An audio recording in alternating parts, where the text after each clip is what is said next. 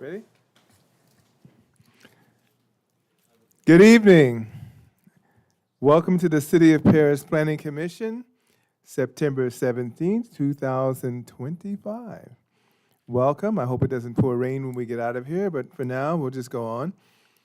We want to have a roll call by our secretary.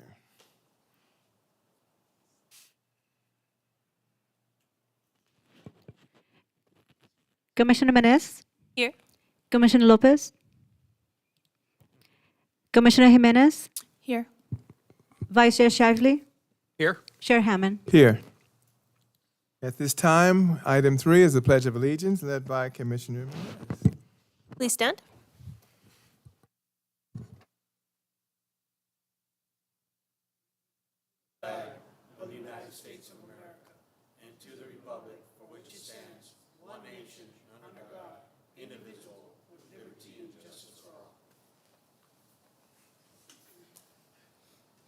Thank you very much.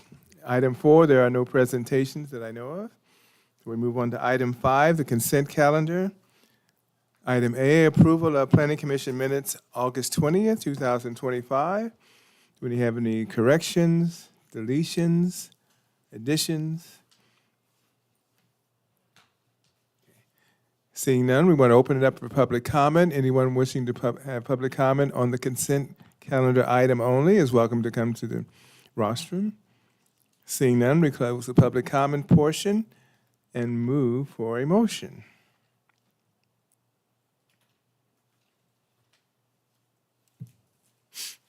Commissioner Hammond, I'll make a movement.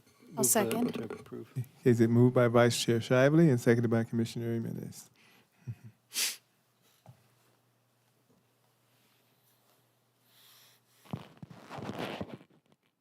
Commissioner Menez? Yes. Commissioner Jimenez? Yes. Vice Chair Shively? Yes. Chair Hammond? Yes. With a vote of 4-0, this motion is approved. Thank you very much. With that, we move on to item 6A, the public hearings. Specific Plan Amendment 25-00001. A proposal to amend the Green Valley Specific Plan to rezone 3.4 acres, generally located at the northeast corner of Murrieta Road and Watson Road, from open space zone to public facility zone, to facilitate construction of a future fire station as planned for and identified in the original specific plan, and determine that the specific plan amendment is in conformity with the city's general plan. The applicant is the City of Paris. Requested action is continuance of this item to the Planning Commission meeting on October 1st, 2025. Did the city have any presentation or none at this time? Mr. Chairman, there's no presentation tonight, just a request for continuance to October 1st. Okay. Thank you. This time, we open it up to public comment, even though it's a continuance. If there's any public comment on this item, please come to the rostrum at this time. Seeing none, we close the public comment portion and move to the Planning Commission. Since there's no presentation, we need to request a continuous item to the Planning Commission meeting on October 1st, 2025, obviously in this chamber.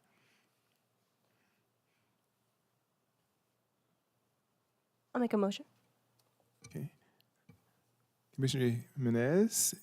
I'll moved second. And seconded by Commissioner Jimenez.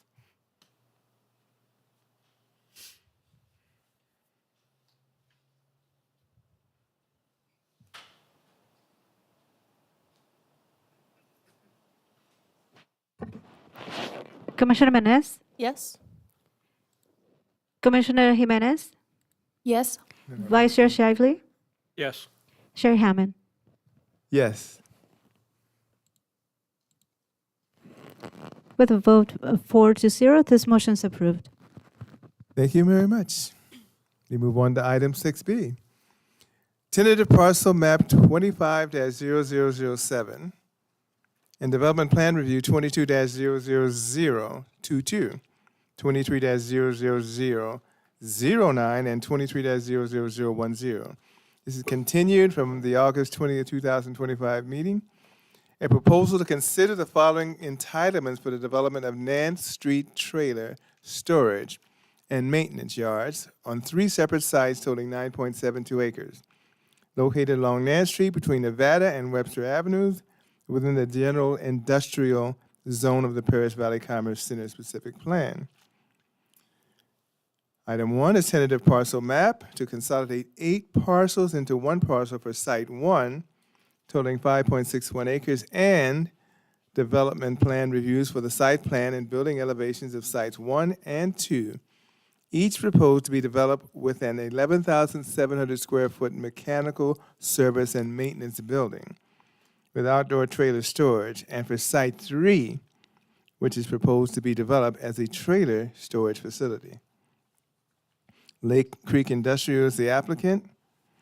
The requested action is to adopt resolution number 25-15, adopting mitigated negative declaration number 2405 and the mitigation monitoring and reporting program, and approving tentative parcel map 25-00007 and development plan reviews 22-00022, 23-00009, and 23-00010.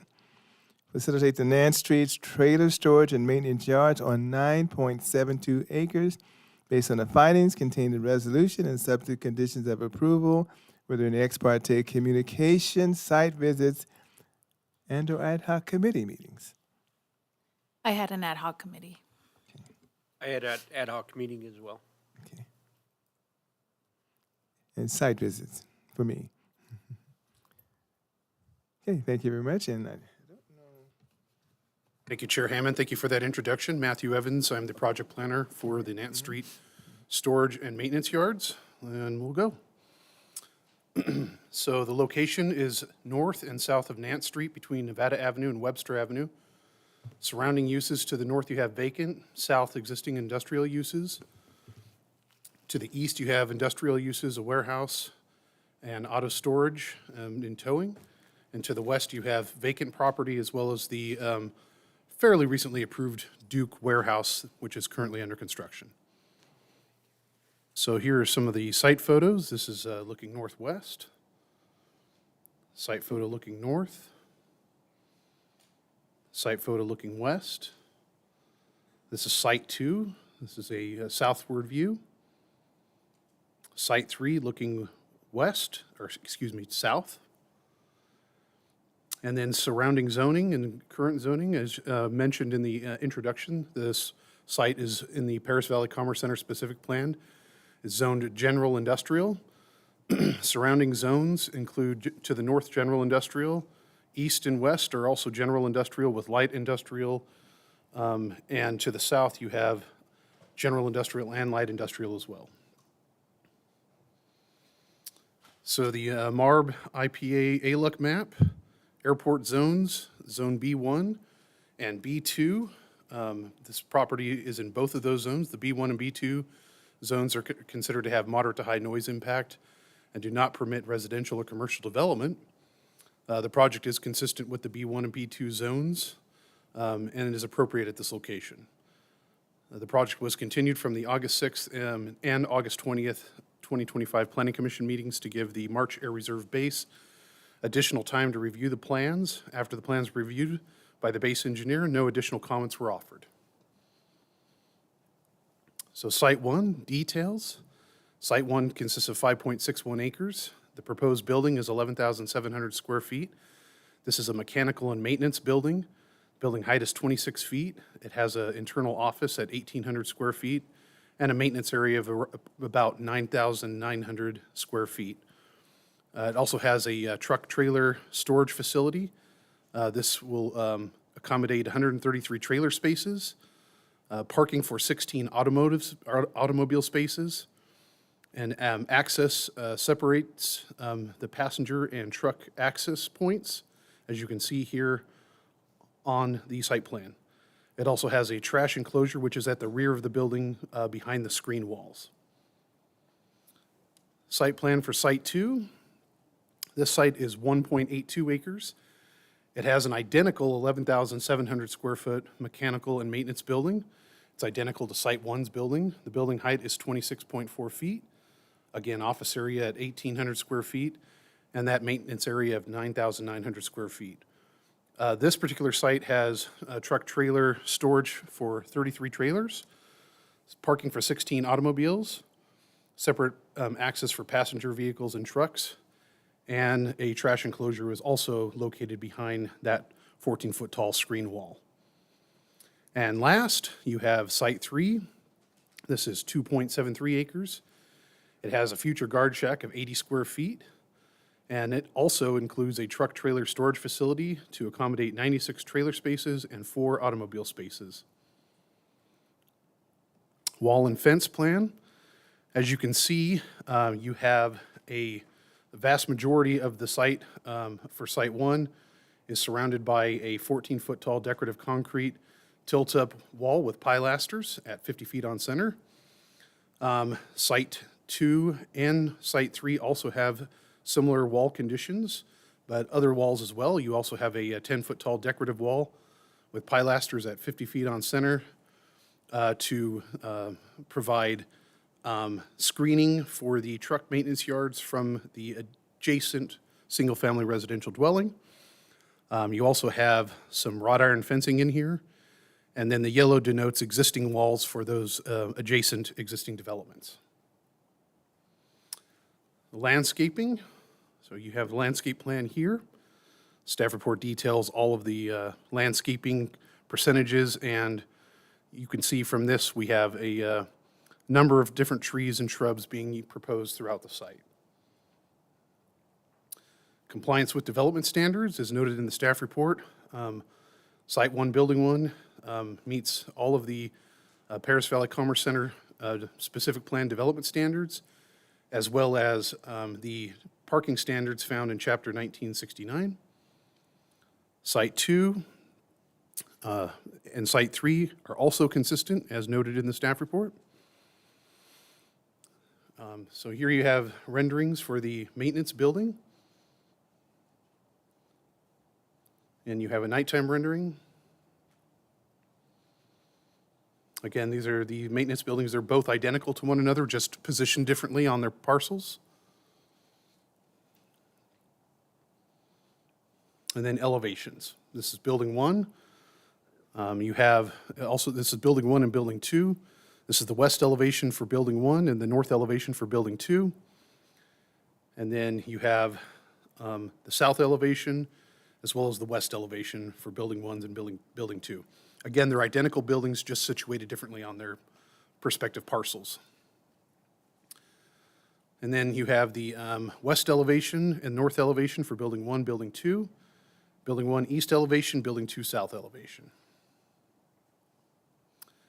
Building materials, as you can see here, we have various materials, including, aside from just the tilt-up concrete structure itself, you have Eldorado stone and glacier color, as well as Formaliner siding, and various colors ranging from light white to light grays to dark grays, as well as that anodized aluminum front storefront overhang. And then you have gray glazing for the windows. CEQA determination, so a mitigated negative declaration was prepared for the project. The M&D was prepared in compliance with the California Environmental Quality Act guidelines.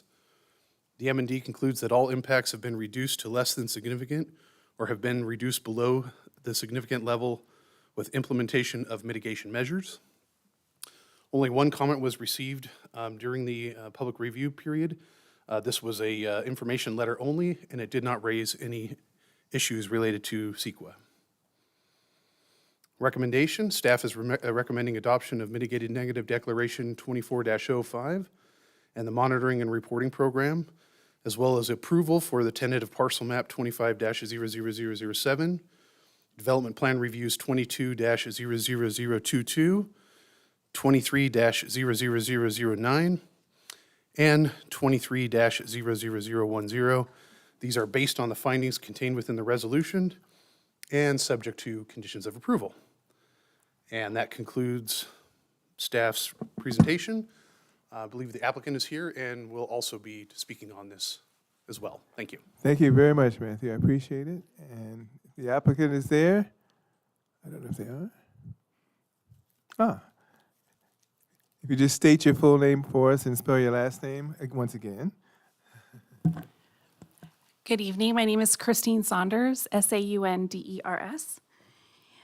Good evening, and thank you to Chair and Commissioners and staff for the opportunity to review tonight's project. I'm representing Lake Creek Industrial. Let me rotate this, I can't see. I want to thank staff for the collaboration on this project. We've been working on the project for some time, and we're glad to be able to present it to you tonight. As Matthew mentioned, the project is comprised of 3 sites, and so the trailer storage and maintenance yards would be consistent with the general plan, with the Paris Valley Commerce Center specific plan, all the zoning regulations that Matthew mentioned. And we've also taken care to address the adjacency to the residential use. There is one non-conforming residence in between the 2 sites on the south side of Nance. And so we've provided landscaping and screening for that residence. So in closing, we would like to request approval of the project, and we're able to answer any questions that you might have. Thank you very much. Thank you. And at this time, does the commission have questions or other things visualized for either the applicant or the city? You're welcome to go forward now.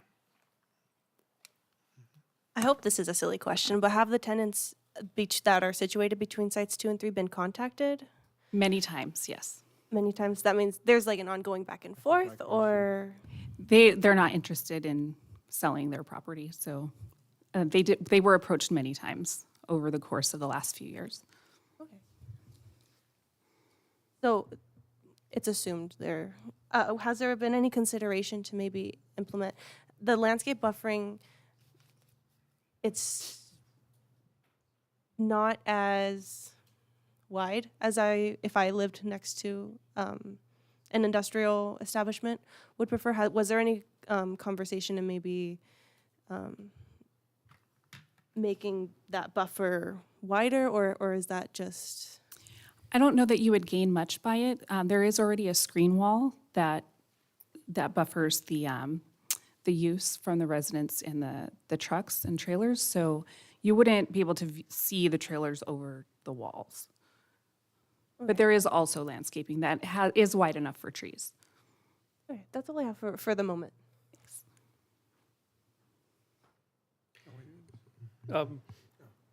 In your discussion with the residential neighbor,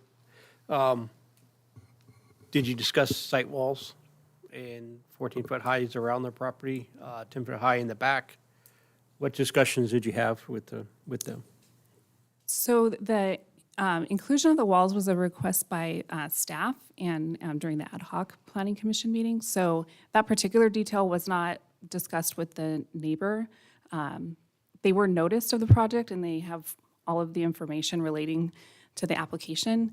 And there's been many conversations with the broker. I have not personally talked to that person, but the broker has, talked to them many times, and they're just not interested in engaging. Okay, thank you.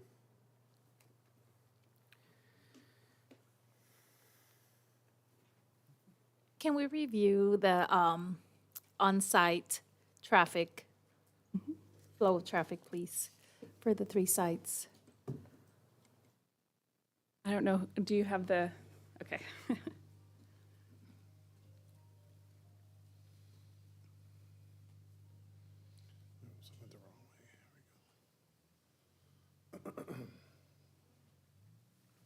I think if you go to that's the wall and fence, yeah. Correct, yeah. So these are the individual. Yeah. So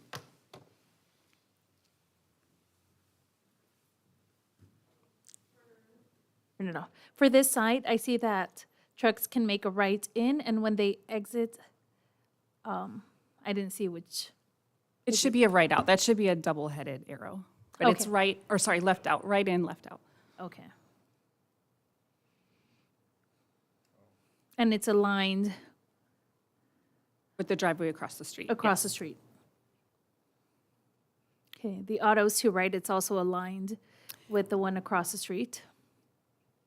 I'd have to, can you go back to the landscape site plan, or, oh, I have it now. Huh. Yeah, wall and fence plan will show that. Yes, semi-aligned. Yeah. Pretty aligned. So actually, I want to take that back. So it's the auto that's aligned with across the street. The truck is aligned with different use across the street. Okay. But it looks like the different use, their driveway is Further down. further down, right? Correct.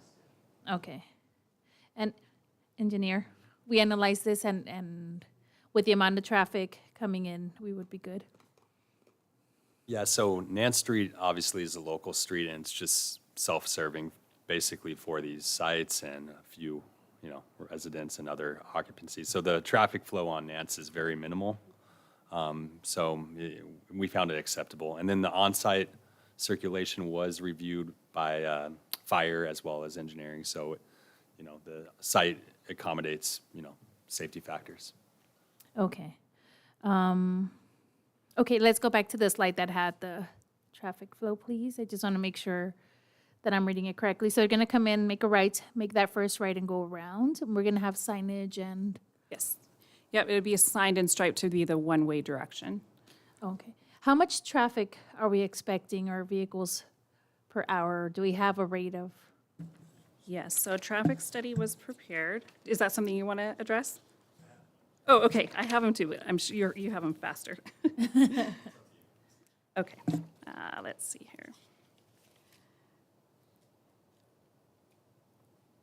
So actually, if you can go ahead and cite those, I don't have them handy.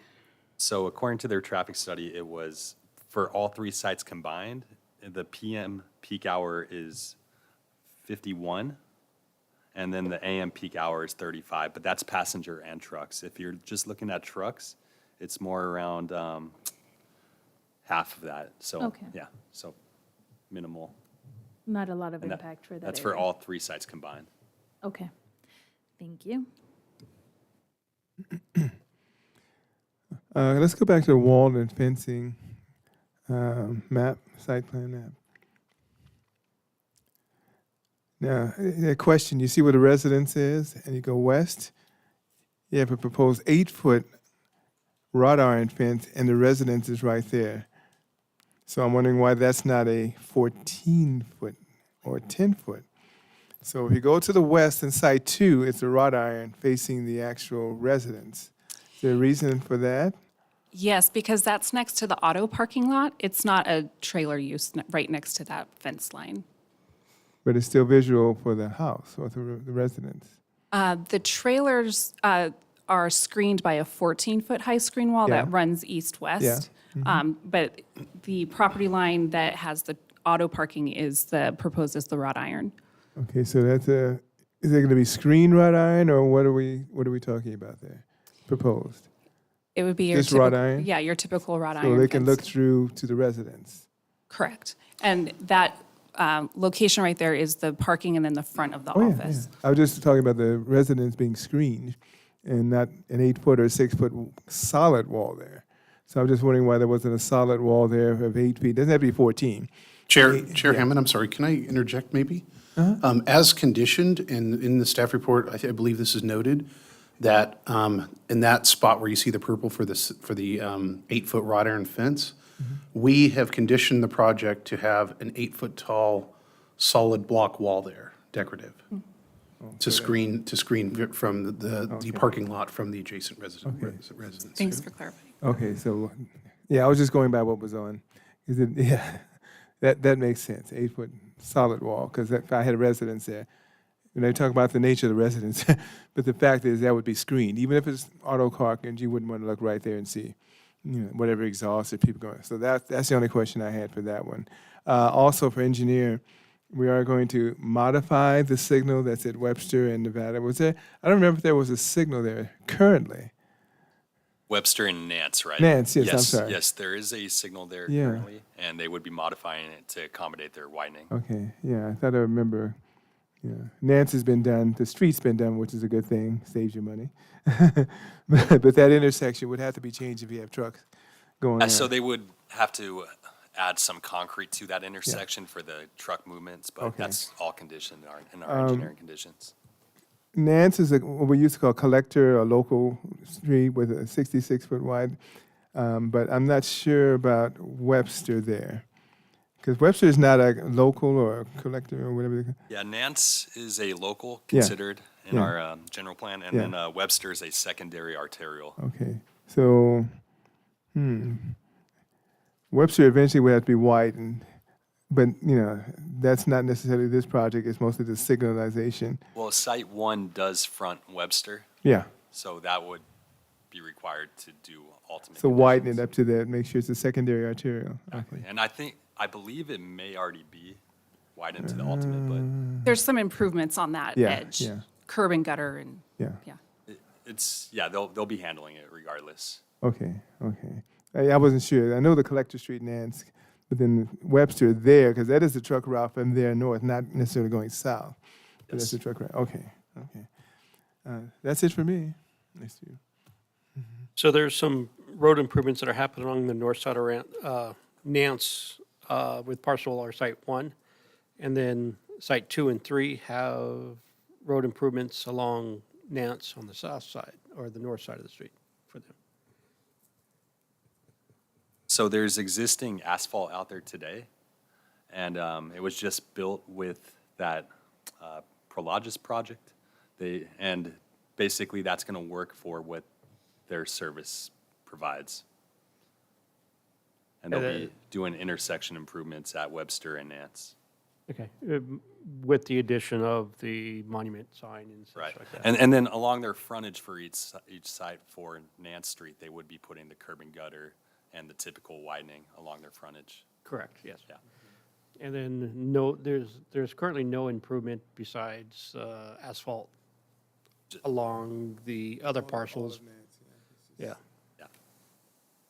Just asphalt. The concrete portion would just be the intersection. How far west would that go in? In other words, you have the concrete requirement with the signalized intersection, but how far west would that go? So we have it 50 feet west of Webster, Okay. concrete there. Okay. And then let me double And check. that's with 50 the- feet from the center line of, And Webster and Nance. Webster itself is already mostly concrete at that intersection, so it would be widened with full concrete to the curb, Going west, yeah. going north. So, And west, right? And yeah, west? north and west. Okay. Yeah. Okay. Yeah, concrete, because with trucks, what happens to streets? Yes. So, okay. Anything else? I see, there's a mechanical and maintenance building. What kind of labor are we looking at, in, like, day-to-day at this site? Yeah, so it would be for truck maintenance, for trailer maintenance. And so it would be the skilled labor that would be required to maintain those vehicles. So are we thinking like mechanics and, okay. Yes. I did also have a question. I know that we're seeking a mitigated negative declaration. I know that there's a lot of mitigation proposed for the construction. However, I couldn't really find too much mitigation for the operation. Are you aware of further operational mitigation beyond like signage and requesting drivers not to idle? That's all No, I there could really find. wasn't any operational mitigation. It was mostly related to construction. And most of those mitigation measures are actually mitigation measures that are in the Paris Valley Commerce Center specific plan EIR that we carried over. And I don't know if this is a question for you or for staff, but how are we able to enforce these mitigation measures? How are we able to enforce the no idling? Is there any enforcement that we can do for on-site violations? Is that something? All the mitigation measures are included in the project conditions of approval. So it would be more like self-enforced? So we would enforce through the project conditions of approval if they violate a project condition of approval that then they can't get they can get, their approval can be revoked, or they can't get a subsequent permit that's needed. But I suppose, how would we know if they're not complying by those standards? Yeah, normally we would go through a code enforcement process. If someone has a concern, we would send code out there just to verify. But that would be the enforcement mechanism for it. Okay.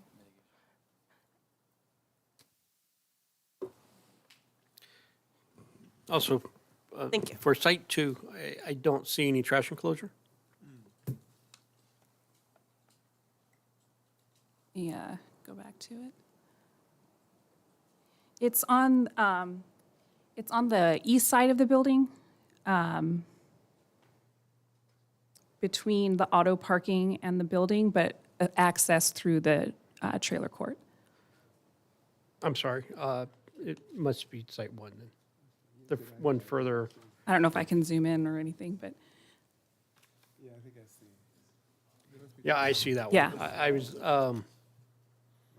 Site 2, my apologies. yes. One, So on site It's- 2, it's on the east side of the building, between the building and the parking lot. yep, let's go to Site 3, because I don't see it on that one, sorry. I'm stating the wrong site. Oh, okay.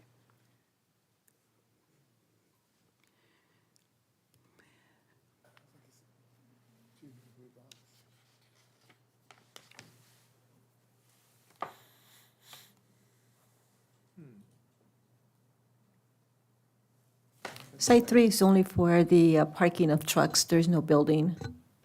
But trucks can't have waste?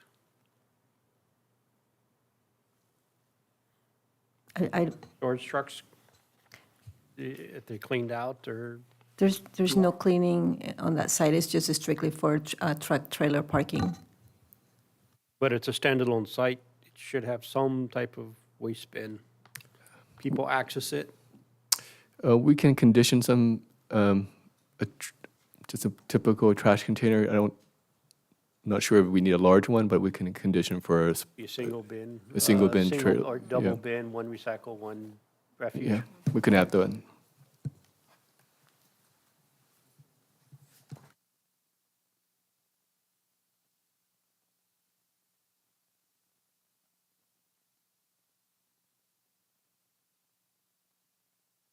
And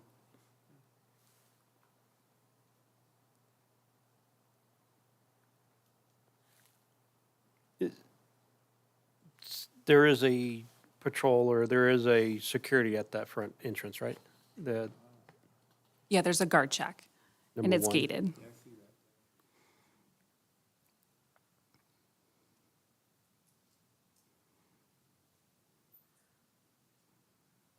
I'm trying to verify which number it is for fast. So on your keynotes, it does say there is trash enclosure, keynote number 11, but I don't, again, I don't see it on there.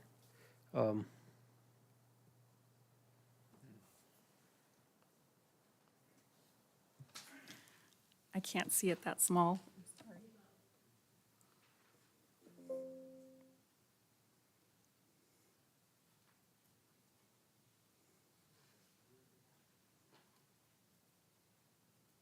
Look at the drawings. Yeah, I have it. I can see all of them. I can read those, I can't read what's on the screen. Vice Chair Shively, we can just add it as a condition of approval. Okay, appreciate that. Site 3. Site 3.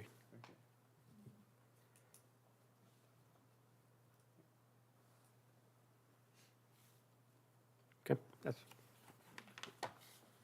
I did have a correction when I'm looking at the numbering on the conditions for approval. It reads 19, 20, 21, 22, 36, 23, 24, 25, 26, 27, 28, 29, 30, all the way down, and there's another 36. So just the numbering is,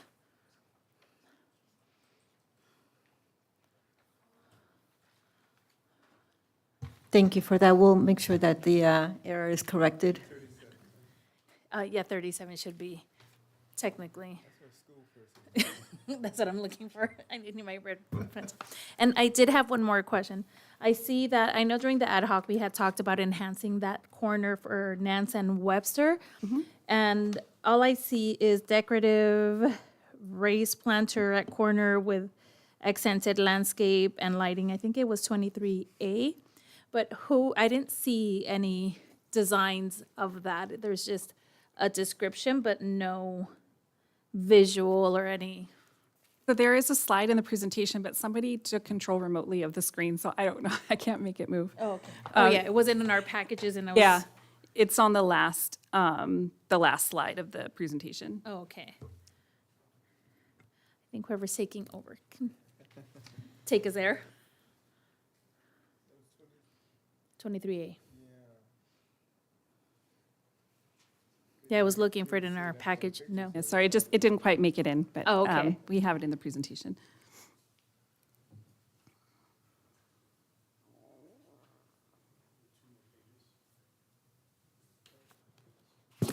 Oh, so I did send a rendering.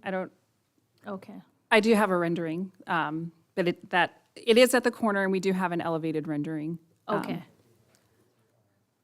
So can we just add a condition to that it's to the planning manager's,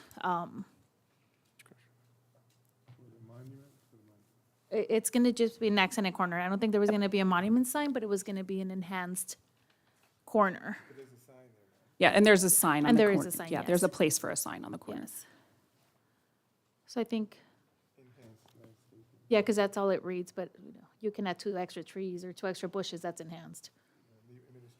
But yeah, make that administrative to run it by them. Will do. Okay, Thank you. thank you. So is it intended for all 3 of these sites to be used by one owner, one user? Or is it going to be multiple? They could be, it just depends on, on the market and what they want to lease. It could be 3 different operators, it could be 2, it could be 1. So, and theoretically, there could be no association between one or the other, but Site 3 is not going to have any maintenance on it whatsoever, just storage. Correct. Okay. Okay. Is it also potential where one site can be shared by multiple, like lease certain slots? I don't think so. I think it's intended to be operated by one operator, Okay. and then if people wanted to use it for, to store, then they could, Okay.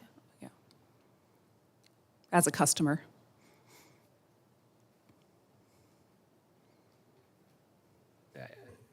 Yeah.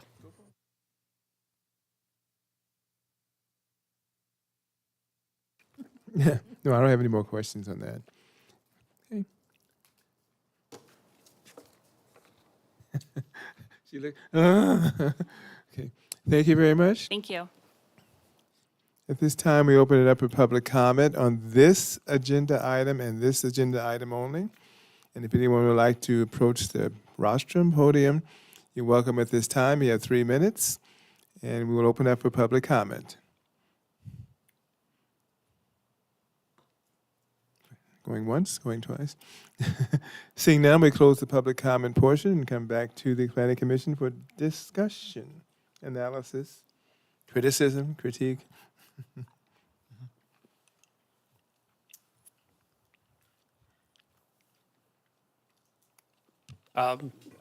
It's unfortunate that, this is light industrial site and, I don't particularly care to have a storage yard, similar to this, storage and maintenance yard in the kind of vicinity. Because all there is going to be just storing, of trailers and it's going to be full to capacity and nothing else can be done. But, I would like to have the trees to be all trees to be 36-inch box trees instead of 24. Again, make sure the trash enclosure is on Site 3. I have a concern, the color is the color, it's all gray. But I have a concern with if it's one owner or one user that if there's any maintenance need to be done on Site 3, which no maintenance yard, he's going to be running between the other two locations on the street, potentially blocking traffic, causing concerns that I have. It's not a secondary street, but but it can cause some interference with other individuals and other owners or down the streets, so that's what I got.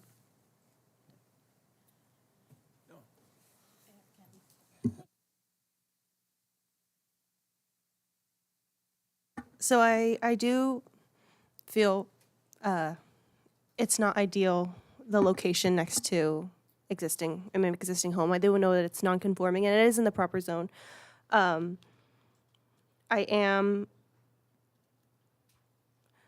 did want to make note in the staff reports and then also in the plans that were given to us, it does show that 8-foot wall bordering. So if we can just make sure, like maybe condition that wall is 14 foot, but solid. Yeah. So I just want to be sure because in everything here it shows wrought iron 8-foot. So if we can just at least make Will that. do. It is the proper zoning, so I suppose that we have this industry in Paris. We should have the skilled labor to support it. I do wish it wasn't so broken up, but I guess that's just the cards that you were given. That's all my comments for now.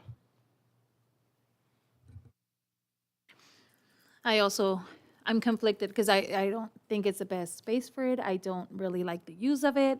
But on the other hand, we sit up here and we see so many trucks parked where they're not supposed to be. So I'm hoping this will mitigate some of that. I think one of my concerns with site number 3, and I don't remember if site number 2 had a 8 building. Huh? Well, site 3, there's no facilities either. So if they're used by different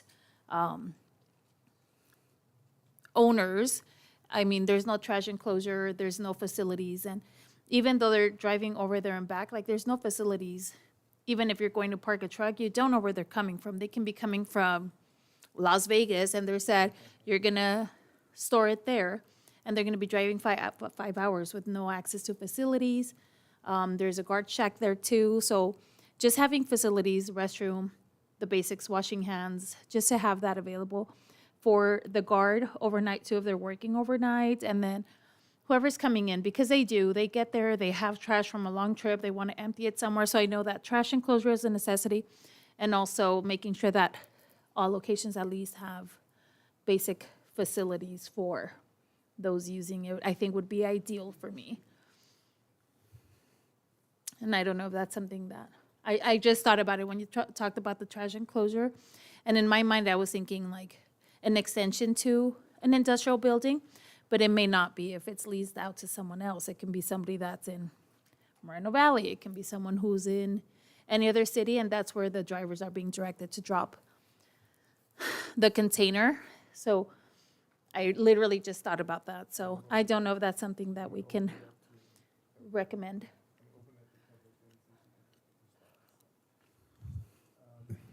If it's okay with the Planning Commission, we'll reopen the public hearing so that the developer or applicant, if you'd like to respond, you're welcome to do it now. So we're reopening the public hearing. If you'd like to respond to that comment particularly, rather than just brush it through, the idea of some restroom or some facility, we've opened it back up, and we'll open it back up for public comment. Sorry, I That's just okay. thought about it. That's okay. Thank you. To first talk about the restroom facilities, there are guard shacks that can accommodate restroom facilities, so we can definitely work with staff on doing that. The guard shack itself would have to come back for an approval, an administrative approval, so we could entertain that as an option. And if I could just speak to the use, we are very close to the flight zone, and so this use was particularly chosen for this location because of its proximity to the runway and the flight zones. So we didn't want to have, you know, a high population use here. Okay, thank you very much. Thank you very much. And we close the public hearing again and come back to the commission for comments.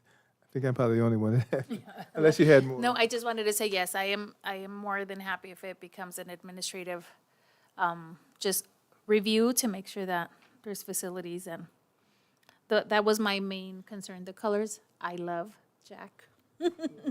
So, I like the colors, how the white offsets. I know we had also talked about during ad hoc driving by, because that's where they have the roll-up doors for repair, and those would be open during the day. And I saw enhanced landscaping there with bigger trees to kind of block the view as you're driving in, because they have to remain open most of the time while they're working on the trailers. That was it for me. Okay. And I'll be last. Lastly, I agree with them. I think I don't really have a problem with location at all. If you're going to have trucks, this is where we're going to have it. No objections whatsoever. Because it's where it is, Paris Boulevard, I do. But that's another project. Here, I don't really have it. I think the concern, and I think they brought up, is absolutely spot on. And I think the idea of a restroom facility and trash thing, and that's why we reopened it up. That's something that could be worked on, added on to the guard shack, so that would be necessary. I hadn't thought of that either. I think that's a great pickup on that. So when we get to that, I think that's one of the things. The other stuff, and I think when we get to the other part, but that was my only concern, it's just that landscaping is, of course, key to the degree, especially where the monument is. I think that's one of those things. It's necessary, even though it's a industrial area, general industrial area, it still needs to look good. And I don't have a problem with the colors because that's kind of the trend now. Maybe 10 years from now, I'll be not brown again. Enough with the earth tones in the 90s, trust me. But anyway, that's it for me. And unless there's something else, I think you picked up on that. Yes, sir. Chair Hammond, could I just make one clarification for the record, please? Exhibit A to the staff report, it references resolution number 25-15. Apparently, the actual resolution itself was not included in Exhibit A in this agenda packet. However, it was included in the August 20th agenda packet, so I just wanted to ensure that the motion makes clear that if there's a motion on resolution 25-15, the resolution itself is the version that was in the August 20th packet, and that would be incorporated into this motion since it wasn't included in this packet specifically. Okay, you probably have to remind me of that one too. Yeah, the conditions When of we do- approval are there, Yeah. but the body of the resolution itself, which also has the reference to the CEQA attachments, Okay. was inadvertently omitted from Exhibit A to the staff report in this packet. So we would just make clear that resolution 25-15 that would be the subject of a motion for approval would be the version that was included in the August 20th agenda packet. That's the resolution, though. Yeah, for the Okay, resolution right. itself, 25-15. Okay. Anything else, guys? I think that's Just for clarification, I just kind of spotted this real fast.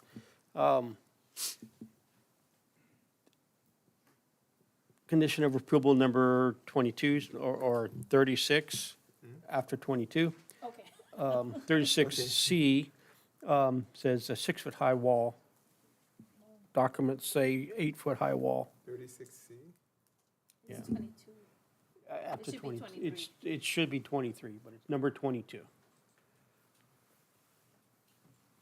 We got some, yeah, There, we that one. got some number issues. Okay. So is the recommendation, just to be clear, that the applicant provide an 8-foot-high wall instead of a 6-foot-high wall, solid wall? Yeah, I mean, on the drawings, it says 8 feet. In the clarification, it says 6 feet. I just want to make the two numbers match. Okay, will do, thanks. Oh, that's for site 2. For site 2, right? That's that building where the red, And the Yeah, drawing that's what we says were- 8 foot high. yeah, that's what we've been talking about, but it had wrought iron too. Yes. We want solid, okay. Yeah, how did I miss that? No, I'm not saying solid. It's the height. Yeah, well, we do want solid. But yeah, I see the numbering. I don't know why I didn't catch that. Normally I do. I missed that one. I'm human, yeah, okay. Okay. We got a lot here, so I'm going to try. And with that, I don't have anything further to add. And so let me read the resolution so we know what we're talking about here.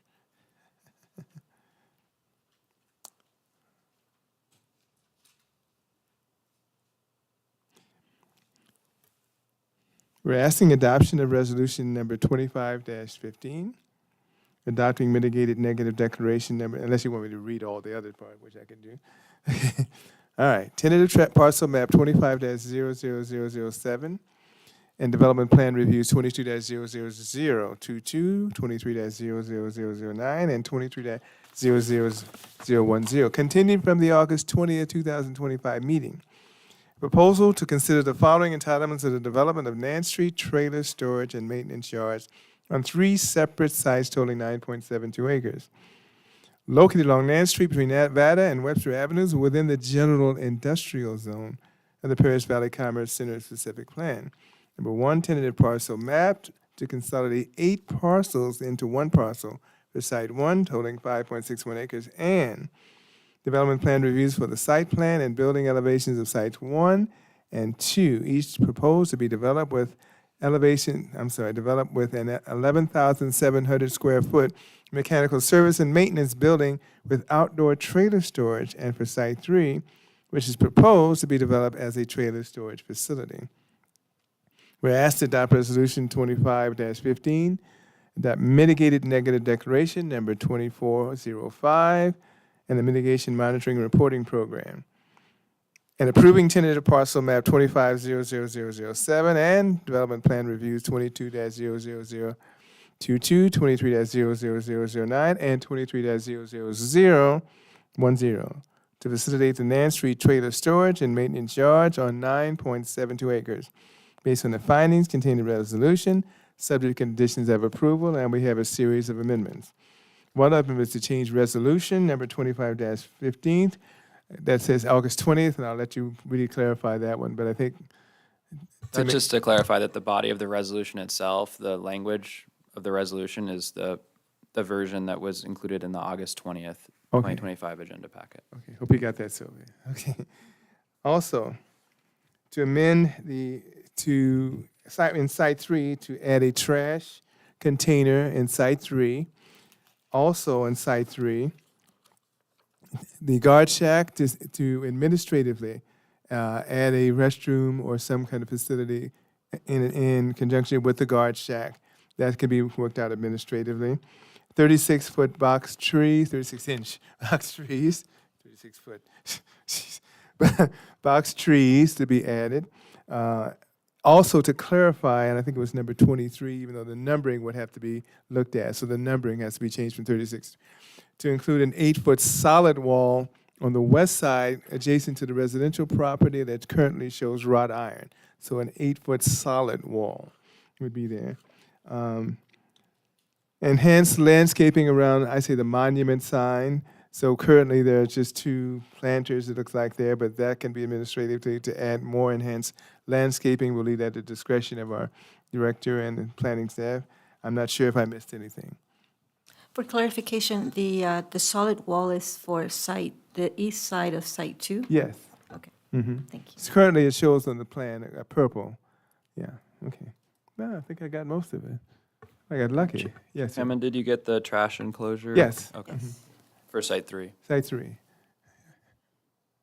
And the restroom, yes. Mm-hmm. What, you guys trying to throw me off? What is this? Okay. Okay. I think I caught them all. That's the first time I ever got them all. Isn't it? Okay.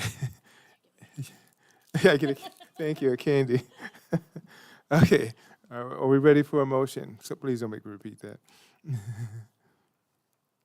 Okay.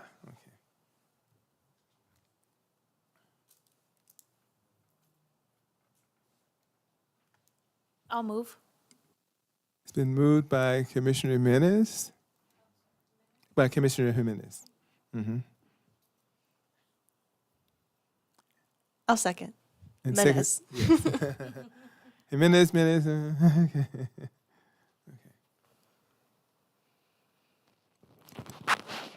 Commissioner Menez, Yes.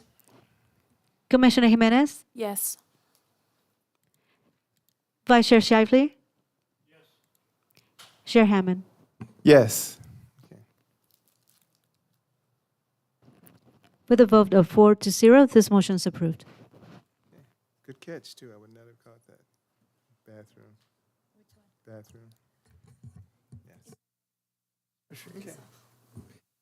Thank you very much. We appreciate it. We move on to item 6C. Specific Plan Amendment 25-00002 and Zoning Code Text Amendment 25-00005. This is continued from the August 20th, 2025 meeting. A proposal to amend chapters 2.0 and 4.0 of the Paris Valley Commerce Center Specific Plan, chapters 19.08 and 19.44 of the zoning code, and the Paris Good Neighbor Guidelines to update industrial development standards aimed at enhancing protections when industrial warehouses and distribution projects are in proximity to sensitive receptors. The applicant is the City of Paris, contractor Rafael Garcia. The requested action is adopt, was there any more? You have one more? Oh, okay. Request, For me. oh, okay, thanks. We don't want to leave you out. Requested action is adopt resolution 25-21, recommending that the City Council determine the projects exempt from California Quality Act CEQA guidelines pursuant to section 15061B3, common sense exemption, and approve zoning code text amendment 25-00005 to amend chapters 19.8 and 19.44 of the zoning code, amending the industrial development standards aimed at enhancing protections when industrial, warehouse, and distribution projects are in proximity to sensitive receptors based on the findings contained therein. The adopt resolution 2522 recommends that the City Council determine the project is exempt from California Environmental Quality Guidelines pursuant to sections 15060C3 and 15061B3, common sense, and adopt the amendment of the Good Neighbor Guidelines for consistency with resolution 25-21 related to industrial development standards based on the findings contained herein, and adopt resolution 2526 recommending the City Council determine project is adequately covered by the Paris Valley Commerce Center Specific Plan EIR pursuant to sections 15162, 15308, and 15061 B3 common sense exemption and the California Quality Act CEQA guidelines. As it can be seen with certainty, the proposed amendment will not have a significant effect on the environment, and approve specific plan amendment 25-0002, 00002 to amend the PVCCSP for consistency with resolution 25-21 related to the industrial development standards based on the findings contained herein. Boy, that was a long one. And with that, we go to the city presentation. And we did get a letter, I don't know if it was published, but I would mention it, September 17, 2025 for item 6C. Comment letter regarding specific plan amendment, this for the record, 25-00002 and in zoning code text amendment 25-00005. It's attached for our consideration. Comment letters from Jonathan Chardlow on behalf of Alan Matkins, Derek Barber on behalf of Richard Communities, Nicole, it's a lot of them. I won't go through the whole bit, but just put it on the record because there's a lot of names here. But just to note that we did receive them, and it's on the record. Thank you. Good evening, honorable members of the Planning Commission. As you may recall, this item came before you on August 20th. Just part of that meeting, staff did provide a presentation specifically for the zoning code text amendment and to amend the Good Neighbor Guidelines. Tonight before you, in addition to that, is an amendment to the specific plan, specifically to an amendment to the Paris Valley Commerce Center specific plan. The purpose of that would be just to make all documents consistent throughout. Just to provide a quick background, on April 8th, 2025, City Council directed staff to make updates to the industrial development regulations within the city. The item came before the Planning Commission on August 20th as part of the Planning Commission meeting, and it was continued to tonight. Overall, some of the comments that we received as part of the City Council meeting was that City Council wanted to see some type of policy framework that was consistent with what the city of Riverside had at the time. They also wanted to provide a more robust framework, something that was more robust than what is currently provided as part of AB 98. And staff has prepared draft resolution as well as an ordinance for your consideration, making changes to specific development regulations that we will be going over tonight.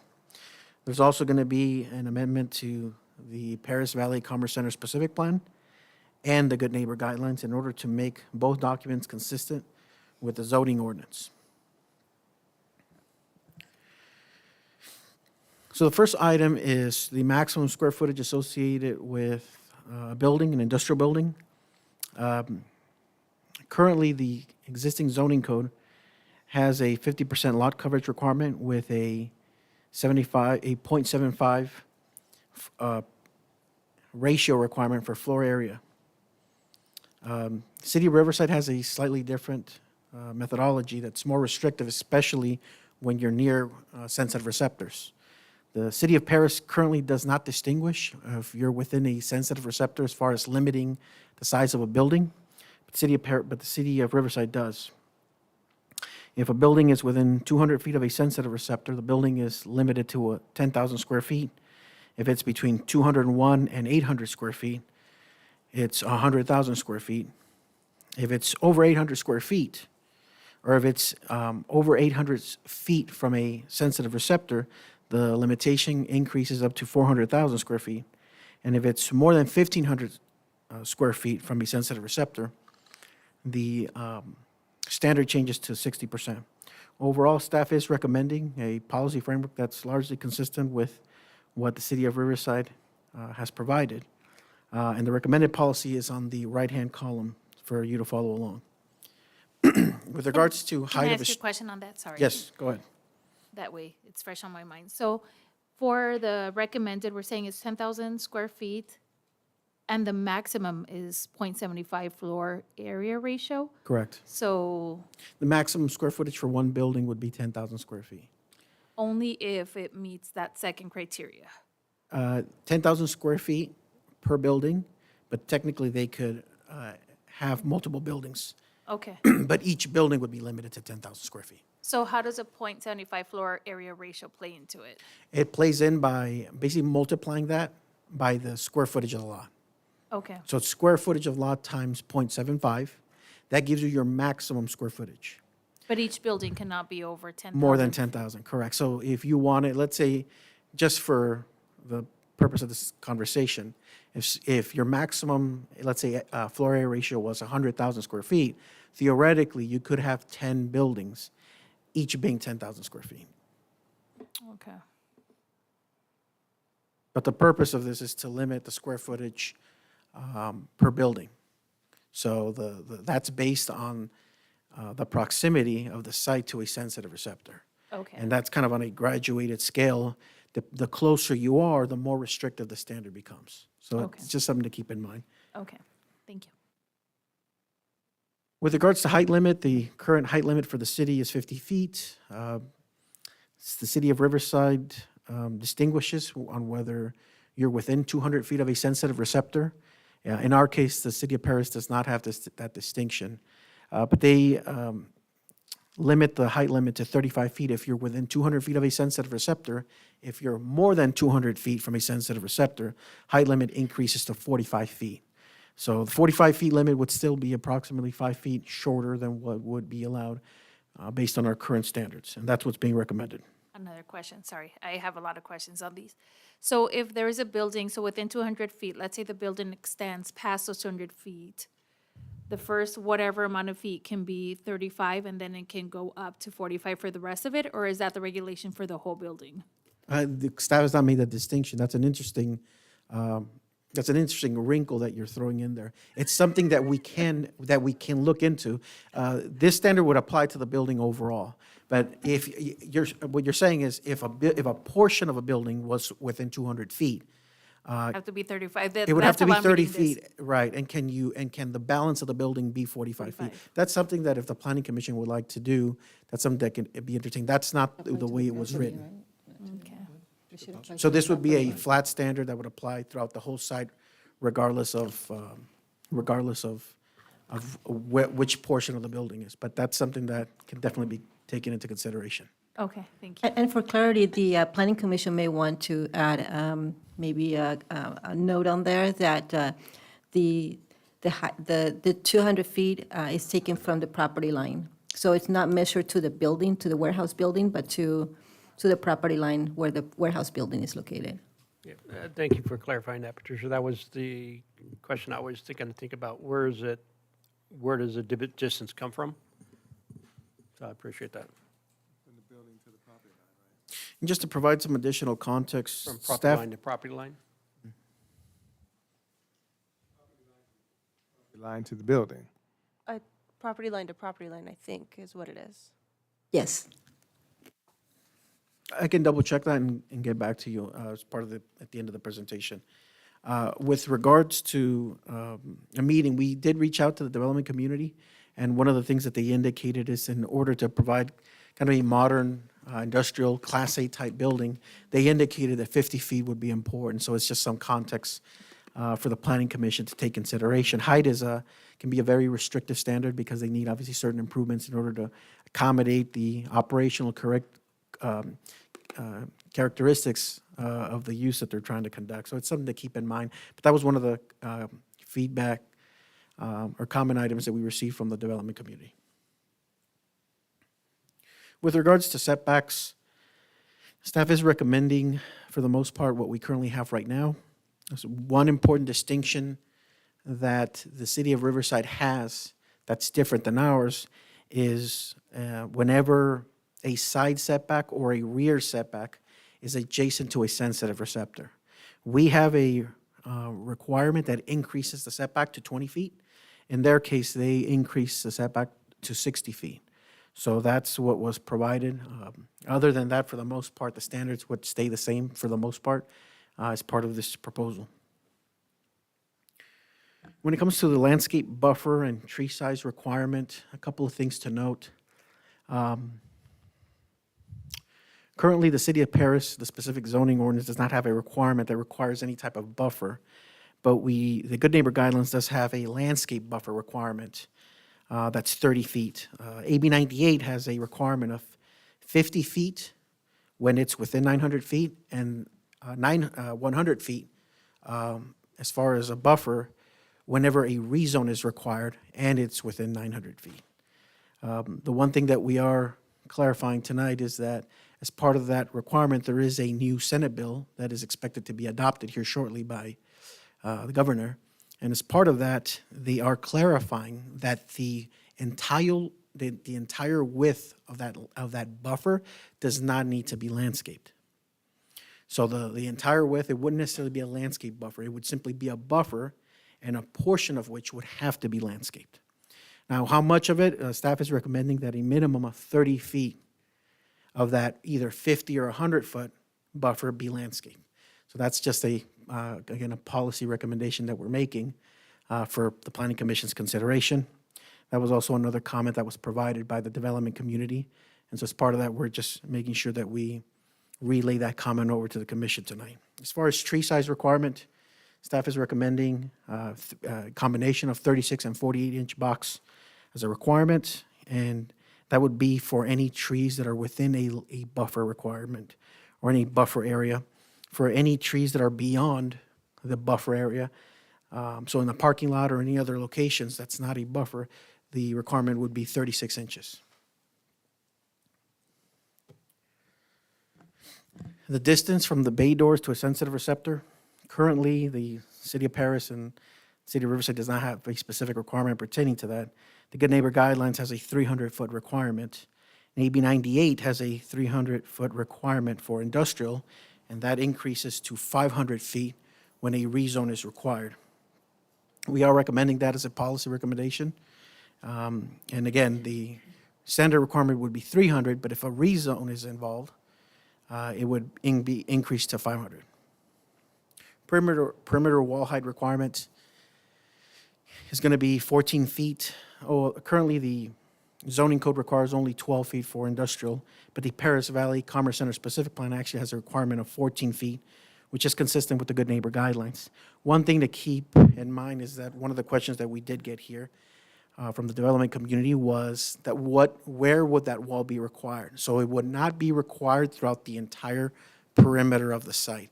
It would be required around parking areas for trucks, as well as any motor courts or anything in order to properly screen a lot of those amenities that are typically provided along with industrial warehouses. And do we need to clarify that here, or does that get clarified somewhere else? We can articulate it and delineate that within the text of the document, especially as we move forward. However, I'm bringing this up right now as part of the oral presentation so that if members of the Planning Commission wish to make a change or make it maybe less restrictive, more restrictive, the Planning Commission has an opportunity to comment on that. Okay, thank you.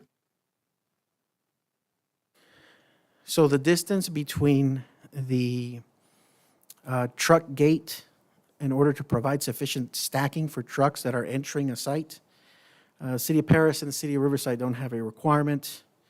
The Good Neighbor Guidelines requires a minimum of 150 feet with an additional increase depending on the number of dock doors that are provided as part of the building.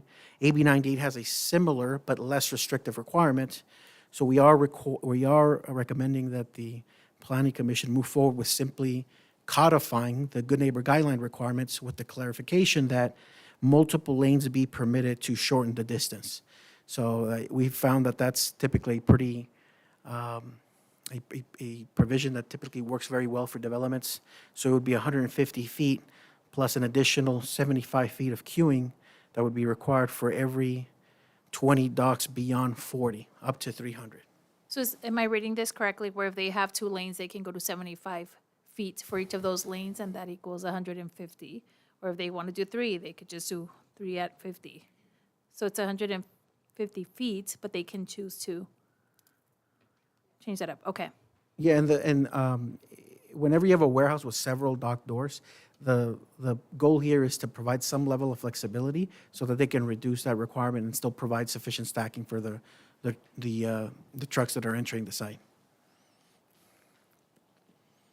So item number 8 is pertaining to the housing replacement. The City of Paris and the City of Riverside currently don't have a standard for that, neither does the Good Neighbor Guidelines. AB 98 has a requirement of 2 to 1.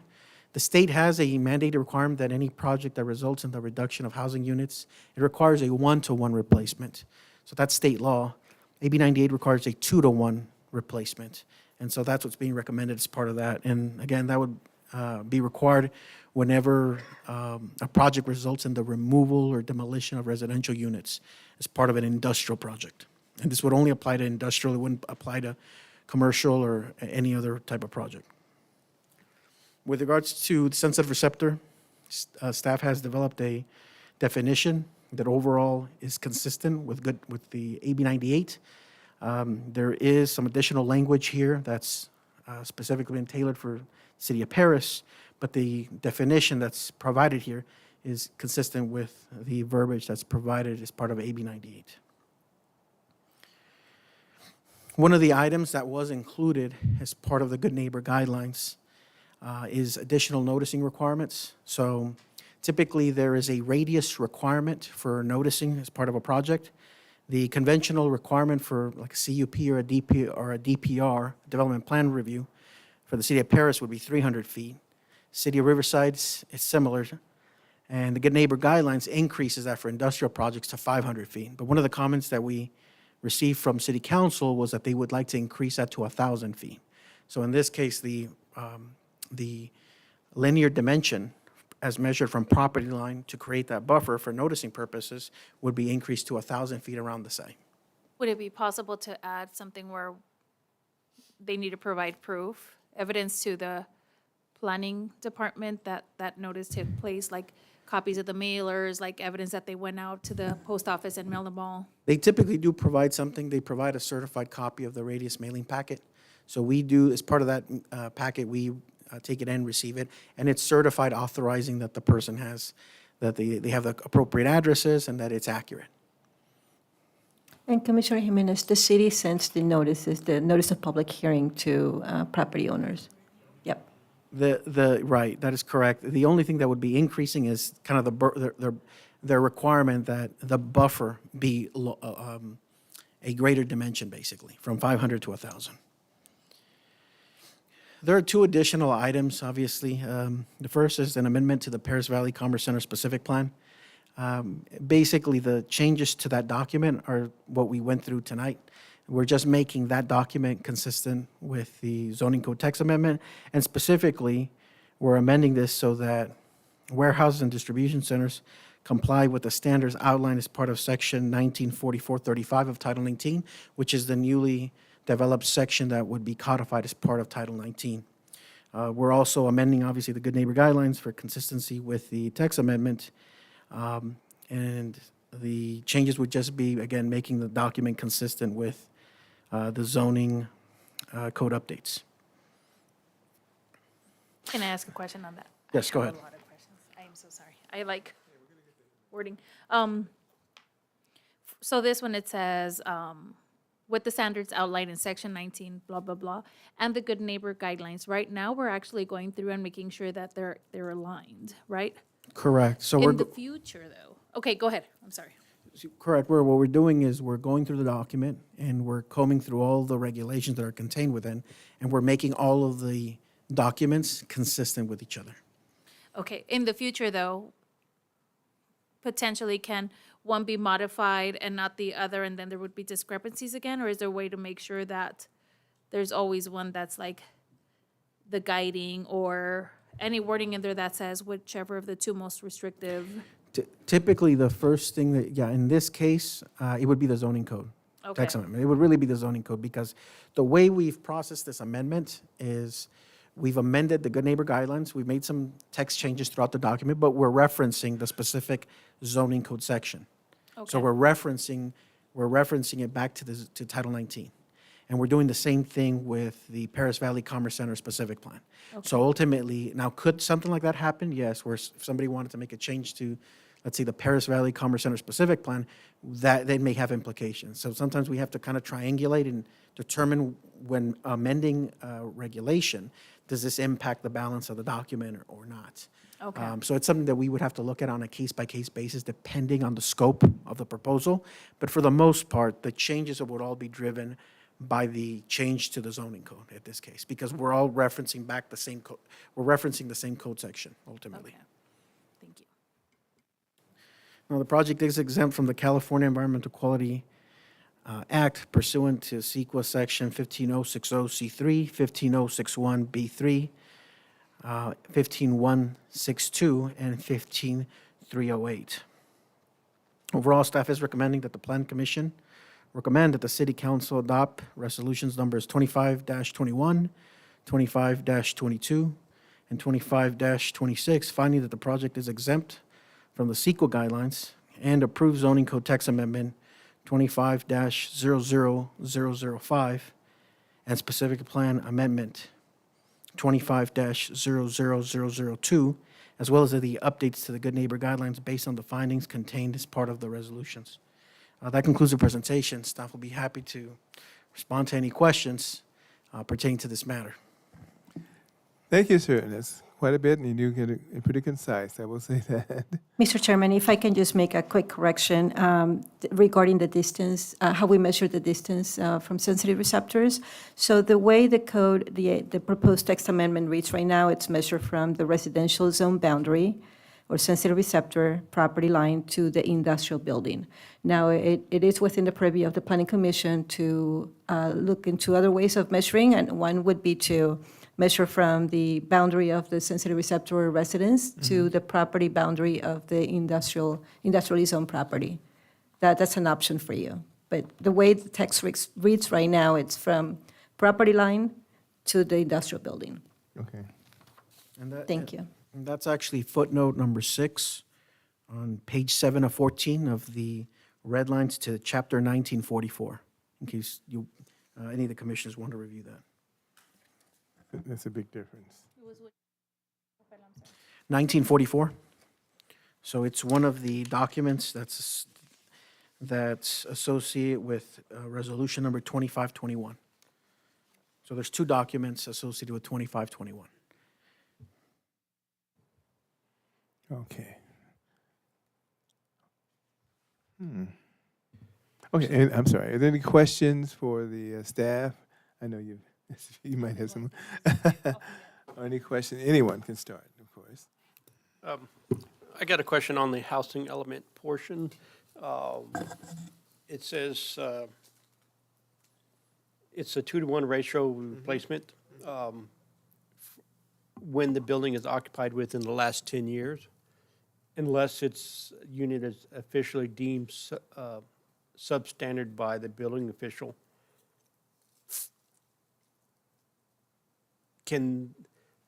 Does that, any of that portion include non-conforming housing elements?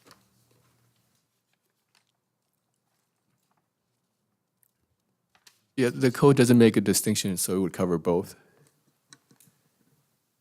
Okay. And is there any reason why we can't remove the portion that says unless the unit is officially deemed substandard?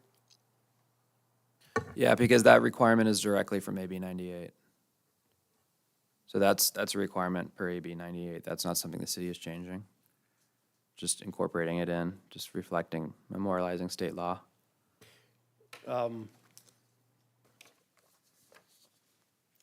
Would it be more restrictive if it's removed in any housing element that's been lived in within the past 10 years?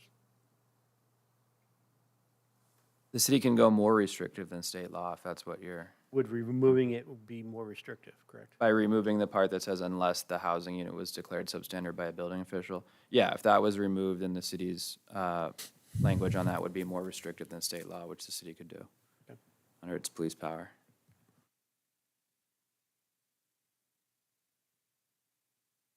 Okay. I know we just touched on these, but just to clarify, a non-conforming residential dwelling is considered a sensitive receptor. I know that was a big point of confusion, and it still is kind of for me. So it is considered, okay. It was also an item that was Yes. brought up by the development community, and so the answer is yes. Okay. The as long as it's a legal unit, there's really it would be considered a sensitive receptor. And then there's a few caveats, as was just mentioned by Commissioner Shively, but for the most part, if it's a legal unit, it would be considered a sensitive receptor, whether it's legal, whether it's legal non-conforming or just legal, period. Okay. I wanted to go back to the distance from sensitive receptors. There was a figure, it was like 300, 500. It was a few slides back.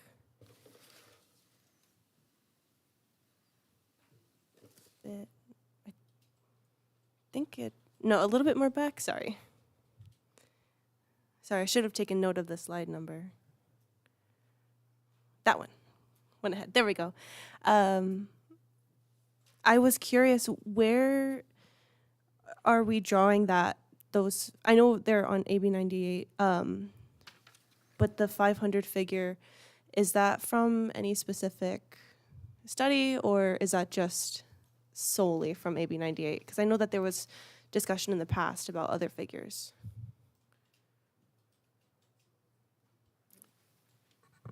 If you're referring to the 300 feet, that's solely from AB 98. When we did the Paris GNG, that was a survey of all the cities in the area. So that's how we came up with 300 initially when we did the Good Neighbor Guidelines. Okay.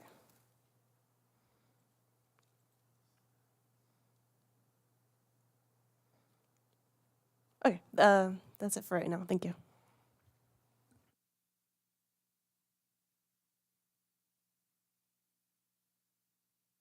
Go ahead, I'm trying to rephrase it. Something I didn't see that I have seen come up a lot is we have a distance to the loading bay, but do we have a distance to parking of the trailers? Is that something that we looked at? There's nothing that requires a minimum separation from the truck trailers. So other than being a certain distance from sensitive receptor, but there's nothing that specifically requires the on-site characteristics of the site to be within a certain distance. I think the Bay Area doors are the only one that's required. Okay. There is a buffer requirement, as I said, there's a, depending on on where you're located, where you have to be 50, you have to have a 50-foot buffer, there's things like that, but nothing that requires the specific stalls to be within a certain distance. Not so much worried about the stalls, but the noise from the trucks as they're parking them and their yard haul. Any proposed project would have to comply with the noise ordinance, technically. Typically, whenever a project like this comes forward, it wouldn't be exempt. They'd have to go through some level of environmental review. And as part of that, they would require a noise study, and they would review, as part of the noise study, they provide modeling. And as part of that modeling, they kind of project what they're anticipated. And based on that, that would have to comply with noise. So if that noise was the only concern, typically, that's how it would get addressed. Something to keep in mind. Okay. I guess I'm thinking I could build a industrial building, have my dock bays on the other side, but still have all the traffic for parking on. I think that part of this requirement where the minimum buffer that's required, that's kind of the gist of it as well. So they're attempting to provide a minimum clearance even if there was a nearby sensitive receptor. So even putting all the other regulations aside where they want either a 50-foot or a 100-foot buffer. Now keep in mind that that buffer, only about 30 feet as currently proposed would be landscape. The balance of it could be a wide variety of things, including a driveway or an area where somebody would be driving through or what have you.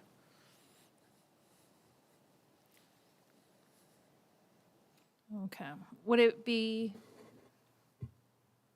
I guess, applicable to say that remaining 20 feet could not be used for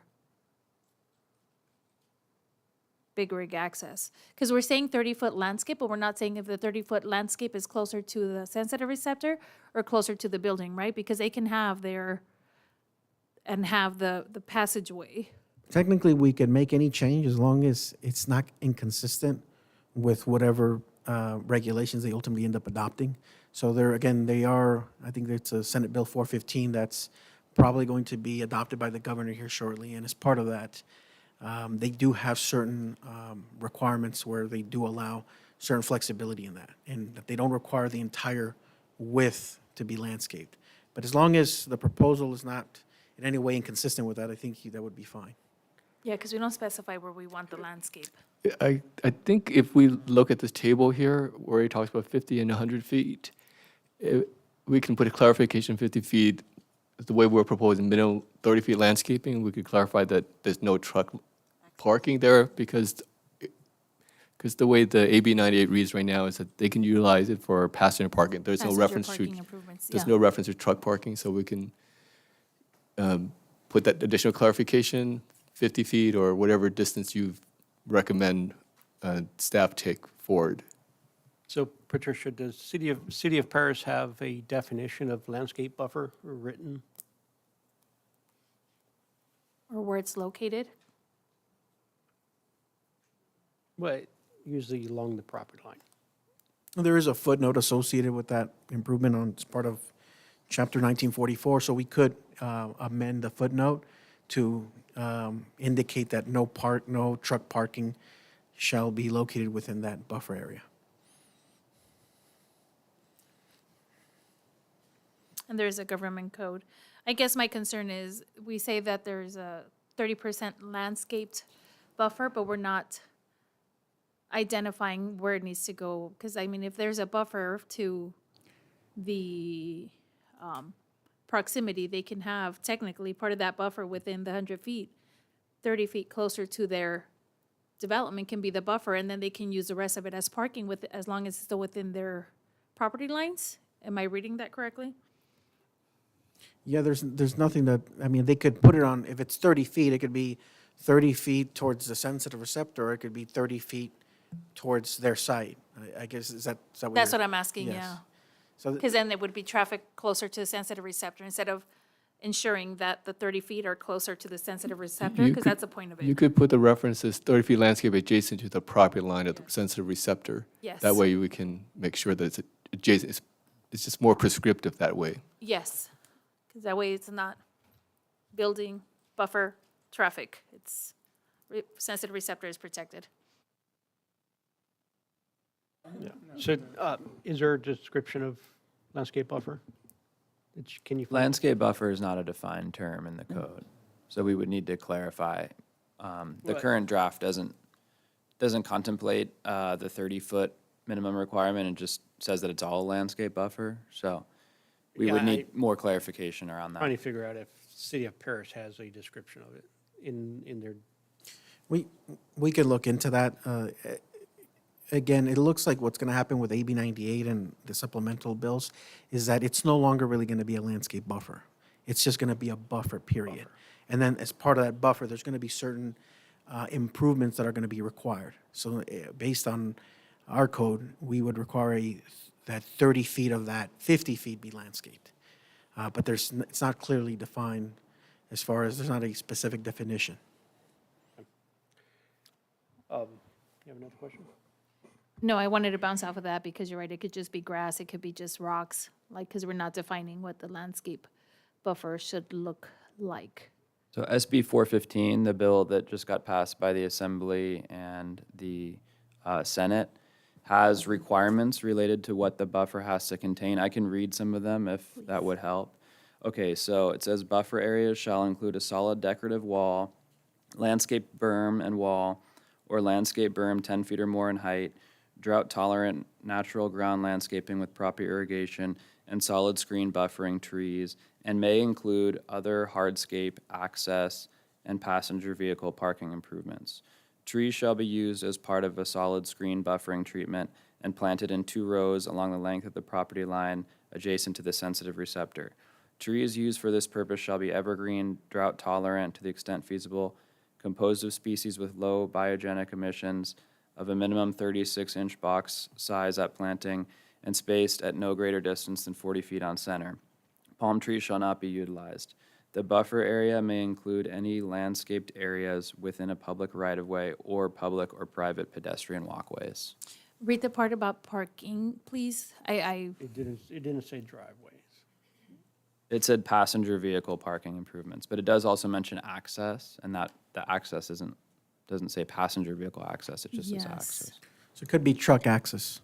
So can we make sure that it says no truck access and Yeah, so we within can the go more 30-foot restrictive than landscape? that language, but we Yes. can't go, assuming the governor signs that, Yes, we can't go less restrictive, but we could but go we more can go more restrictive. Yeah. restrictive. Yeah, because I want to say within that 30-foot landscape that we want adjacent to the sensitive receptors, include all those things, but ensure that it's not for truck passing and comings and goings, and not for parking.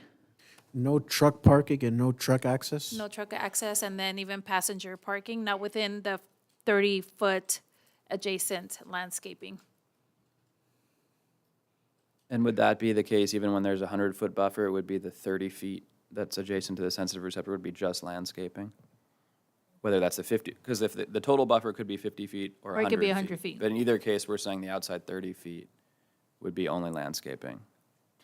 I guess what I'm trying to say is, even within the 50 feet or the 100 feet, that should not be used for truck access for. Right, none of trailer. it would be used for truck access 100 feet or or anything. truck parking. We could amend that to include no truck access and no truck parking, so that there's not any truck parking stalls within that buffer area. And, I mean, I don't know how my fellow commissioners feel, but 30 feet, when you have a 100-foot buffer. I was that's going to ask if we could increase that as 70 well. feet, when that increases from 50 to 100, increasing. So 50 is buffer. required under most circumstances. The 100 is only required if a rezone is required. But But again, we it's- can increase in the 30-foot landscape for the 50 feet. That's required to more if it's the rezone, right? the 30 feet would not change. 30 feet would be 30 feet, whether it's 50 or 100. But it's something that the planning commission, if you wish to change it. Could we maybe scale it up equivalently? I know 30 feet is a little more than half of 50, so maybe scale, It would be 60 feet, doubling it, yeah, 40, 50, yeah. 50 feet.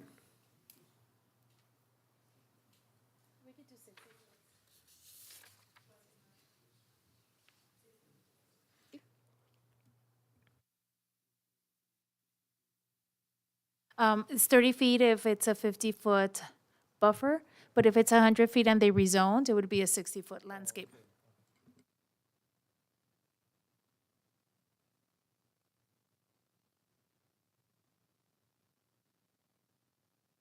I'm glad you're taking it down because I would not want to write. Okay. I'm sorry, anything else? I knew you would. Well, I don't know if it would be helpful, but for me, it's helpful to go back to number 1 and kind of like look at them again. You too? I was going to do that. Okay. Before you start listing these off, we still need public comment, but trying to clarify the truck entry gate distance to the property line and stacking. It's 150 feet, multiple lanes can be used for shortening, additional 75 feet of queuing required for every 20 docks, beyond 40 up to 300.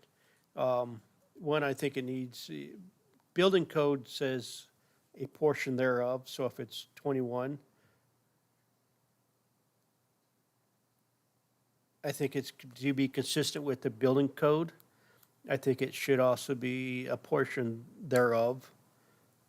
If it's greater than 20, if it's 20 or if it's 21, they have to increase it by the portion there after 20.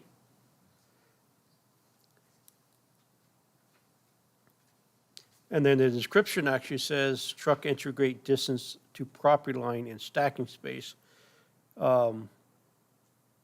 I'm trying to understand, is that a portion to the perpendicular entrance to the site and stacking space? Or is that adjacent properties line that's parallel to the stacking space?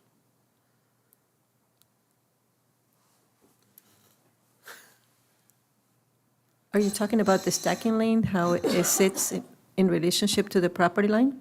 Yes. So the stacking lane would be perpendicular to the property line. So the truck entry gate distance to property line and stacking space. So if it's 150 feet from the main street perpendicular to the gate, it's not on the side property line, it's on the front ditch property line. Okay. Maybe we can have that clarified somewhere. Yep. And sometimes it's not going to be a straight run either. So if it's not a straight run, that gate have to be still 150 feet away? Or 50 feet away, depends on how many Yeah, lanes. they it have. just depends on the configuration of the parcel too, so there's some variation that curves. We have situations like that, so I think we just want to build in some flexibility. Yeah, I think it just needs to be I see what you're saying. clarified, It's 150-foot length, not distance from the, distance from the Yes. property line. Okay, we'll clarify. We'll put that update. Yeah, is it 50 feet away, 150 feet away from the property line? Because if it curves, it's a completely different thing. And does it need to be 150 feet away from the pipeline if it's single lane? Or if we triple it, is it only 50 feet away?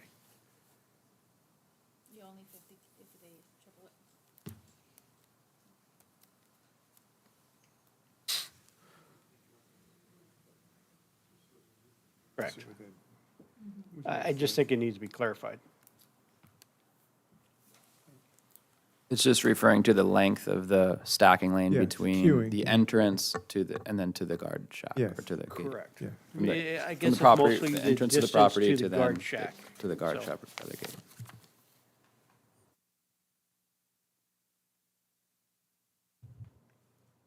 Okay.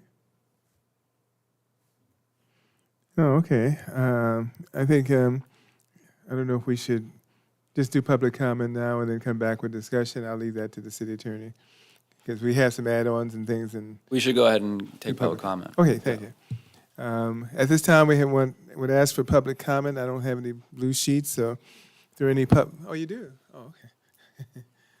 Public comment on, yeah, you're very good. Public comment on this agenda item and this agenda item only. And I'll have her call off, I don't know how many sheets you have, but if there's 5, at least call off the first 2 names. The first names I have is Andrew Melling, Efrain Lopez, If you could come forward, Mr. the second speaker. Do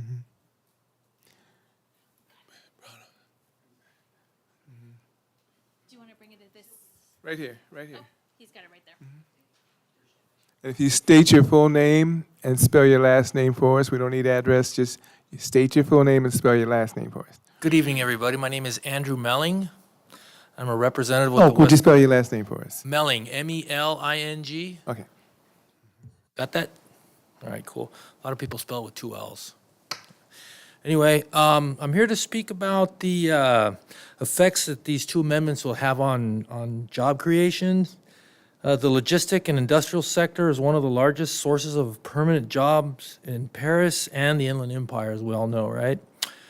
Reducing allowable building size and height will limit the city's ability to attract modern logistics and manufacturing tenants, and smaller or obsolete facilities mean fewer employers, fewer new jobs for Paris residents, and less career diversity in the local economy. Also, we need to consider the loss of construction jobs. Every new industrial development generates hundreds of construction jobs from horizontal to vertical build-out. These are well-paying, skilled positions for local tradespeople, contractors, and suppliers. Restricting development through downzoning means fewer projects move forward, directly cutting off this vital stream employment. So on behalf of our roughly 600 members that live in Paris, I would like to respectfully request a continuance of the amendments while a more thorough review of the impact is evaluated. Thank you. Thank you very much, sir. Anyone else? Oh, I'm sorry. You did read the name. Just state your full name for us. Good evening, everyone. My name is Efrain Lopez. I am a proud member of LAUNA, the Labor's International Union of North America. And I'm here speaking tonight in opposition of the good neighbor policies for these reasons. It will impact our members because it will increase the loss of construction jobs. Every new industrial development generates hundreds of construction jobs. Those are well-paying, skilled positions for local workers, contractors. Is restricting development through downsize zoning, means fewer projects that can move forward, and directly cutting off the vital stream employment. To close, the workers in this room, including myself, depends on this work to support our families. Please consider how this affects us. And I ask for a continuation of the item while further study can be made. Thank you. Thank you very much, sir. And maybe another two, the next 3 names, I guess that's what you have left. Okay. Ralph Valador, And the other 2 could sit up front if you. Jason Baez, Nicole Tosin. Good evening, Chair, Commissioners, staff, and everybody in the audience, and those watching us virtually if they're out there. My name is Ralph Valador. I'm here on behalf of Southern California District Council of Laborers, LAUNA Local 1184 here in Paris, and most importantly, our members who couldn't be here tonight. We can't stress enough that we are against the specific plan amendment and zoning code text amendment. Reducing the allowable size of the buildings and adding the other restrictions will severely limit our ability to work. We work when developers build. Every project produces hundreds of jobs, and by limiting that, you're reducing the number of jobs for our members. These decisions affect not only us, but the families who depend on us. Each one of us has a wife, children, and in my case, grandchildren. My children have never had who had the opportunity to go to college debt-free and become professionals in their fields. And if it weren't for projects like these developers put in front of us to build, that wouldn't have been possible.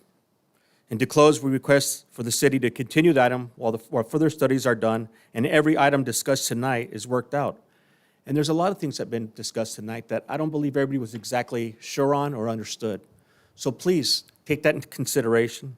And we need to also weigh in the negative impacts this would have on our community, the construction workforce in our community, and our members that couldn't be here. Thank you. Thank you very much. Honorable Commission, thank you so much. Oh, state your name for the record again. No problem. Jason Baez, Okay. spelled B-A-I-Z, last name. Member of Labor's International Union of North America. Thank you so much for the opportunity to speak. This item is really serious to the many people who have established lives revolving around this industry of work. And any alterations or limitations for the contractors could have a devastating effect on literally thousands of people who depend on this work to feed their families, for us to pay our mortgage, rents.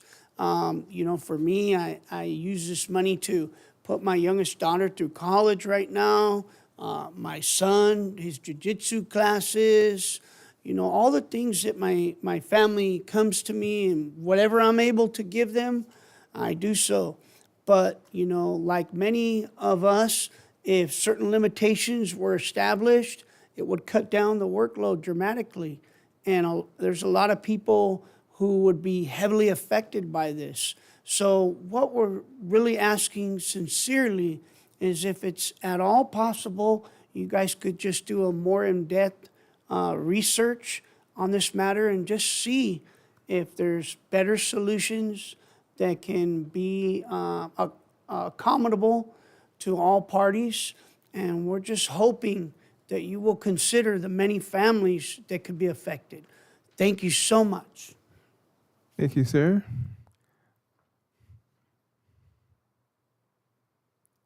And as always, if you state your full name for us and spell your last name, thank you. Good evening, Nicole. Can you hear me? Yeah. Okay. Yeah. Okay. Nicole Torstvet, Torstvet. I would just like to note that the PVC was created for industrial use, as it's in its close proximity to March Air Force Base, a corridor in the city specific to industrial. One of the most significant issues is how this proposal impacts conformity. The PVCC is already riddled with legal nonconforming residents, which are sensitive receptors, even though they are zoned industrial. This means nearly every industrial property within the PVCC would suddenly be classified as legal nonconforming due to the size and height restrictions currently proposed. The zoning update does not fully address this. It only states existing and improved uses can continue to operate as a permitted use provided approval remains valid and not expired. It doesn't clarify if there is a vacancy, how it affects re-tenanting. Is there a time period that those buildings would have to conform to the new standard? It's not clear on how existing facilities can rebuild after being damaged, modernize, or what would trigger them to conform to the new standards. This creates serious long-term risk. Only a building is deemed non-conforming. It becomes far more difficult to finance, refinance, reinvest in. Property owners will now face barriers to modernization and redeveloping. As the industry becomes cleaner and cleaner, this will lead to outdated, deteriorating, or even vacant buildings. Instead of encouraging reinvestment, the amendment effectively locks much of the PVCC into decline. Beyond that, the proposed size and height limits will reduce the city's ability to attract modern tenants, cutting into job growth, construction employment, tax revenue, and the funds essential for city services. I respectfully request the Commission continue this item to give stakeholders more time to work with staff on better solutions for this proposed update. Thank you. Thank you very much.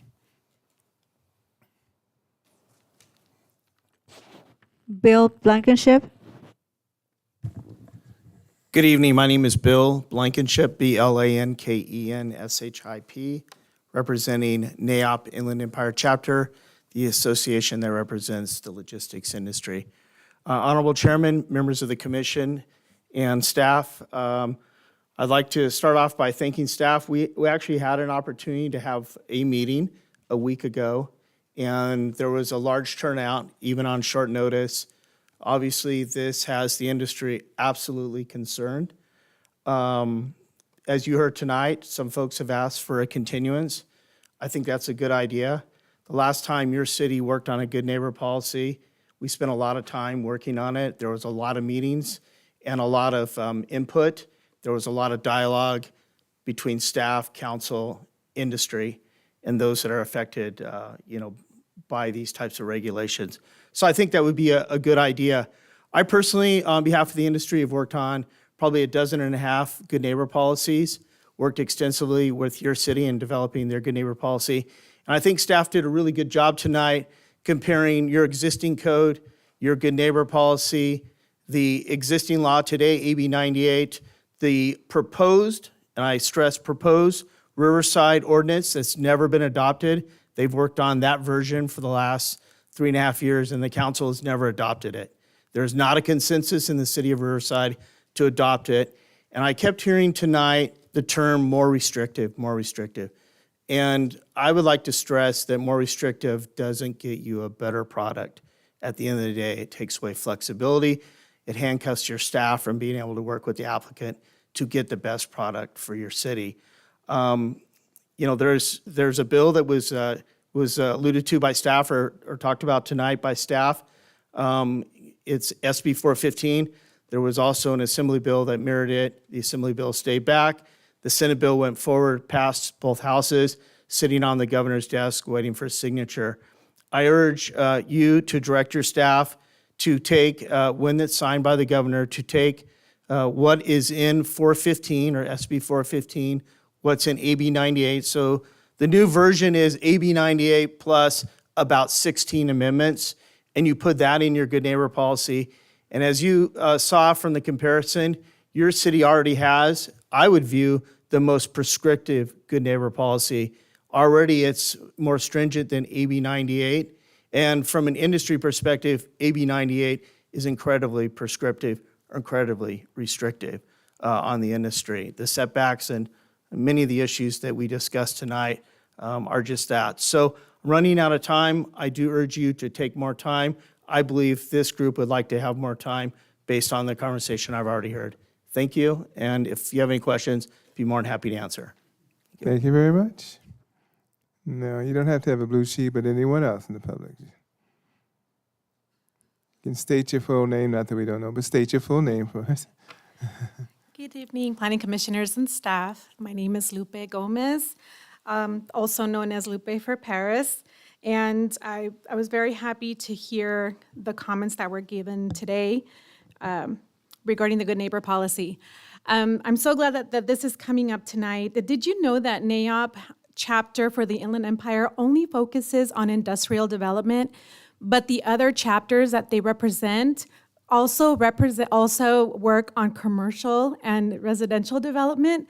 Isn't that interesting that only in the IE or in this area, their chapter does only strictly industrial? Well, that's something we didn't know. Our city is at a crossroads. We've already absorbed more than our fair share of warehouse development, and the health of our residents is paying the price. Studies from the California Air Resources Board show that people living within 1,000 feet of heavy truck traffic face higher rates of asthma, heart disease, and even premature death. AB 98 set a minimum standard to 300 to 500 feet, but minimum standards are not enough for us here in Paris.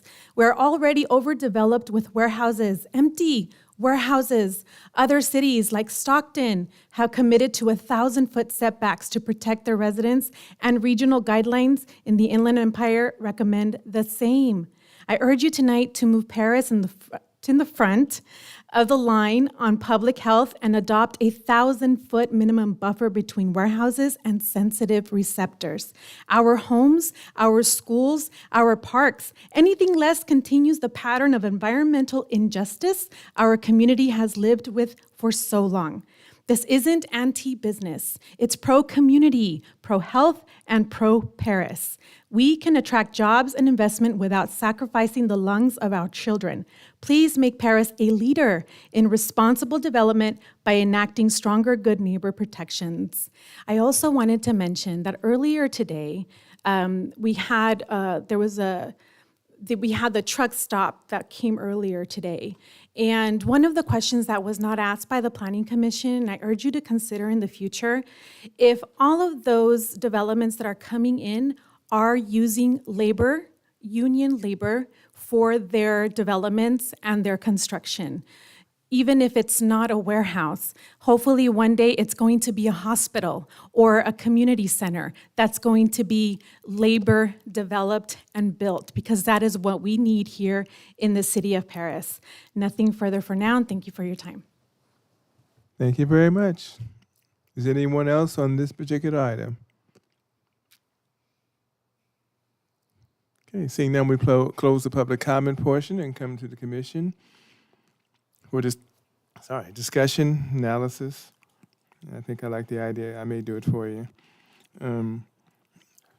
Rather than just kind of wing it, I think we can go through quickly because we have other things on the agenda.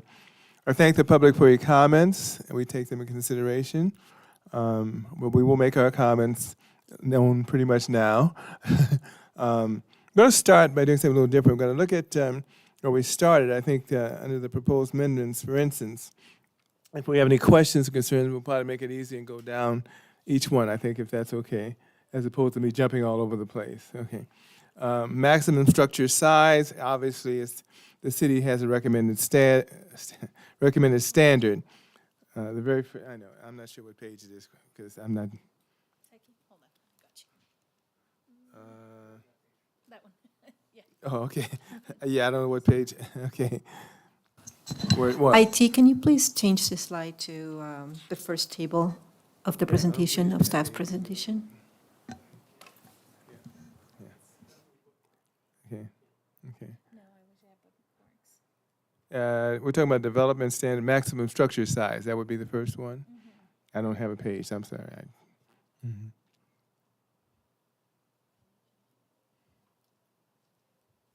Oh, no. Yeah, that's it. Thank you. Okay. And we're going to have a discussion quickly on this one. Any questions, concerns, or are we okay with this?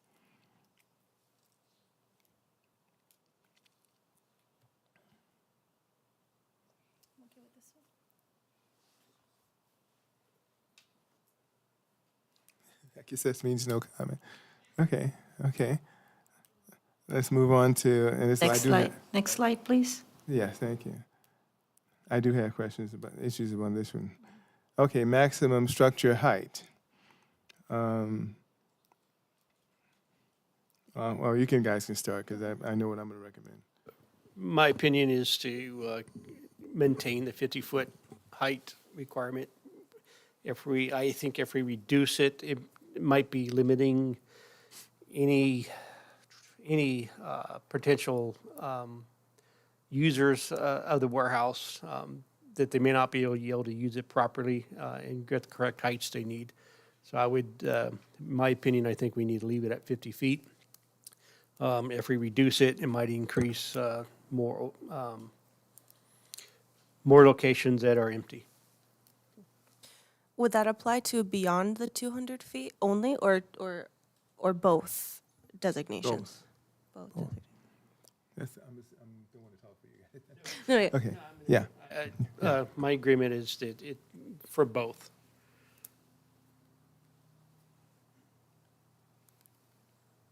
I like the way it's worded, but I would be open to, if it's a rezone, these are the maximums. the max. Like if it's already zoned for industrial, then maybe I would be okay, more comfortable with leaving it at 50. But if it's a rezone, it would be these limitations. I don't know. Well, I think we're just mostly the height, we're not so much the rezoning. It's the idea that it's 50 feet in height, because that's what kind of the standard is now. She's asking for the addition to. Where Additional you'd have to, to where add- it could be 50 feet if it's If already it's zoned that rezoned. way, but if it's rezoned, it goes through this. This table. 35, Table. 45. It would depend on what's rezoned to. So if it's rezoned to.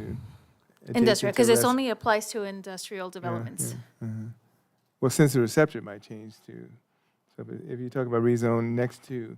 A sensitive receptor, yeah. residential, or, only residential. Maximum structure height based on proximity to a sensitive receptor, Which so we're assuming primarily is residential.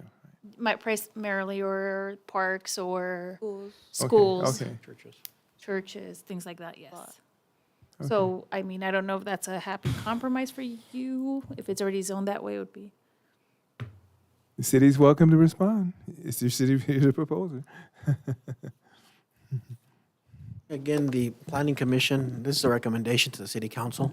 Ultimately, if the planning commission wants to propose something, we can always include an additional column here and say, this is the planning commission recommendation, and then compare that to just maybe the recommendation that we provided to you here tonight. So just so that they can make the final, I mean, this is a zoning code text amendment ultimately. Zoning code text amendment requires city council review and approval. So regardless of what's proposed here, they may approve they what the rec- planning commission recommends, or they may approve something different than Yeah. that. But we can include an additional item. It just kind of, it's open to interpretation. Keep in mind that right now, height, the rezone is not a level of analysis that's applied to Right. determining height. It's only whether it's within 200 feet of a sensitive receptor or That's what- not. that's what I was But saying, if that's yeah. something that the planning commission wishes to include, we can include it. So it's up to you. Is it also something that we can actually look at? Is it that height restrictive from 200 feet, or from the property line to 200 feet is that 35 feet? Beyond that 35 feet, could increase to 50 feet? 35 to 50? That's something that could be added. That's an option Yes. if we don't agree upon everything, so. So obviously, the goal there would be that if you're close to a sensitive receptor, you have a much more restrictive standard. Yes. If you're at least 200 feet away from a sensitive receptor, then it would be increased to our normal standard. 50 feet. Yes. The beyond the As one 200. option.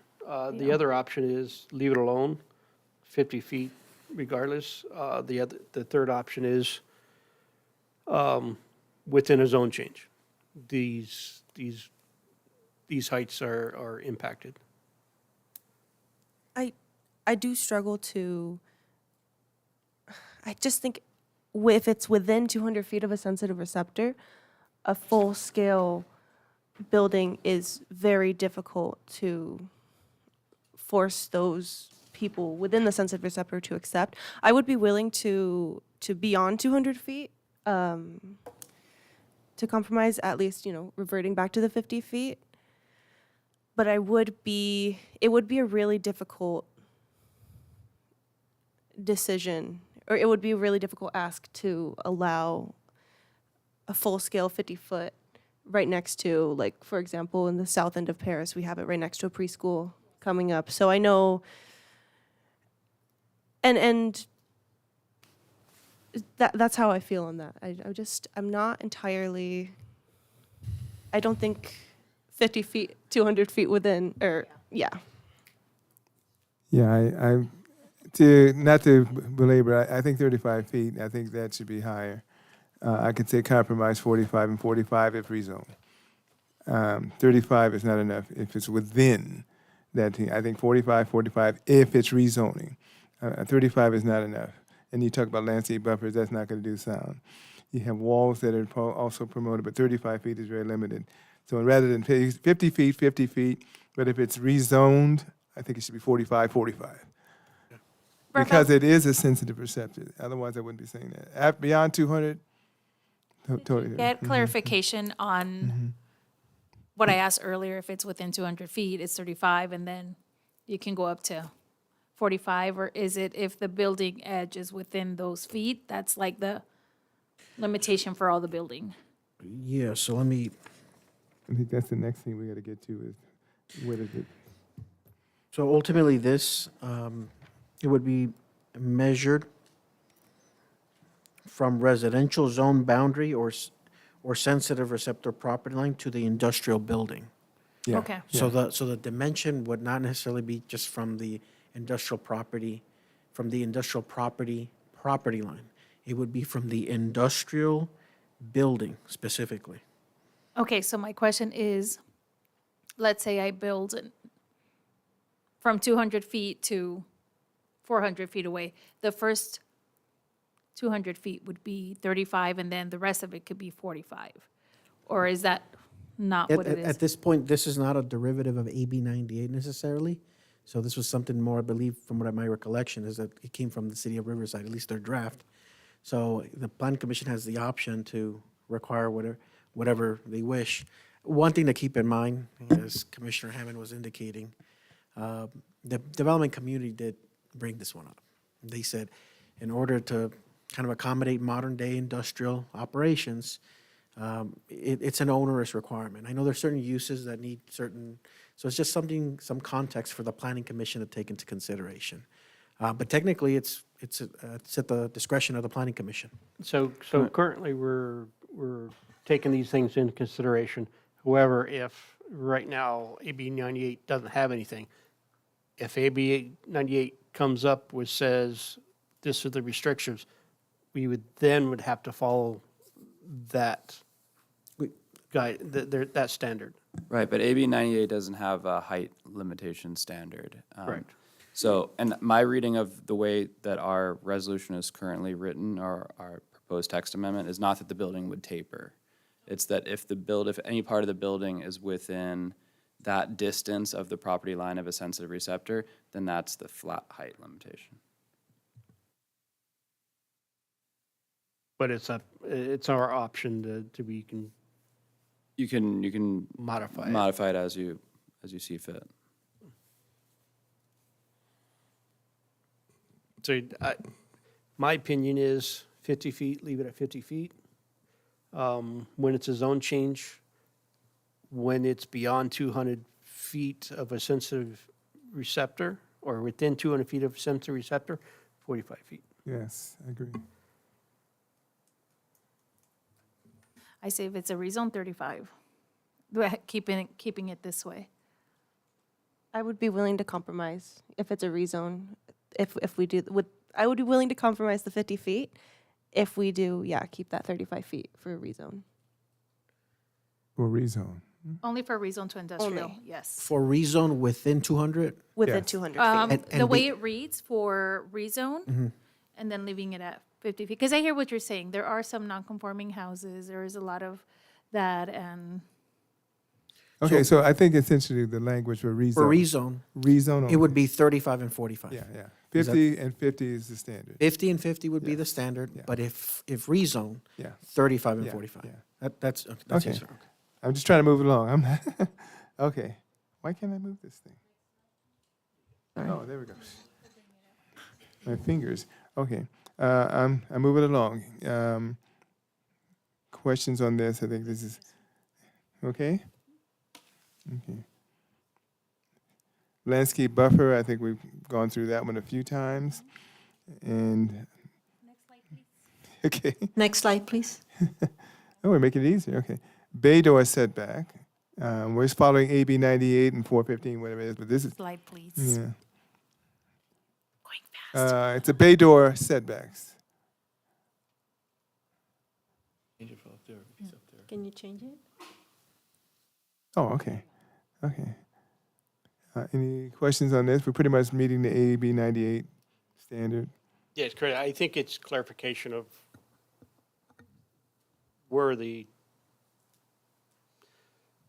location of the line starts, or where the security desk is at, or security podium is at. Just clarifying that.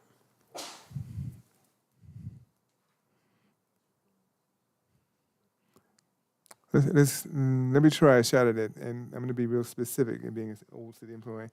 The actual structure of the sensitive restrictor to the bay door, is that what we're talking about, or the property line to the bay door? Property. It should, I think it's property line. So we want to make sure we clarify that.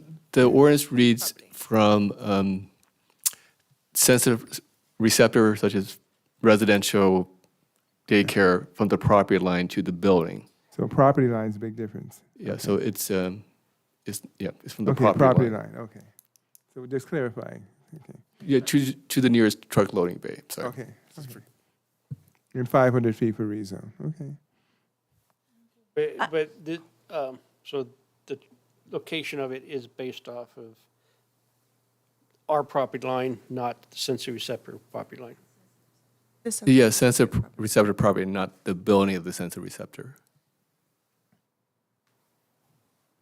I know there are a lot of different recommendations. I wanted to know how you guys would feel. Like WRCOG, CARB, they all recommend at least a 300-meter buffer between sensitive receptor and dock doors, which translates to about 1,000 feet. And it's a sensitive receptor, like homes, schools. I would personally like to see 1,000-foot buffer between sensitive receptors, but I'm open to discussion. The only thing is we have properties that is all over the place. So they may not have the ability to do 1,000 feet. Not that I say I disagree, I'm just saying some of them are squeezed in, some of them 300 feet is really not easy. As we found on many projects, getting 300 feet is not always easy. 1,000 feet means that they'd have to have a really large, humongous property to have a 1,000-foot buffer. And that goes back to how close you want to be to residential. The buffer thing we're talking about, we'll get to in a minute, but I think at the very minimum standard, it meets AB 98. Whatever 415 comes, I don't know what the changes are. Who knows? They may change 6 times after that, the state legislature. But for now, we're at least meeting the minimum. AB, because I don't care about, okay, it's AB 98 is what we have to look at, because that's the state standard. So you have to meet the state standard, at least. Now, you can be more restrictive, but then how much, industry starts getting into what we want to be 1,000 feet away. It may not be realistic to have that. That's the only reason I'm saying that. Defending that, I'm saying that if you have one of these projects, and Redlands is an example, you don't have 1,000 feet if you build industrial, and it is zone industrial. I don't know that you have 1,000 feet buffer area because you're not going to have a project. So I think it might be case by case. So 300 feet may be reasonable. Now you can say 300 feet to 500 feet for rezone. 300 feet, you might need to change to 500. But even then, it comes down to, is it realistically possible to have 1,000 feet away from that For a sensitive? rezone? Yeah. 1,000 No, for just the rezones? regular, the standard. yeah. Definitely for a rezone, I think 1,000? 1,000. I agree. And then, because that buffer zone can also be parking. If we go by like WRCOG's recommendation, they do recommend that buffer zone could be used for an office for parking. It's just specifically for dock doors, so that way we don't have trailers abutting homes and schools. Yeah, yeah. I'd be good with 1,000 for a rezone. You're the architect.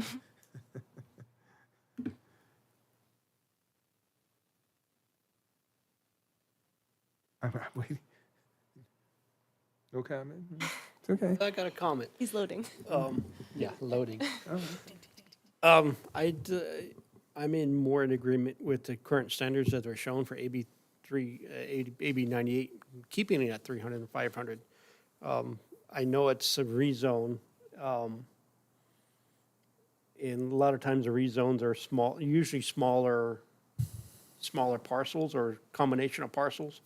They're 99% of the time they're going to be close to some type of sensitive receptor. So I think 500 is fine, or maybe I can compromise at 750 if we have to. But I'm okay with keeping it where it's at, because if you start pushing the building 1,000 feet from their property line, which is already quite a substantial distance, you're definitely cutting into the size of the building, where it can potentially not be a profitable project at all. I guess I do hear that, and I am willing to work on a compromise. I do say, though, if if that infringes too much on the project, if it can't be such a distance from a sensitive receptor, especially a rezone, it just maybe isn't the most appropriate fit for that location. So I think, if we do have a section of land that can accommodate 1,000-foot setback, and it happens to be next to a sensitive receptor, then that speaks to more of an appropriateness. However, if it can't accommodate that, I think it's not necessarily worth taking that health risk, the environmental concern. But those are my personal feelings. I also agree, because I know we've had a few, and it's just a matter of flipping it. It's just a matter of reorganizing the layout of the development so that there is that spacing, because there was a few where it was abutted closer to sensitive receptors, and all they really had to do was flip the building, and then it would have met these requirements, even if we did 1,000 feet for the rezone. Another question? Or 750. So put into perspective of acreage, right? An acre is 42,560 square feet. If you're asking for 1,000 feet, you're giving approximately 5 acres of distance square of buffer zone. That's a lot of acreage. So I can't see it being more than what the request of 300 feet, because even with 300 feet, you're getting over 200 feet is a little over 200 feet is an acre, square acre. Yeah, no, I'm not talking about changing the 300. I'm talking about just Talking about changing 500, but even the 500 to 500 1,000 for rezoning, because there's no need to rezone potentially, because you're looking for the best fit for your project too. And if this isn't the best fit, it may not be the best space for it. So I'm just, that's how I'm considering the rezone, where if, Yeah, I just see the amount of land. I understand that the buffer zone is what is important, but I'm talking about the viability of a project within, if you got sensitive receptor on both sides, any in the back, never do it. It's not a viable project for any developer. So, yeah, but this is just for rezones we're talking about, because it may be zone commercial, and these limitations would not apply to a commercial development or even a business park. It would only be for rezone to an industrial. I mean, we're already, even with the rezone, we're limiting the height of the building, which even if we go with the 35 and 45 feet for the rezone, they're not going to be the large million square foot warehouses. They're going to be mostly the 10,000 square foot buildings.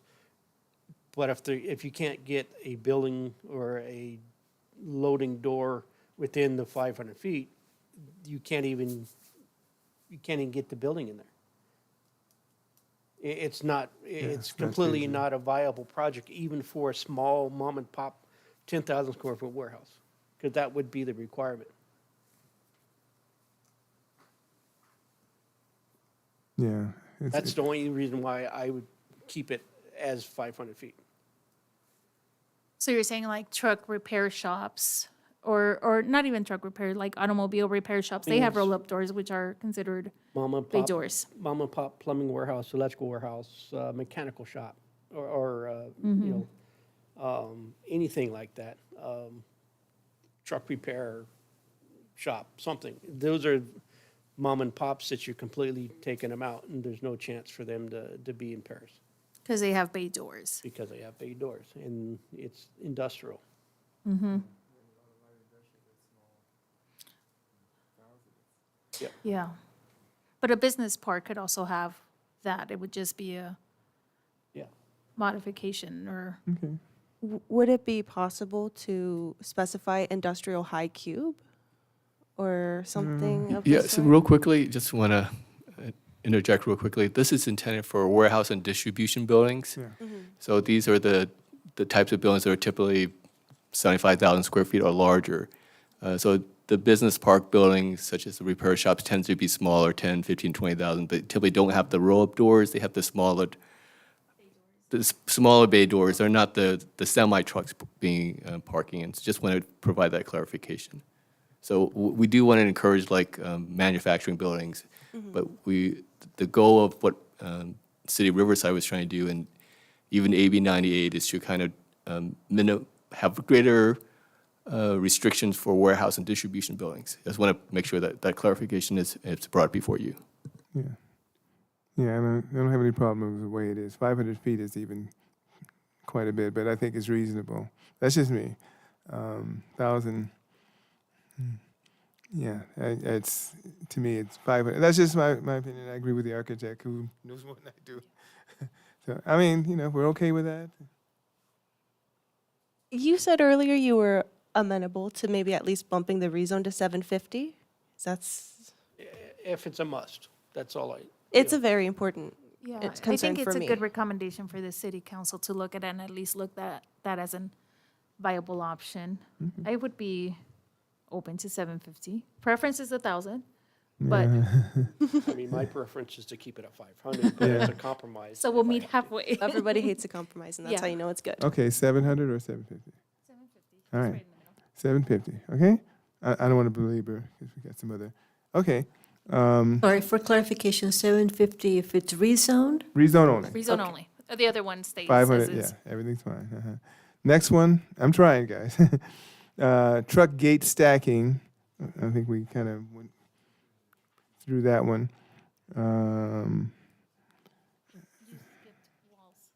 Huh? Not yet. No, not yet. Lane splitters, yeah, okay. So we kind of discussed that. There was some recommendations, so we're okay? With which one? The truck stacking. Yeah, that's a big, queuing is a big issue in this city. Walls and fences height.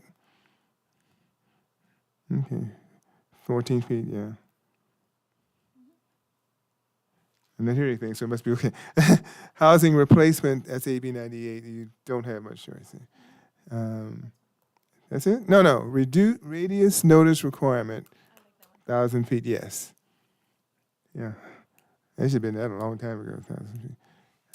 I don't see anything else. I think that's it. There was a comment by Commissioner Shively regarding the housing replacement. Okay. Oh, I missed it. I must have been out of the room. Okay, I think you. I'm okay with leaving it alone. Okay.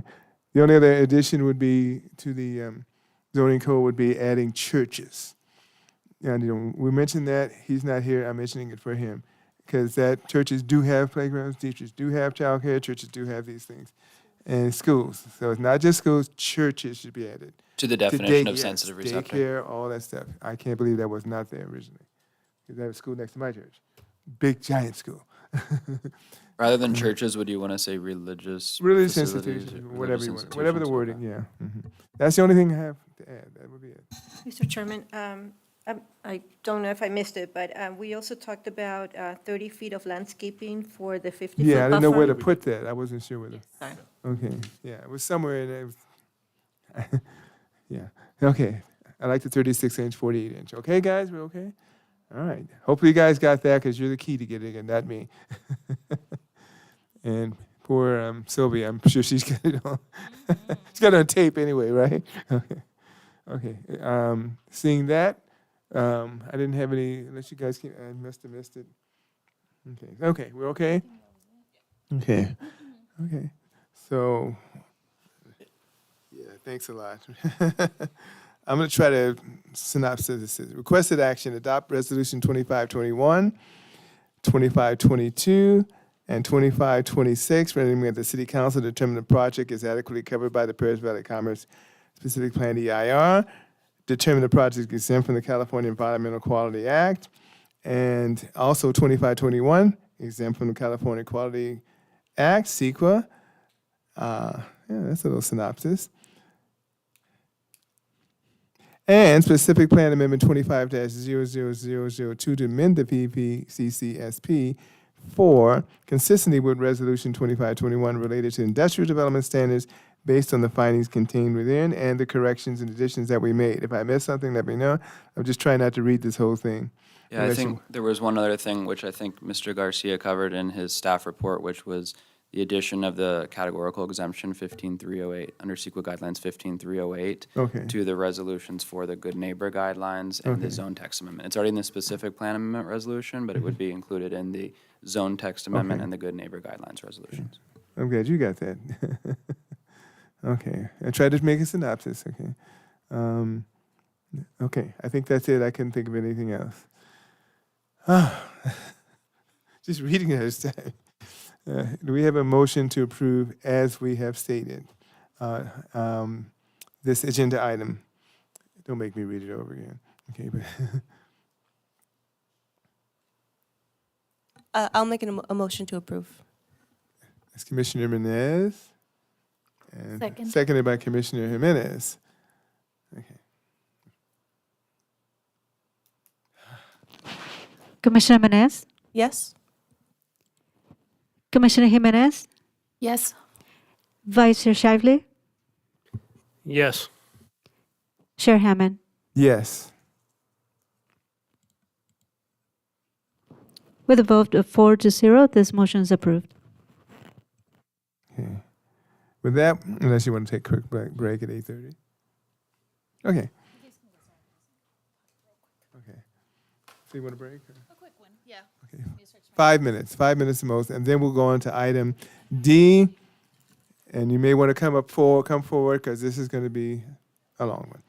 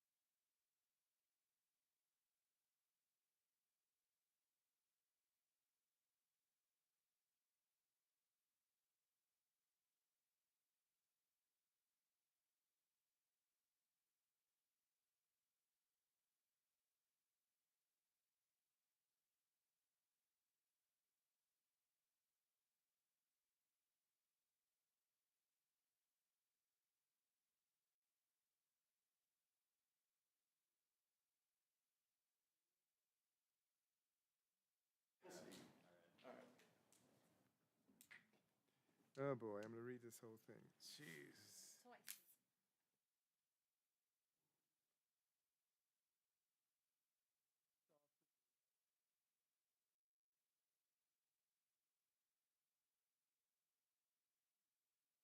No, E. I want to make sure I mention the comment.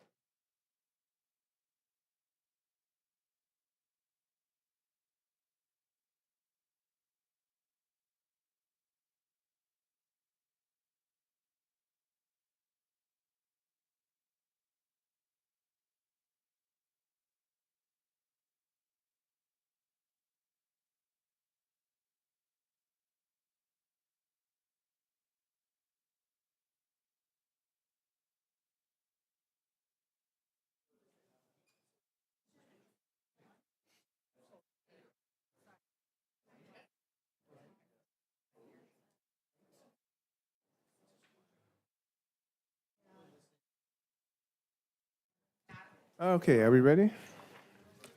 Let me get the time down. Yeah. Good evening. It's 8:37. We're reconvening the City of Paris Planning Commission meeting, September 17, 2025. Thank you for your patience. Thank you for still being awake. At this time, we're going to move to item 6D.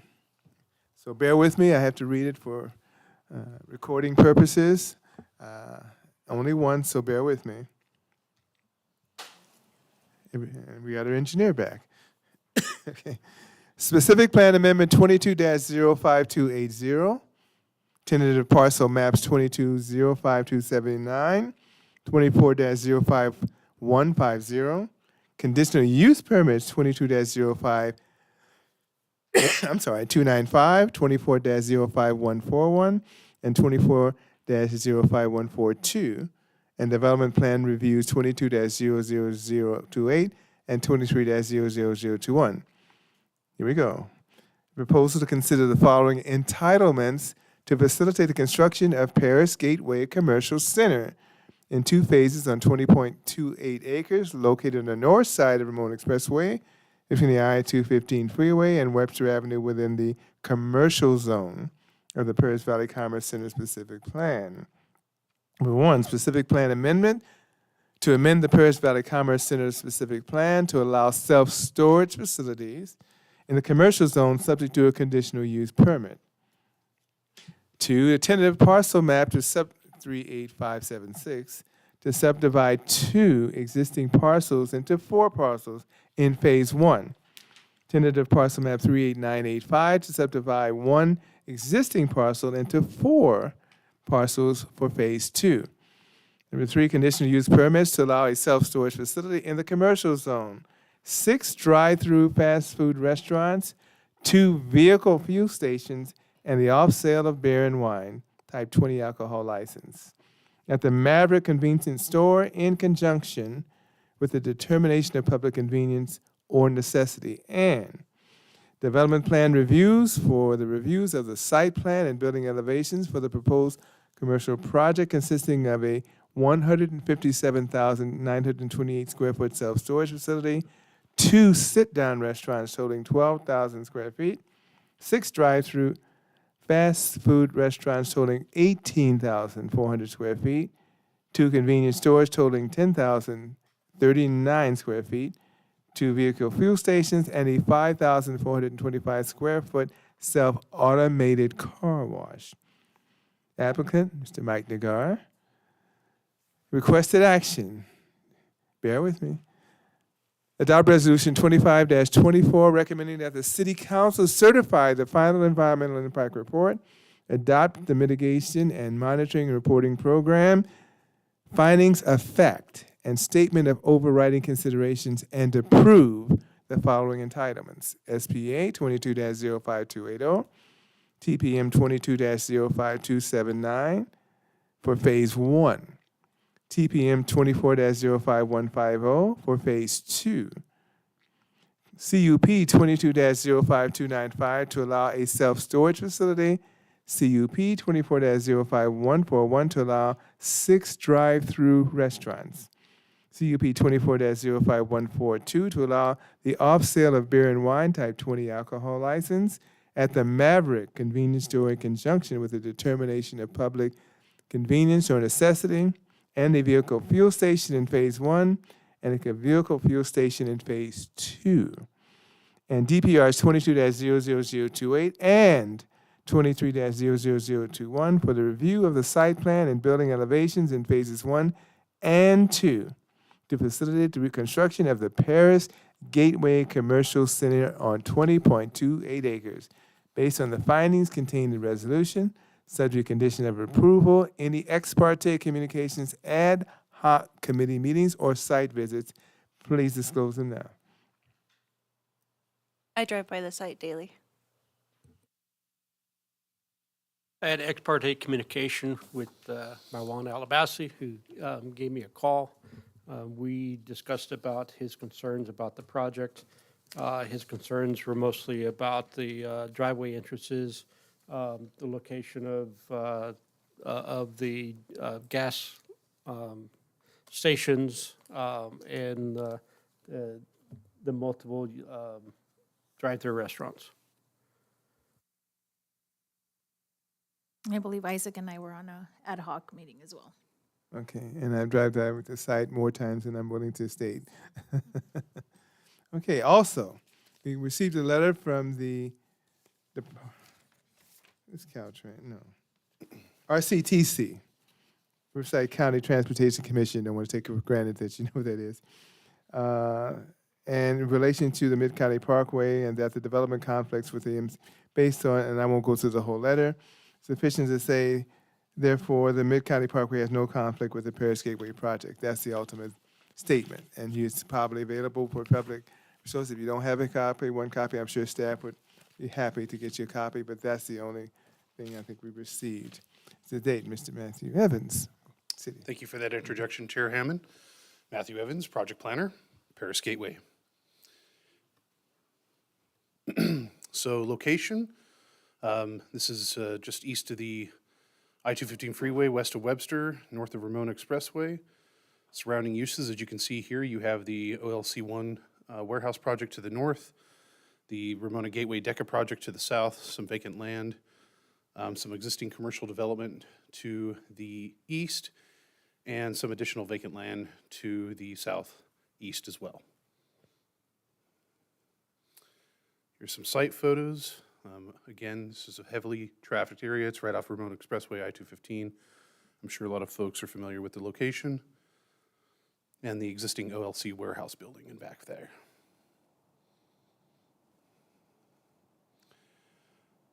Paris Valley Commerce Center specific plan zoning map. The project site is 20.28 acres.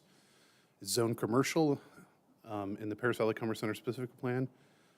As you can see, north you have industrial use, south you have commercial.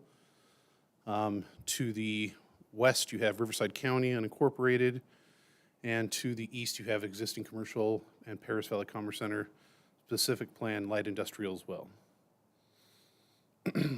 So as far as ALUC is concerned, the airport project site is located entirely within the C1 primary approach and departure zone. ALUC reviewed the project at their July 11, 2004 meeting and determined that the project was conditionally consistent with the C1 zone. The C1 zone is subject to density limitations that restrict occupancy to no more than 250 persons per acre and limits use such as schools, daycare centers, libraries, hospitals, etc. Other intensive uses not analyzed as part of the project are also prohibited per that ALUC approval. So just as a matter of background, because this project the project site was associated with a previous approval for the OLC Logistics Center. Paris Gateway Commercial Center project is a remnant commercial property of that OLC rezone approved by the City Council in January of 2016. Consisted of the following: 2 warehouses totaling 1,455,781 square feet, which have been constructed. The vacant property was conceptually envisioned for a hotel and lifestyle shopping project that was not processed for entitlement as part of that original approval. So no commercial project was ever approved at this site.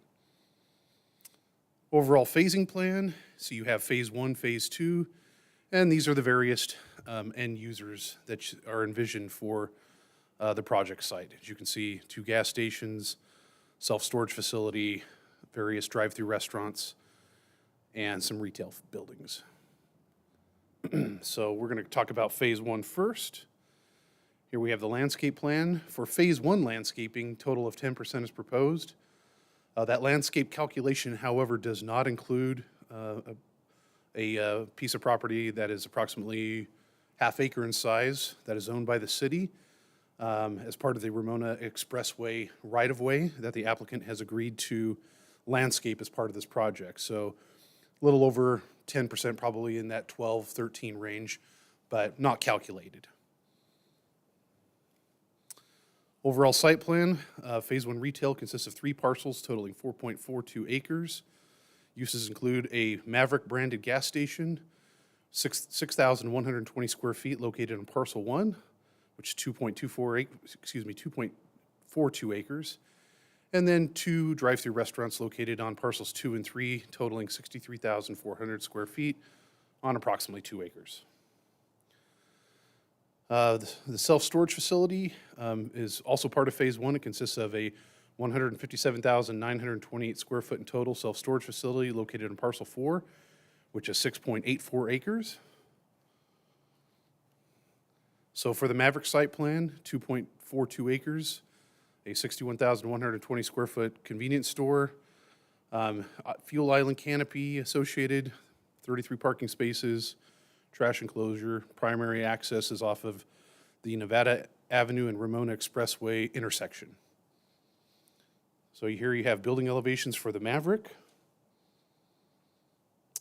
Here you have the fuel island canopy. That fuel island canopy does incorporate stone to match the main facade, and a trash enclosure.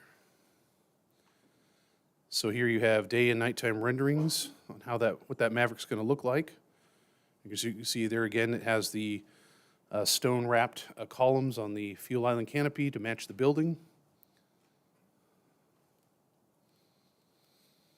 ABC census tract concentration. This is for the ABC license. Type 21 offsite sales. As you can see, most of the concentration that occurs within the census tract is all over to the east. It's a large census tract geographically.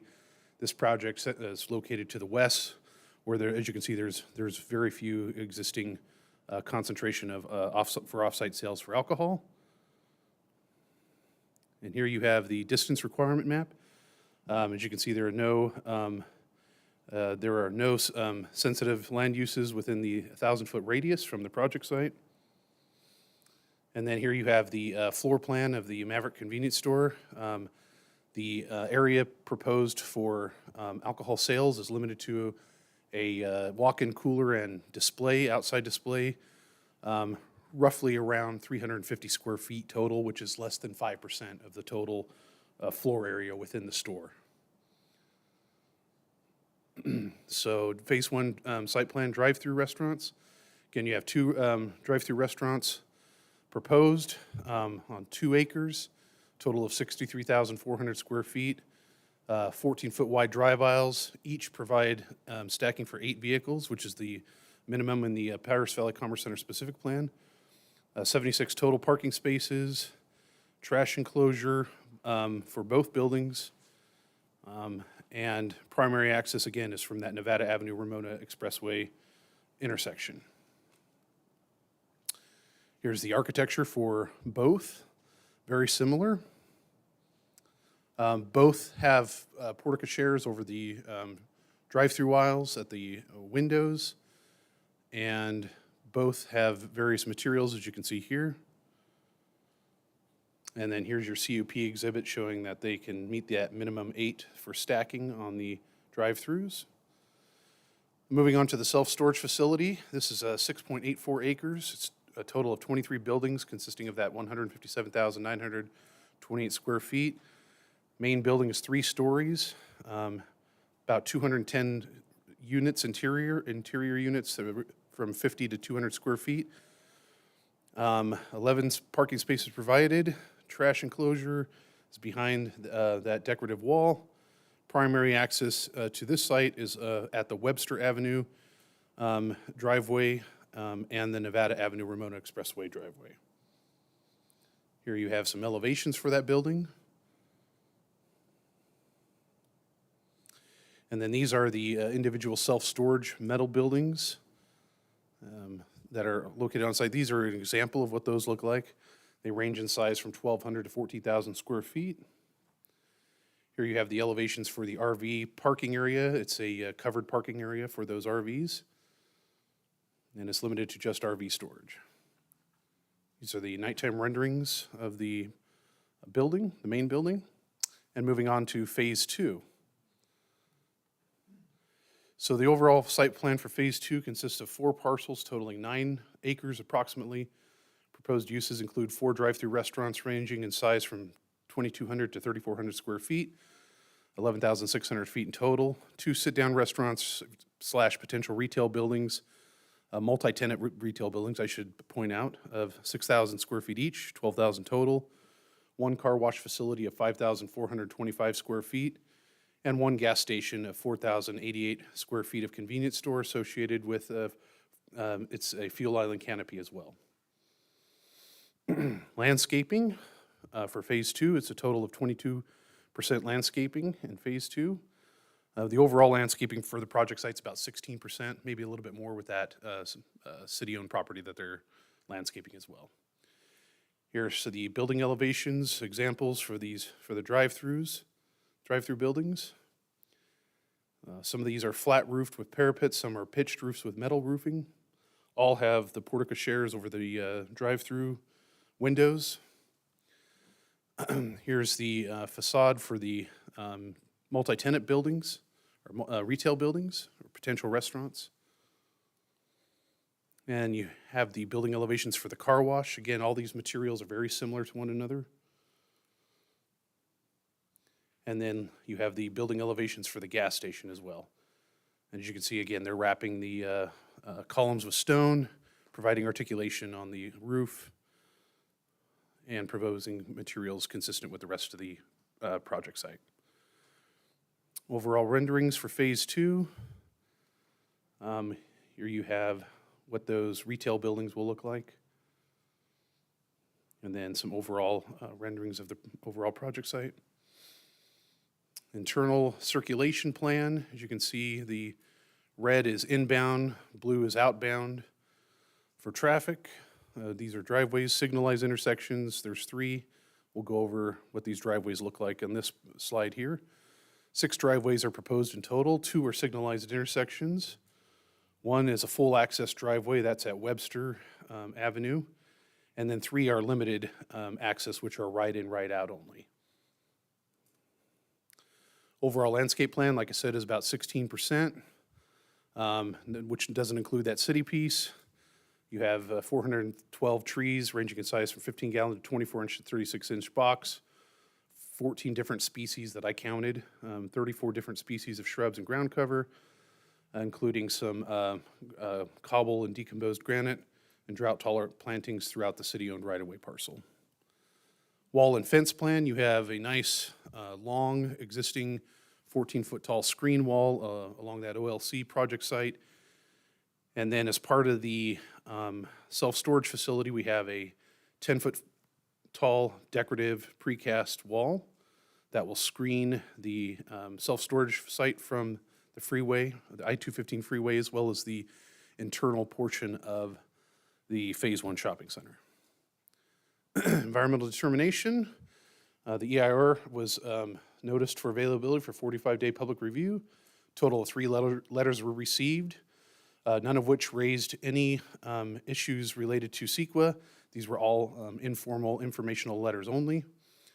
The EIR concludes that all impacts have been reduced to less than significant or have been reduced below significant level with implementation of mitigation measures, except for impacts related to air quality and cumulative GHG emissions, both of which have been identified as significant and unavoidable. Adoption of a statement of overriding consideration for air quality and GHG is required in order to approve the project.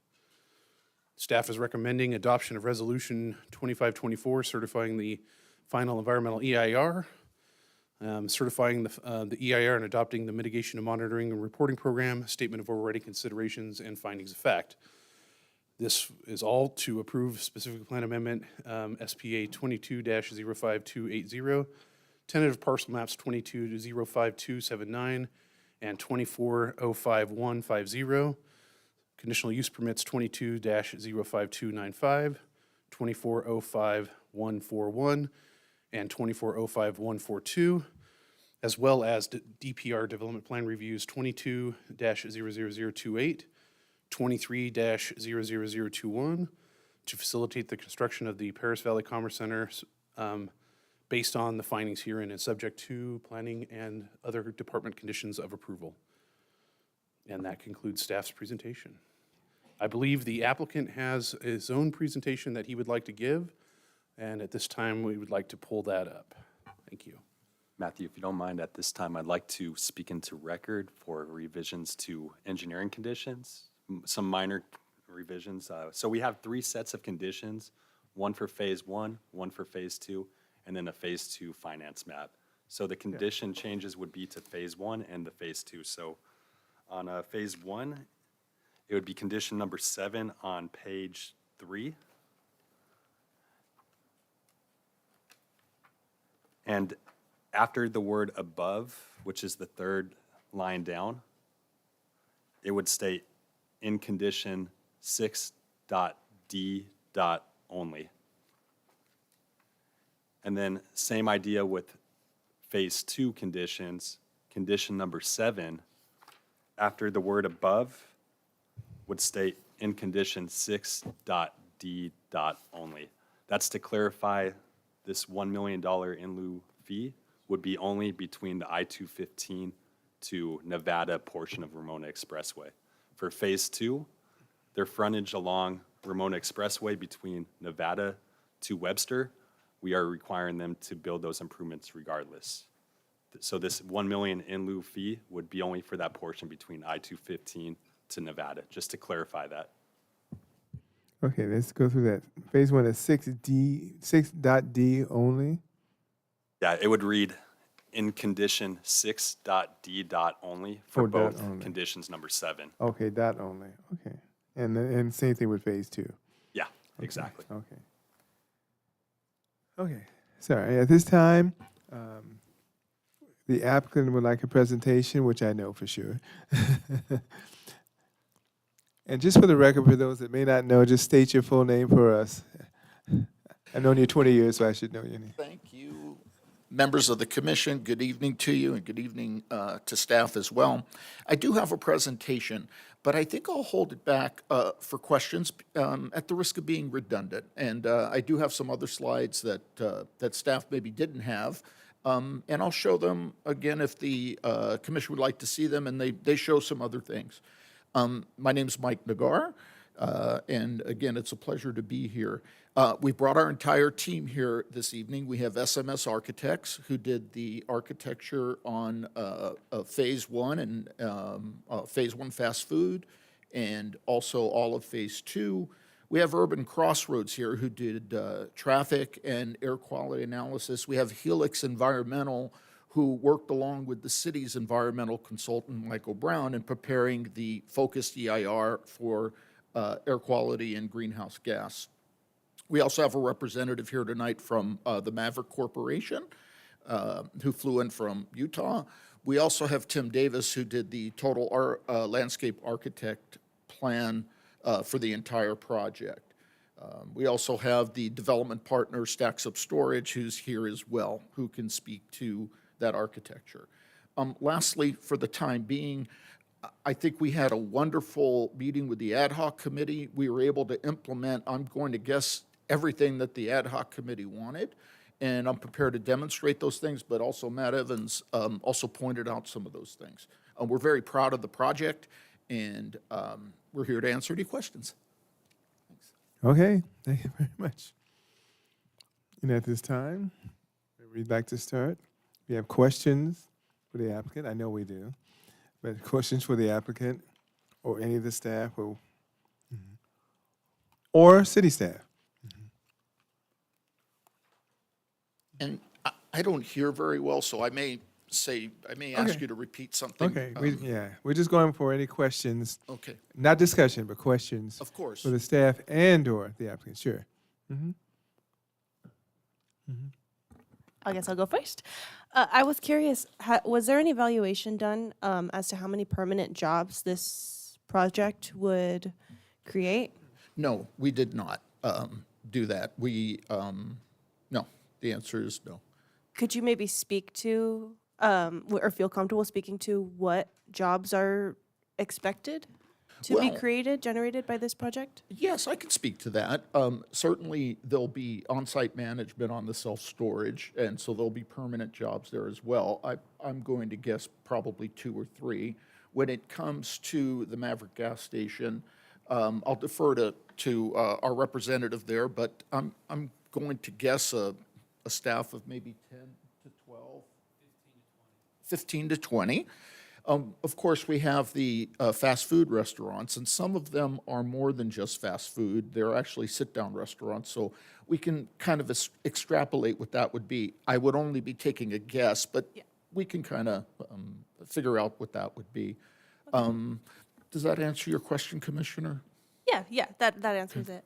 And then I think maybe elephant in the room, Ramona does have a high concentration of fast food, and I was wondering, was there any consideration to maybe incorporate a grocery store or a fresh food type establishment? That's been something the community's been asking for. I feel like we would be remiss to overlook that. Yes, in fact, at our ad hoc committee, Commissioner Jimenez brought that up.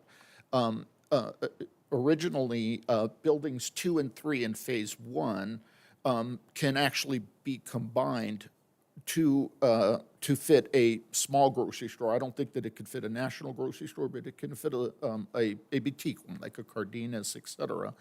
But then the ad hoc committee also wanted us to, if they stay split, to create a outdoor eating area and seating area, and that's depicted also in some of the exhibits. So the answer to your question is yes, it was.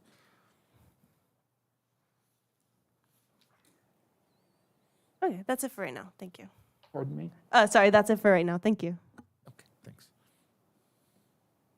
Question for staff. There's a multitude of CUPs attached to this application. Is it potentially possible to review and approve each one individually, or is it an entire package all at once? Yes, you could.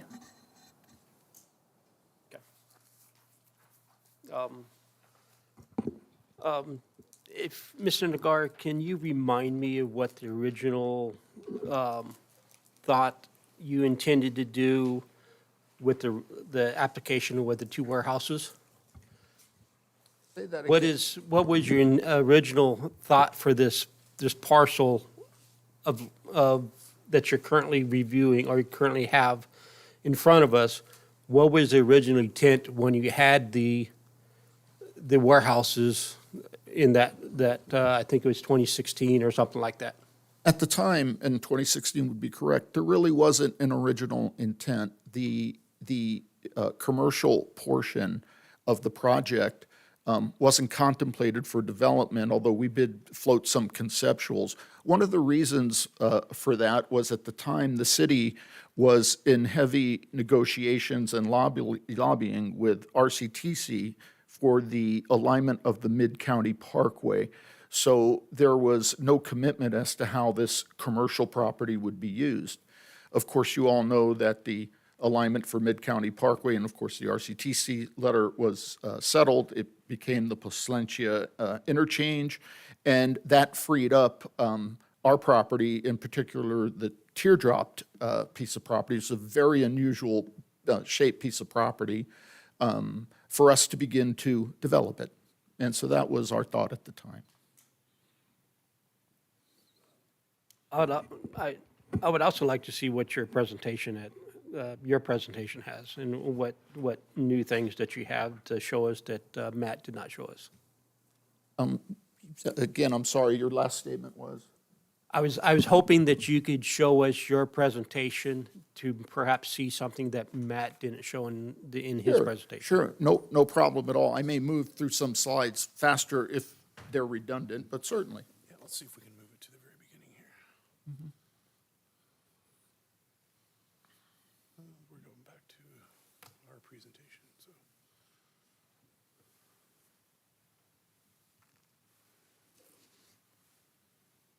Actually, could we bring up the PDF that was included in the link that had this staff, or this presentation in? Let's see if it's up there. Yeah. There we go. And I should be able to toggle through with this. Right Okay, great. Or on the. Okay, so I'll move somewhat quickly. If you want me to stop, just tell me to stop. I introduced my project team, and that's my first page there. And I'm pressing the button, and nothing's happening. Let's try the arrows here. Okay, I'll go with the arrows. Again, we talked about phase one. This is just the overall site plan. Staff has showed that to you, showed you this as well, some of the elevations. Again, if you look in the lower right-hand corner, you'll see the little orange dot move across the screen as to what we're referring to or what the elevations for which pad are. So that goes on to pad 2 of phase 1. There's the view of the property from the freeway view. You'll notice that the big green area is the city-owned property. It's a very unusual remnant. Nobody really knows how it was obtained, but there it is, and we've agreed to go ahead and maintain that in perpetuity. It may get turned over to a landscape maintenance district. Now, when you see that brown area, that is, I guess, toward the west of it, I want you to envision that our project is actually 16 feet below that grade. So that brown area actually depicts slope. And so imagine that our project is about 16 feet below. You can't really see the topography of it, but it kind of gives you an idea. And so that would be the actual eastern side of the on-ramp as you get on the freeway. Staff showed you this. This is our self-storage. These are elevations. A lot of the self-storage of the 3-story building, a lot of what the ad hoc committee wanted implemented, we did, changing the color, we add glass accents. The ask was to make it look more like a office building, and that's exactly what we did. You have the view of the stairway elements on all sides as you see it. One thing of note as I go through these exhibits is because the ad hoc committee asked us, we originally were doing a 6-foot screen wall. We raised that to 10 feet. They asked us to also plant 24-inch box trees along that wall. Those will be depicted in the landscape plan. We'll go through here in a second. We agreed to do that. All of our self-storage buildings are screened. You can't see them from the freeway. You can't see them from the Ramona Expressway. The only thing you can see is this beautiful building. And so we're able to accomplish that. Same thing with the RV parking. Can't see it at all. Behind our fast food, there's a 14-foot wall. It's 14 feet because RVs need the extra height. And the fast food also screens that as well. Again, those are side views of the 3-story building. These are the other buildings. Again, these are on site, the smaller 1-stories. I'll just breeze through these unless you want me to stop. Entryway, trash enclosures, just the way the commission likes it. Staff was very particular in telling us how to design it, so we did. An entry gate. This is an exhibit of line of sight. I just included this in case it came up, but line of sight from the freeway and shows the 10-foot wall. I then put another exhibit that showed the trees. So again, you can't see it even without trees, but if you add the trees, that's what you're going to see from the freeway, and the freeway is actually the highest point. So, Phase 2, I'm very proud of. It's a beautiful center. This is just one point of view. I have several. Again, I put this up there just to reacquaint with the site plan. Phase 2 actually starts to the east of Nevada. Nevada is a private street. It was vacated as part of the OLC 1 project at the time. There's more of a zoom in of the Phase 2 portion. And we're speaking in terms of Phase 1 and Phase 2. The only reason we're doing that is that the ownership group of each overlap. And so they're very likely to be built at the same time. But that's the only reason we call them Phase 1, Phase 2. And again, some things may go before the others. Again, more elevations. The little orange box kind of moves you through it. And I think I've included many of these in the hard copy packet for you as well. Again, moving through it. Ad hoc committee wanted to see those buildings, buildings 2 and 3 on Phase 2 separated with a sort of a corridor that leads to it. This accommodates that. Of course, those 2 buildings can be combined, which is something that Commissioner Menez asked, and of course the ad hoc committee brought it up. Here's another point of view of that as well. Again, they can be combined. And again, here's another point of view. Looking at it from above kind of gives you an idea of the whole center. Here's a zoom out with the industrial buildings in the back, and this is just another point of view, looking at what the whole thing looks at from the east looking to the northwest. More of a street view, same view from the east looking to the northwest. And again, another point of view that focuses in a little more. You can see the Maverick gas station in the upper left-hand corner there. And you can't really see the self-storage, as I had mentioned. The commission likes a night view, so there it is. I think it shows very well. Part of what staff had asked for, particularly on Phase 2, was uplighting for the trees, more of a festoon entryway treatment. We've accommodated those things in the landscape plan. This looks redundant. I think I put it in there twice. That looks redundant. There's the night view of the self-storage. Want to zoom out a little bit. There it is as well. Again, more elevations of the various buildings. That's the car wash right there. Another elevation. There you go. Now we're into the second gas station. There you go. Materials board, you have a hard copy of that as well on your desk. These are for the Phase 1 and Phase 2 retail components. And again, the different lighting fixtures, that'll be used on both. The rest of my exhibits get into the pads specifically and the circulation on site for each one of the pads. I'll stop if you want me to, but again, you can see the lower right corner as I move through them. The stacking, the porte-cocheres, the screening of with either hedges or screen walls for the ordering window the commission likes. Moving right through it. One thing that hasn't been brought up is the applicant is going to be paying $1 million toward an extra freeway lane onto the freeway. The project does not need it. It's considered a cumulative impact at build-out. The project mitigates all of its impacts, hence is where we wound up with a focused EIR. And there was some discussion whether or not it was frontage for the applicant or not frontage for the building. And that discussion went back and forth, but then at the end of the day, the applicant just said, you know what, we want to be good community players. This is something that's on the long-term plans for the city.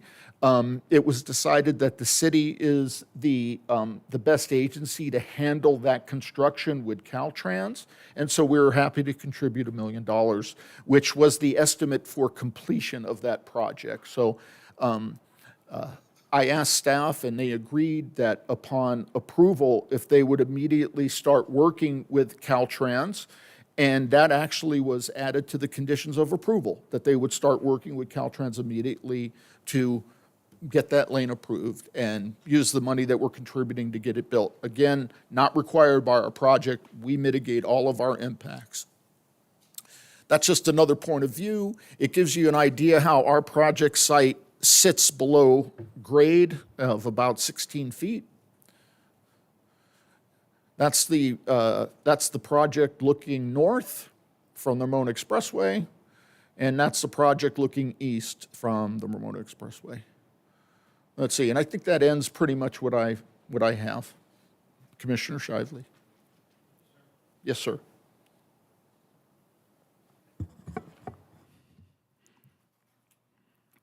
Thank you, Mayor. We're just looking at some of the documents.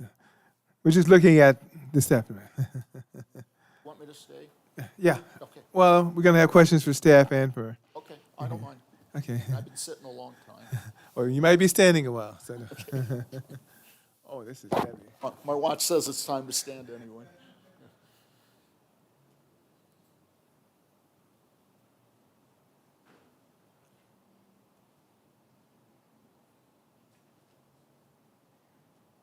Who wants to start with questions, not discussions, but questions for staff and or the applicant? I'm sorry, Matt. The $1 million was for the improvement from Webster to the freeway?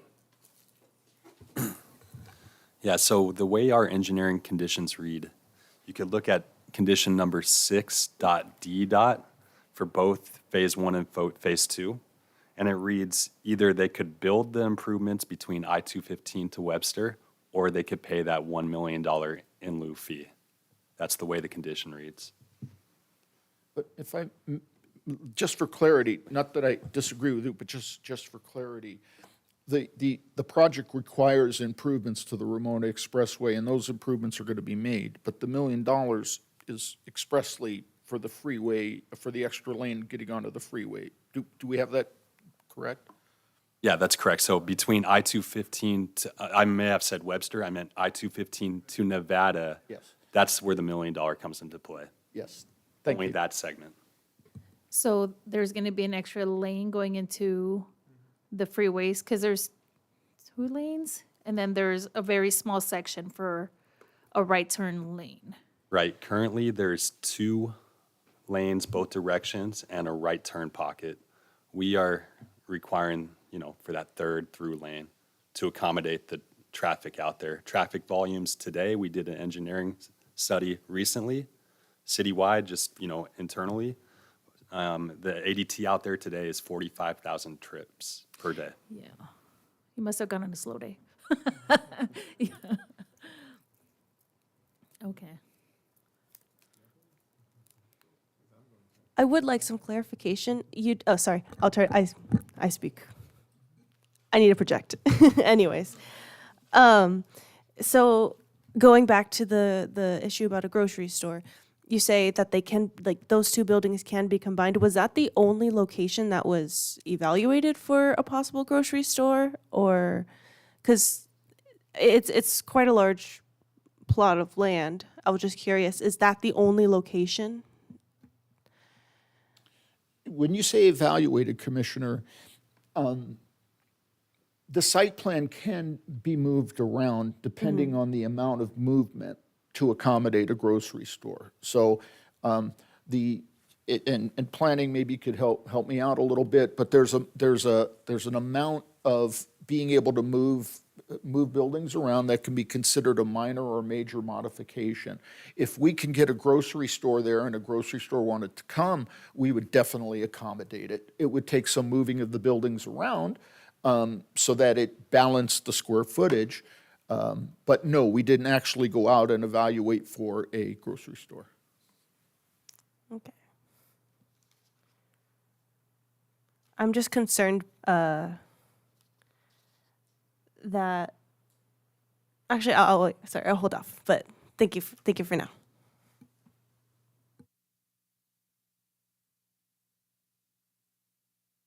I just wanted to double check that the view of the roll-up doors, because I remember we brought that up during ad hoc, that the roll-up doors, I think we had said to turn them so that they're away and just adjust them so that there was no visibility. And I think in one of the slides there was visibility, and I don't know if it was because it was a higher aerial point or if there was actual visibility of the ones that are, I think, north to the main building. So the question is, can they be seen? Yes. The answer is no. Okay. With the 10-foot wall, it totally eliminates view of those one-story buildings. And of Okay. course, then come the trees, and that actually screens the wall. And of course, when they grow, it's going to screen additionally. Okay. And I did want to look at, I think it was pads 1.1 and 1.2. I was looking for trash enclosure locations for all of them, and I had a hard time finding it. But I saw there was a close-up of 1.1 or 1.2, like a little aerial, just a layout. Help me, when you say 1.1, That one, I think. The trash enclosure for that building is on the bottom right, correct? yes.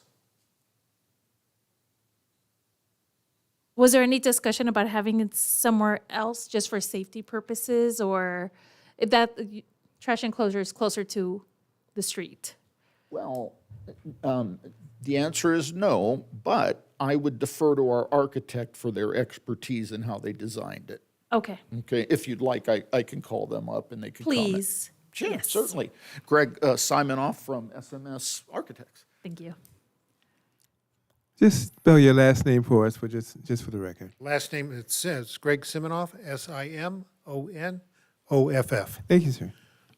We located the trash enclosures where they would be most convenient to be picked up by a truck, by the trash truck. The issue is that other locations would have either been, would have conflicted with the drive-through movement for the customers. And so that's why, in that particular location, we chose a location where a truck could come up to it without having to cross or interfere with the drive-through operation. Well, yeah, there would be an ADA path of travel to that trash. All right, I think that's it for now. And the key word is for now. Don't worry, you'll think of something. Okay, I'm going to start it off, and I'm sure I'm going to produce some questions coming after this. Some of it is mostly for the start with the city, because I like to pick on them first and make it easy on you. Yeah, them, city. One of them is, and some of them are technical, so you would have to have been here a while to understand these questions. It mentions in 23B 2 bioretention basins. We're not having bioretention basins. It's going to now explain that the water is not going to drain into basins because there's nowhere on these plans that I know of. But we're going to, I think it was 23B, but because of the water quality management plan. But are we going to have drainage into pipes that are undergrounded? So we need to explain that. And where was that? Mm-hmm. It's engineer, so. So from the WQMP standpoint, it would be a planning condition, but from a drainage standpoint, ultimate, where the runoff's going to go, there's line F that runs along Webster, Okay. and our condition, I think it Which differs one was that? between each set of conditions, but I'm looking at our Phase 2 conditions. We have condition number 17, stating tributary and treated on-site runoff shall be collected and connected via underground storm drain facility Right. to line F. So in essence, we don't even need to mention in there the 2 bioretention basins since we don't have them. In essence, right? It sounds like to me they're underground, so. Yeah. Not what we normally think of a detention basin where We don't have that. So Yeah, we're is- saying it goes into this. Okay, so I'm not sure if that was clear, or we need to make that more clear there, that, because drainage is an issue over there. Maybe the applicant could speak to it, but Okay. I believe it is all underground, Okay. and there's no open channels along Okay. the on-site. But historically, on Ramona Expressway, as you go, particularly in the south side, it's undergrounded. But then you get past Paris, it's opened up. Not, we don't want to go through the history of that one, but in essence, theirs is going to be underground at covered, so we're not going to be seeing something open. Now, to the east of there, it's an open channel by the warehouse. So we're saying we're not having, well, based on the plans, we don't have open detention basins. It's underground into a pipe. So is that what we really state in that line F, that it's going to be in pipes? Mm-hmm. I don't know if the applicant wants to speak on to that. If you pardon me, can you repeat the question? Well, I'll try to make it short. The idea of bioretention basins was mentioned in the COAs. We don't have those. They talk about undergrounding it, so I was just trying to make sure the clarification of the wording is in the COA or the engineer or otherwise, that it's going into drainage that's going to be covered, and it goes underground into line F pipe. So that's just a clarification more than anything else. But we don't have open detention basins like you do to the east, and most of these projects have these jig giant. We don't have that, only because we don't want water ponding, sitting there. It has to go into a pipe underground, and you're connecting to line F that's in the next property to the east. So I believe line F goes all the way past Webster, all the way to. Line F connects into line E, which goes all the way to, Paris Valley Storm Drain Okay, Channel. okay, yeah, that's a clarification. I know. Yeah. Yes, a couple answers to what I think I heard. Number one, they are all undergrounded. Yeah. So there are no open channels, there are no open detention basins. As far as water quality is concerned, each and every pad, each and every user will come back with individual water quality management plans, but we have done master water quality management plans, which consist of underground basins and containers that also contain filters as well. We're totally mitigating all of our flood impacts on site. In fact, we're over mitigating it, so we're not contributing or adding extra flow downstream. Okay. Yeah, I was just clarifying it. I just wanted to clarify that, make sure that, because it was stated 2 bioretention basins, and we're not going to do that. So I don't want to be misleading that, we're going to have these 2 basins when they don't exist. Yeah, to make it clear, Yeah. their on-site would have the underground chambers. Right, okay. So that would be, I don't know what engineering condition, but it is stated. Would we need to expand that definition or to ensure that it's undergrounded? Because water ponding is a major thing in that area. Yeah, we can make that clarification, and Okay. it's condition number 23B, where it does Right. mention bioretention basins, Right. which you're correct, they're not underground. Right. So we can make the clarification that they are Okay. underground. Okay. If Commissioner, if I also may add, ALUC would not allow open detention basins these days, anything where birds would gather or create a hazard to flight. Right, But right. if you want to clarify the Oh, yeah. conditions, totally okay with us. Yeah, so we can be very specific, Okay. I'm going to roll, so if you one of the things, and I know I'm picking on the engineer today because he's one of my favorite people. So, also, okay, next to Patricia. I got to make sure I say that. Okay. One of the things too, not to mention, Kenneth is sitting there, so I'm going to get in trouble. One of the things too that was an issue, and this is why you have to go to these sites. When you go along Remote Expressway going west, obviously you go from 3 lanes and it conforms to 2 lanes. One of the things that you talked about earlier was there's that slope. And so they're either going to have to expand the lane into their property, their easement, or you would have to dig something up, especially where Nevada is going to be a signalized intersection. So I think we were talking earlier, are they going to have to, they have to have that lane there. Are they going to have to expand it going into that property, or how are we going to work that? Because obviously the Remote Expressway interchange, which might get done 20 years from now, who knows? But at least at Nevada, it starts to slope up by driving. You only know this by driving it. And you start looking and say, oh, it's starting to go uphill. Yeah, so you might want to explain to them what you explained to me earlier. So from a slope standpoint, Yeah. the slope more or less is going to remain the same, going Okay. uphill.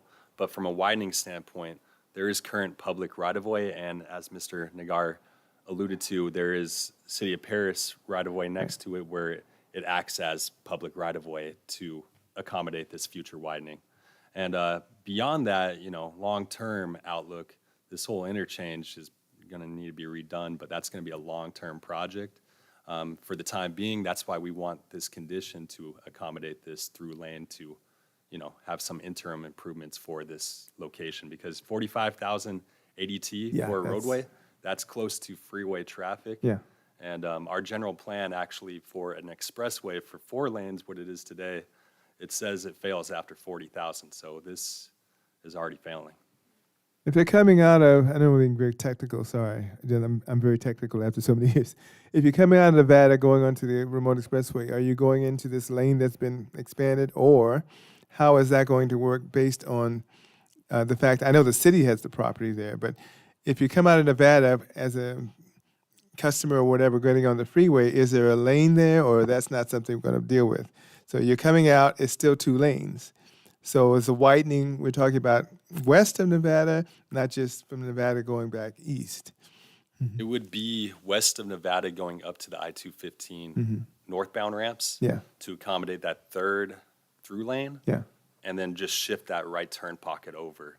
So you would accommodate the 3 through lanes. Okay, so would they need to lift something there, or, because it is a slope, so that, They would need to bring in a lot of fill, okay, and that's factored into all the improvements Okay. to accommodate this through lane. Yes. okay, So there will be 3 through lanes yes. and the pocket. Yes. Where would that's- the pocket start? It would start at Nevada. So basically, So remind me, before Webster, if I'm traveling towards the freeway, yeah. it goes from 3 lanes to 2 lanes, and then it's gonna go back to 3 lanes, or is it gonna be able to be 3 lanes all the way through now? Because I don't remember, I drive it, but I don't remember when I shift over to the It's left. about- Yeah, I don't know it's if about halfway. IT or if we could see that other site plan, but you could kind of see it here. You got the 3 lanes all the way to Nevada, but that far left lane, that's just a designated right turn pocket. The idea ultimately to accommodate the failing level of service that we have today, to bring that 3rd through lane up to the freeway ramp. I hope that answers the question. Between Nevada and Webster. But, are you asking between Nevada and Webster too? Yeah, because I'm trying to Okay, Nevada. decide, like, because it would be weird if we go 3, 2, Yes. 3. Yes. Yeah, so two separate things with that. So between I-215 to Nevada, it would be the 3 and the right turn pocket. Yeah. Between Nevada to Webster, they would provide the ultimate width improvements for the half width, which our general plan for an expressway is basically 5 lanes, which, Wow. we're never gonna have 5 lanes. So Yeah. it would be striped in a way where it'd be 3 through lanes and then a designated Yeah. right turn pocket into each of the driveways along the site. Okay, so there would be technically like almost an extra lane everywhere. Yeah, the idea would be to have 3 through lanes all the way along Ramona. And then having those right turn pockets. Yes. Okay, so the right turn pocket to get onto the freeway would extend, because in that picture, that right turn pocket It's- only it's- goes to like the white car. Everything else is all of us piling up where we're not supposed Yes. to create our own 3rd lane. Yeah, the idea would be to extend that all the way to Nevada and have that right turn pocket. So you get that right turn Right. lane outside of the through lanes. So it would only be those 3 lanes. There wouldn't be a 4th lane to be that 4th pocket, correct? It would be a 4th lane for that right turn pocket. So Okay, 3 perfect. through, 1 right turn pocket. So it'd be the 2 real ones, the one that we all make up. Yeah. And then there would be a 4th one, which would be the real right turning Yes. lane. Yes. Okay, perfect. And what Thank are- you. Is there any civil improvement plans? Have there been any submitted?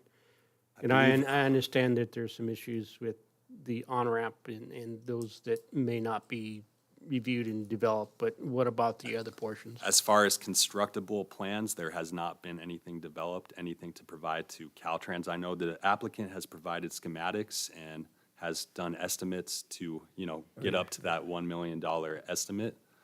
But That's not as gonna be far $1 as million. real plans to provide to Caltrans and get the ball rolling, there would still need to be works done.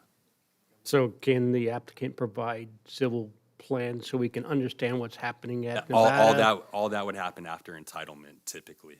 So, in the entitlement phase, it more or less is schematic plans. That's correct, but I don't really see what's happening on the street from these plans. The Ramona Expressway in Nevada, it's lacking some information of what's occurring at that intersection. As a part of phase 1 or phase 2, are we I asking? think it's part of phase 2, I think. So phase 2 would widen everything between Nevada and Webster, so you would have that right turn pocket onto Nevada. And then on phase 1, we added a condition that they would have to accommodate a designated right turn pocket onto Nevada. So what about on Webster and Ramona Expressway? What's happened at that intersection? For what direction? Northbound. Northbound? Going westbound? It would remain the same where it's 3 through lanes, you got a designated right turn pocket, it would remain the same. Well, what about, what's happening on the northbound at Webster? Northbound, it would, I forget what the existing condition is today, but it would stay the same. There's no conditions to revise the northbound movements for Webster. But in some aspects, I don't see what's really occurring there. For northbound onto Ramona Expressway, so No, the I'm south talking leg about, of the intersection. I'm talking about Ramona Expressway in Webster. Webster, for Northbound the on north Webster. leg or the northbound from the south? From Ramona Expressway northbound to, Okay. Along their frontage for phase 2, it would be widened to ultimate. And we have a condition in there for a curb median between that southerly driveway.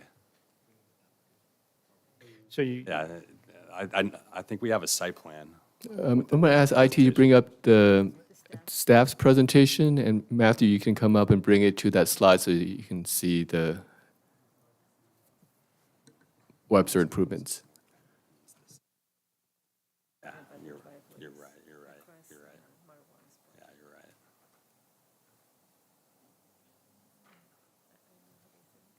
Yeah, I know.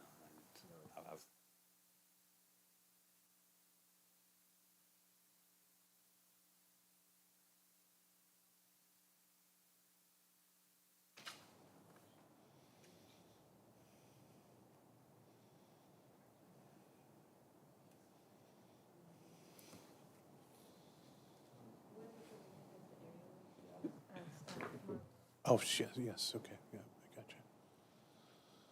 you. This one. This That one, yeah, okay.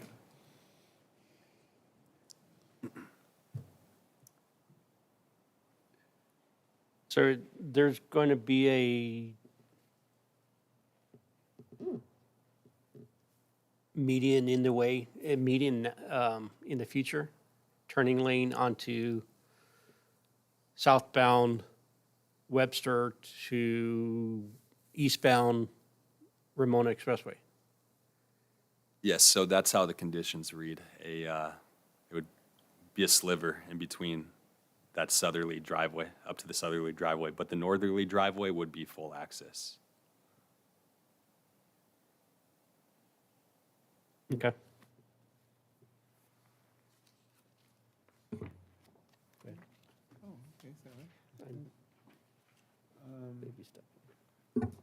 Feel free to step in. I just start talking. So, this is actually for the developer. And this is just a suggestion of mine. If you go back to the building, site 2. Yes, yeah, phase 2. Yeah, phase 2. Yeah. And then I have a recommendation. It's up to you, these people and you. It's not a major one. Because they had some beautiful pictures. Let's see. Oh, go back. Yeah, right there.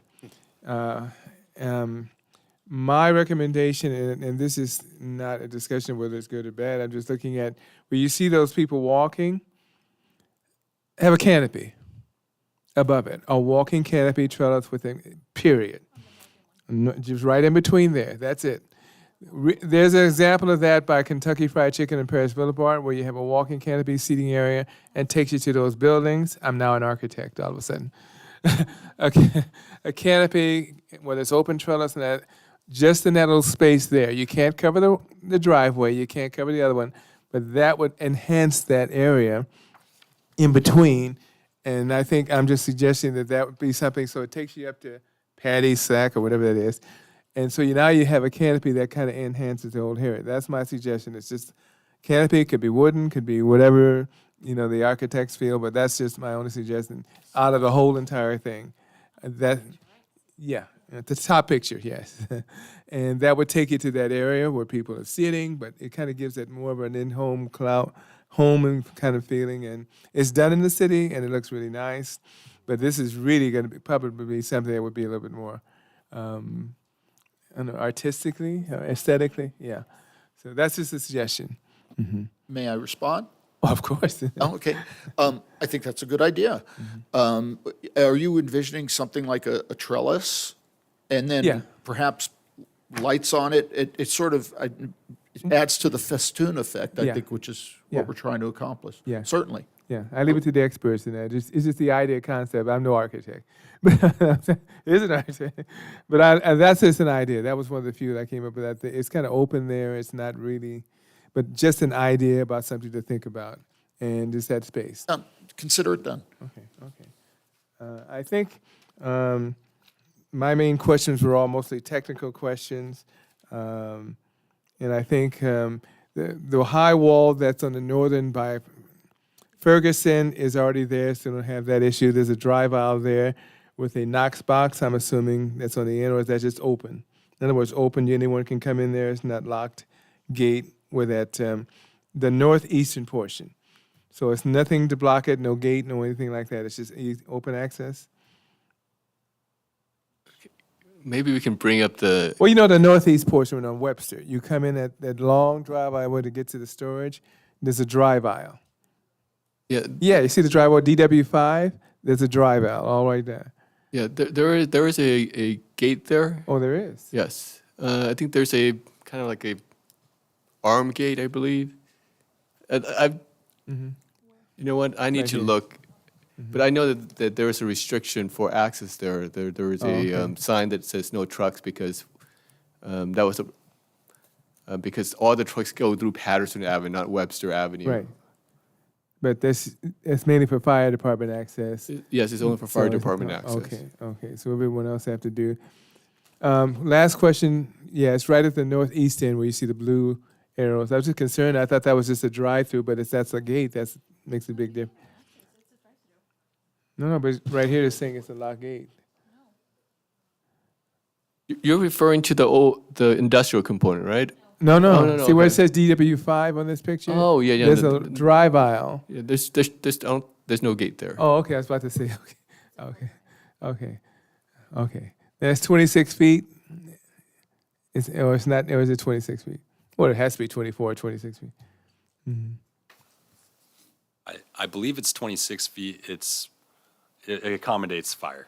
Okay, that's the main thing, 'cause you're not doing it if you don't. Okay. Last question, and this is only technical. The paved entryways, there's like several of them, particularly the larger ones. Are they 26? What is the width of those driveway aisles, the main ones that are going to have the decorative stone? Because it's not really shown on here, but I'm assuming when you come in, it's, well, maybe that previous picture. The landscaping might be a good one, yeah.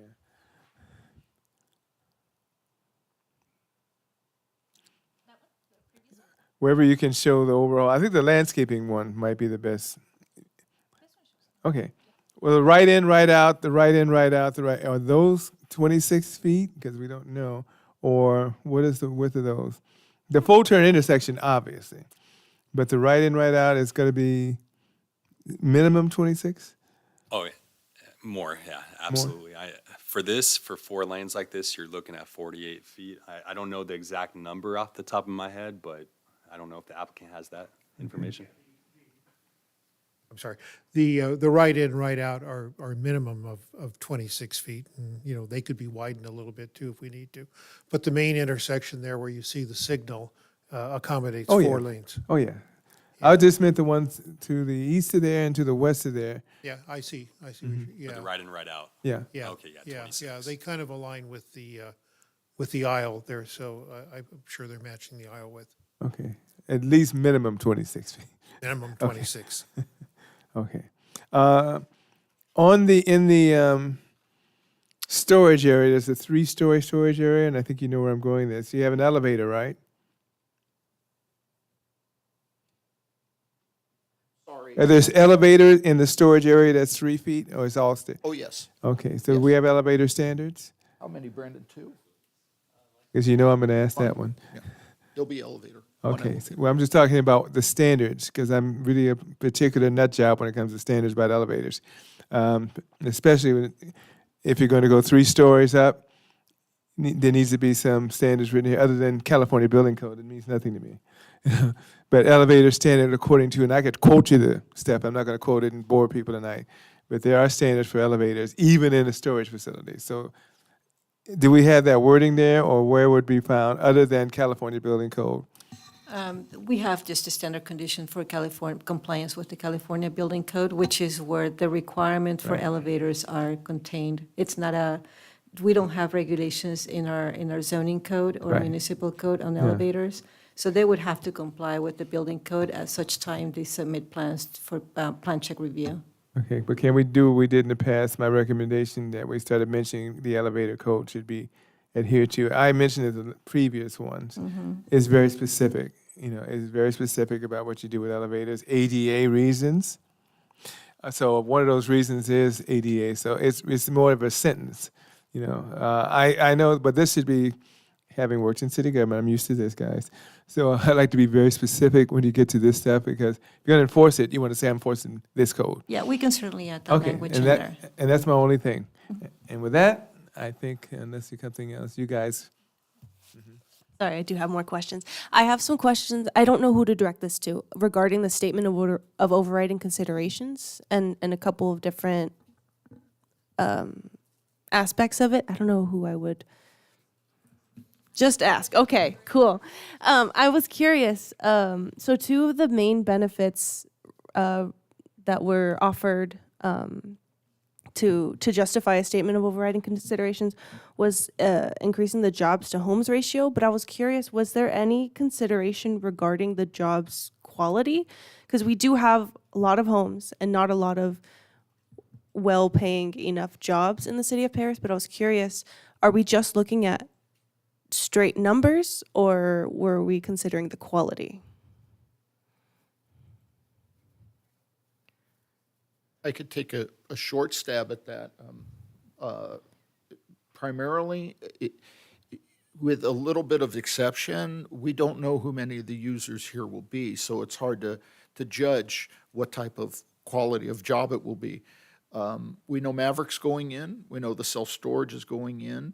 Right now, the brokers are marketing the Phase 2 property, and they right now are in some negotiations, but as of now, it's undetermined. So it's hard to pin down the quality of the jobs, as you mentioned. Okay. Another community benefit kind of that was proposed to, like I said, justify the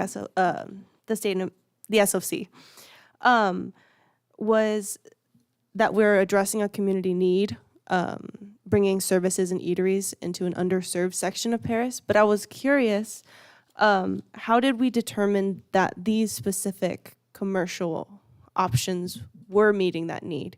Because I guess I'm primarily concerned with the lack of a grocery store. I know you said we can move some things around, maybe have something small, but I think maybe I was just curious, was there evaluation? Was there, how did we determine that this will fill a community need? I'm going to answer that based on what I know, and then I may ask my architect. I've known, and I think we've all known, that corridor and the people that travel it are very desirous of a grocery store. And We have been working on a project down the street, some of you are familiar with it, the Ramona Promenade, where we were, and still are heavily trying to recruit for a grocery store, and that's over by Paris and the Ramona Expressway. We've met with and talked with a number of grocery outlets, and they just don't seem to bite. In fact, often, the last one that we were dealing with, and I'm going to name drop here for a minute, just because I want to answer your question. One of them was Northgate Market, where we literally offered them property for free to come do a grocery store. And they had explained to us that they planned on adding, I believe it was 10 or 20 more stores between now and the next 10 years, and that they would consider it, but it wasn't first on their list. So now, having said that we're aware of that, the way the site was laid out, I'll defer to the architect, because, again, based on my knowledge, you sort of want to accommodate various needs, a variety of different uses. So you have, some are sit-down restaurants and able to accommodate that. Some are drive-through restaurants that can accommodate that. Even some of there's a couple of other restaurants there that are sit-down restaurants that are not part of the northern section as well. So there's a variety in there. Where it will land, or maybe some things have to be moved around, that remains to be seen based on what users come. But I'm going to ask, if I may defer to the architect, Greg, how do you lay out a site? Well, basically, we dealt with the broker that is doing the leasing and his recommendations. So what we tried to do was keep some flexibility in there. So we set, especially the phase two, which is more of what I was involved with, we set the drive-through pads so they would be big enough they could be converted into another use, because the pad can't accept a larger building. But the broker felt that the best choice, the best marketing approach for him was to show the ability to have the drive-through. So that's the drawing that we produced. And, as we go forward with that, with the broker and talking to specific tenants, we'll fine-tune that as we go forward. But it's kind of a little bit of a moving target. I know grocery stores are really tough right now to get going. No one quite knows exactly, is everyone going to buy online or not online, and this and that. And so there's a lot of moving parts there.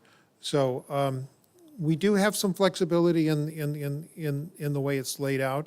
And, I think what we're looking for is to give some ammunition to the brokers to go out there and find the tenants.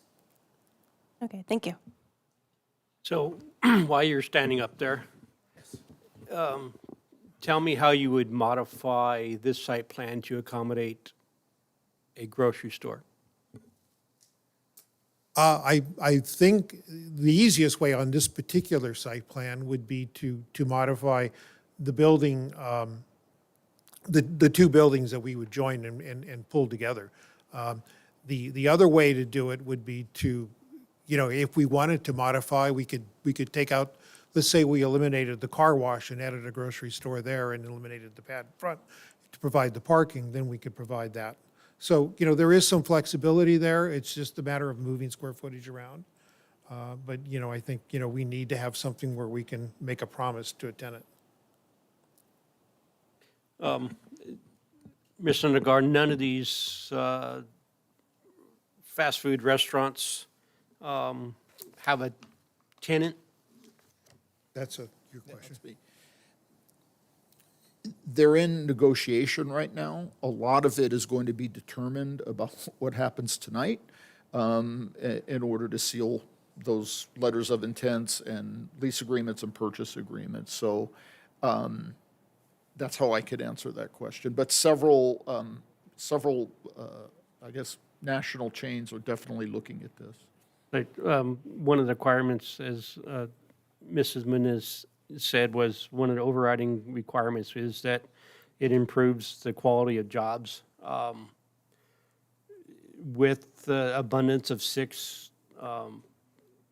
drive-through restaurants, the quality of jobs, I'm not exactly sure if they're quality, because normally they have the manager, the full-time, maybe a 1 or 2 system managers that get close to 40 hours, but all the other employees, they're lucky if they get 16 hours a week.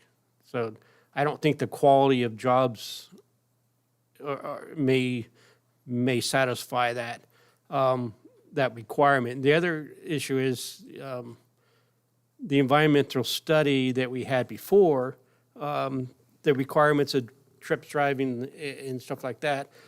This layout, I believe, impacts that environmental study where there's much more trips here, and the maybe I'm not phrasing it right, but I think the environmental quality, the environmental study is not being improved or equal to what it was before. Well, no commercial was proffered before. No commercial was submitted before. The city wanted a conceptual so they can look at it in the context of the industrial, and that was submitted. But on what was submitted, nothing was evaluated. No studies were done. And keep in mind, Commissioner, that the property has always been zoned commercial. So there was no change when the industrial came. Only that part where the industrial was and now is, only that part of the zone was changed to industrial. The remaining portion, the portion that we're looking at now, has always been commercial. As to your comment on quality of jobs, I don't know how to determine that and how to foresee that in the future. I think we can all agree we want the best quality jobs that we can possibly have. And I think that we can make the commitment to endeavor to do that with our users. There's only so far we can go as developers to guarantee that. Once we sell the property or lease the property, it leaves our control. Of course, we're in control of leasing it or selling it. So I could make that commitment that that'll be something that will be important to us if it's important to the commission. My last comment to your comment, Commissioner Shively, is the reason why we wound up with a focused EIR on air quality and GHG is twofold. This commission knows, and I think everybody knows, that those thresholds and those standards are extremely low. And pretty much almost every project that comes before you that deals with an environmental impact report is needing those statement of overriding conditions. But on the other side, again, how we wound up with a focused EIR is that as it relates to traffic and everything else, it was determined by our environmental consultant and the city's environmental consultant, after reviewing all of the necessary studies that were done, that everything is mitigated to a level of below the level of significance, and hence that's why a focused EIR was done for GHG and air quality. I hope I've addressed your question. It's in some part. I believe. If you can define what a quality job is, I will make a commitment to try to do it. I mean, $20 an hour for fast food is great, but I wish they can get. If a grocery store came, is that considered a quality job?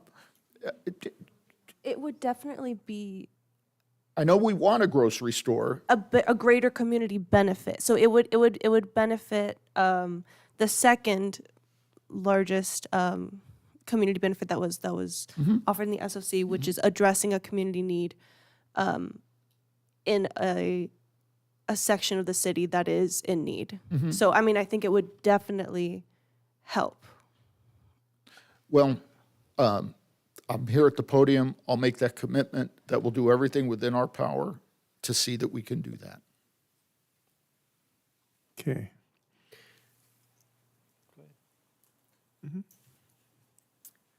I did want to ask, and I don't know if this is for our city staff, how we determine what groceries to reach out to, and let me explain why. I feel like when we're looking at the target grocery stores. We're looking at the demographics and not the habits of the community. I know I'm fully Mexican and I cook fully Mexican food most of the time, but that's not Northgate or stores like that are not necessarily where I shop. And I know it's the same for most of my friends that live within that northern community. So I don't know, I mean, we all travel pretty far to go to stores that we like Trader Joe's and Sprouts, more natural, more things like that. So I don't know, do we have a way to reach out to them or to survey like where the shopping habits for the community of North are so that we know what grocery stores to try to reach out to and say, hey, they're spending this much money there. We do go ICSC. We do try to reach out to all the shopping centers.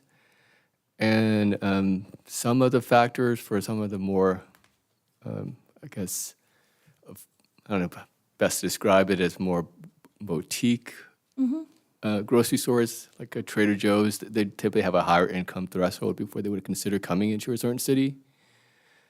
Certain grocery stores just wants to be more near residential areas than just to be or closer to a commercial hub. It's typically, that's the feedback we typically get. So I would leave it at that. But when we look at the city, do we break it up? Because our city I love our city because it's so different. There's different sectors and different pockets.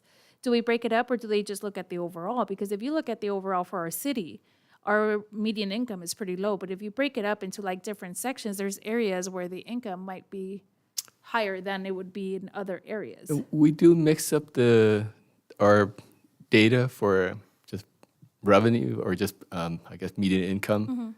We do share that with them, but they have certain criterias that they're looking for.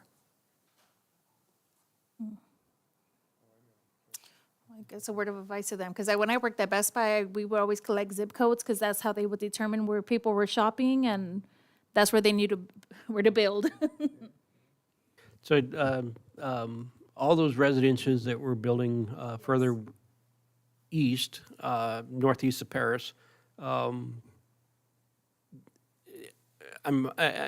more they build, but the more and more we build elsewhere, the less chances of North Paris ever getting a grocery store. So we're always losing an opportunity.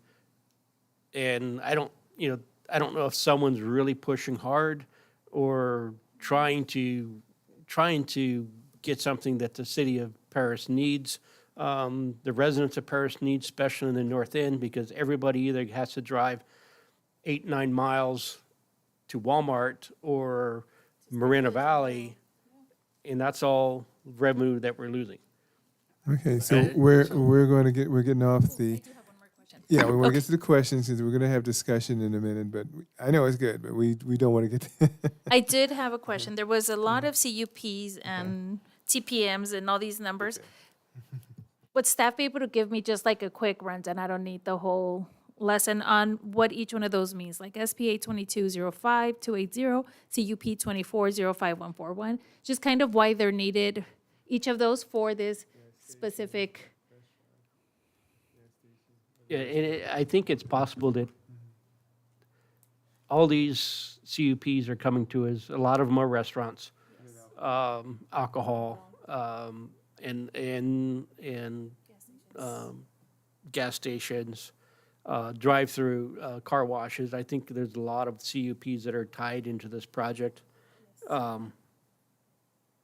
It's tough to do it. Normally, we get it's submitted to us one at a time, but this is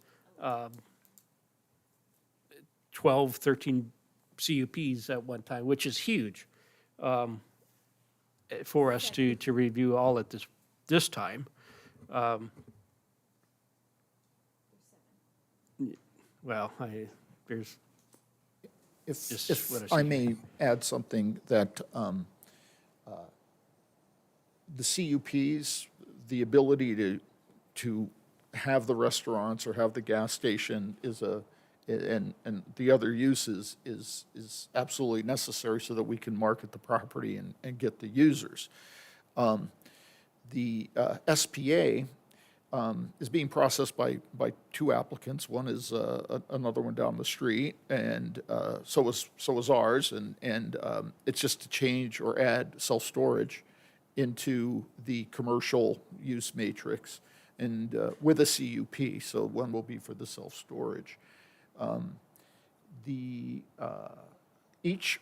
Each one of these uses that are covered by this blanket CUP will have to come back to the city, and I presume back to your body for review. So whatever, I'm just take a shot in the dark. Let's say you get a Chipotle or a sit-down restaurant. They're going to have to come back to you folks for design review and everything that goes along with that. But they're not going to come unless they know that they could come. And that is just a function of design. One other thing, too, we haven't presented a sign program. That sign program is going to come back to you again after this action is taken, so that you can evaluate the signage that we're going to ask for. But it would be premature to do that until the site plan is approved. I hope that helps, Commissioner. It did, thank you. And that was another question for staff. I know that there are minor and major modifications, and layout is beautiful. How do we ensure that we stick to this as much as possible? Is there any conditions of approval we can pass or anything we can do so that? So the condition reads right now at the CUP, if it gets approved, if the architecture is substantially similar, it's approved by staff through an ADPR.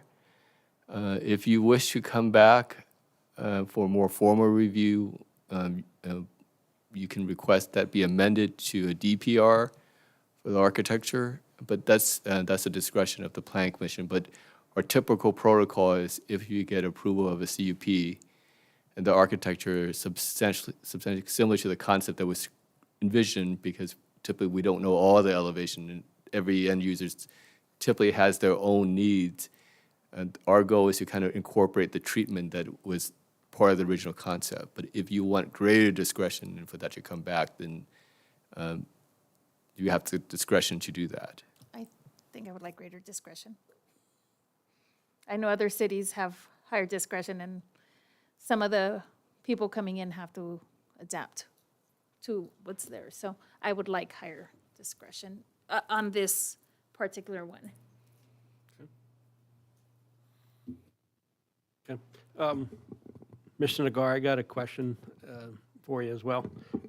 This is actually a question for Mr. Lopez. He would ask us. Your charging stations, your vehicle charging stations, stuff like that, are you going to install any or just do the minimum requirement currently that is prep them? I'm going to defer to our architect. I know there are charging stations. He'll speak to that. I can tell you that there is a national firm looking at actually doing a large charging station as well, but those talks are ongoing.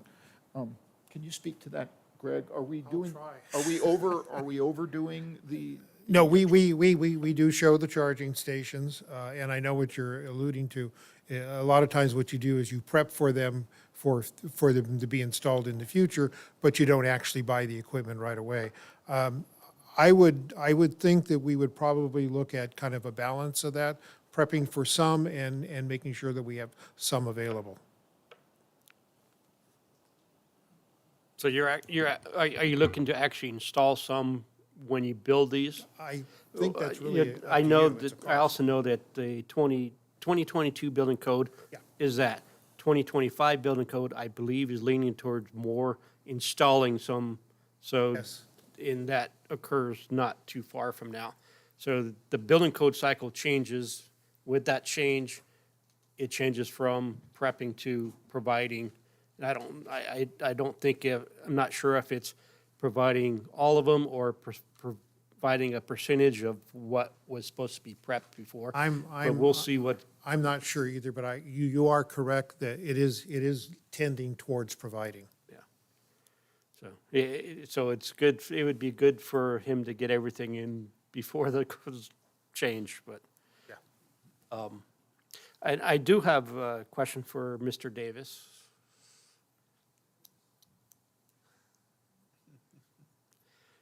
Commissioners.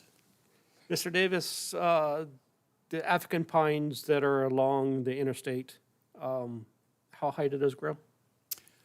40, 45 feet. And the typical spacing for those is? It could vary.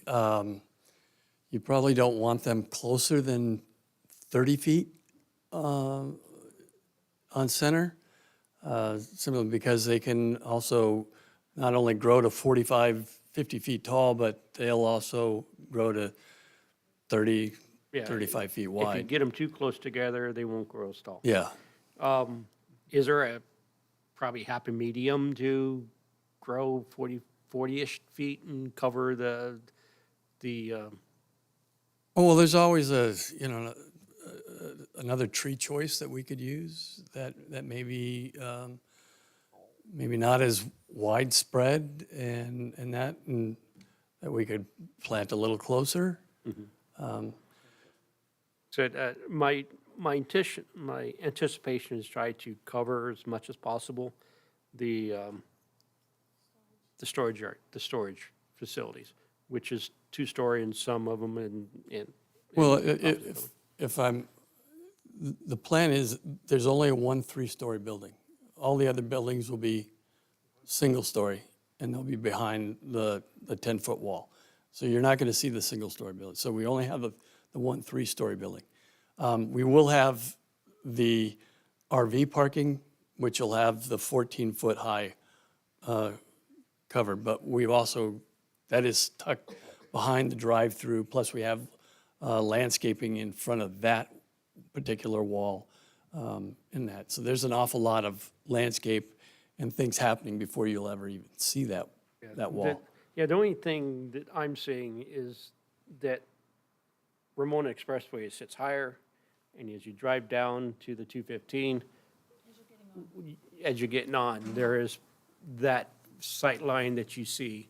Right. That I'm more concerned about, because along the interstate, you theoretically shouldn't see it.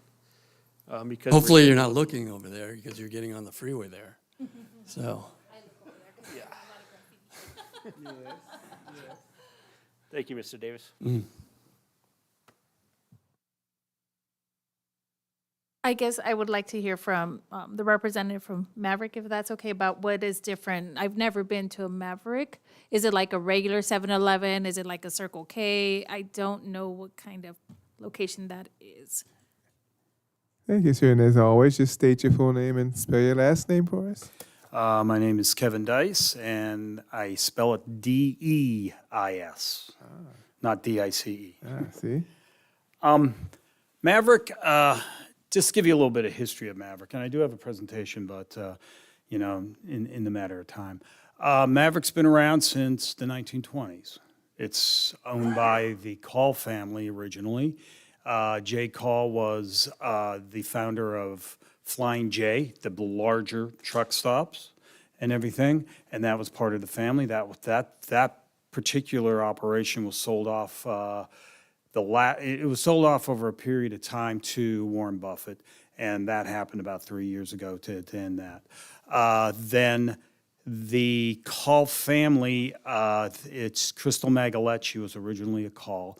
She now owns FJ Management, Flying J Management, Mavericks underneath that. They purchased that probably about 15 years ago from their uncle who started Maverick. So it's been in the family, it's still privately owned, and it's a family-operated business. The kids are in it and everything else. The difference that you would want to try to understand between a Maverick and a 7-Eleven, let's say, or a Circle K. First off, the buildings are a lot larger. We do not franchise out any of our gas. We operate all our gas facilities. We don't franchise out the operation of the store. We operate all the stores.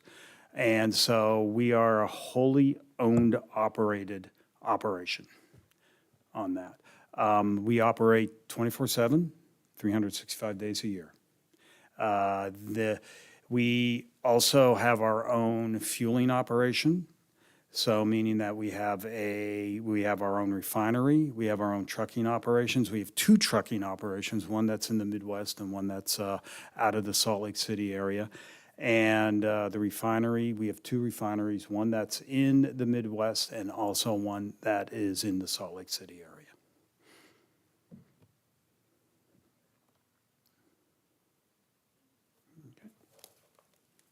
Thank you, sir. Okay. Any more questions? No? Okay. We're going to open this. I know we're getting there, Pat. We're going to open this up to public comment. I don't know if we had any blue sheets or not, but public comment on this agenda item and this agenda item only. And anyone wishing to address the commission can come to the podium. You have 3 minutes. And we're open to it at this point and this time. And we'll welcome you. And anyone who would like to address us, come forward now. I have Guadalupe Gomez.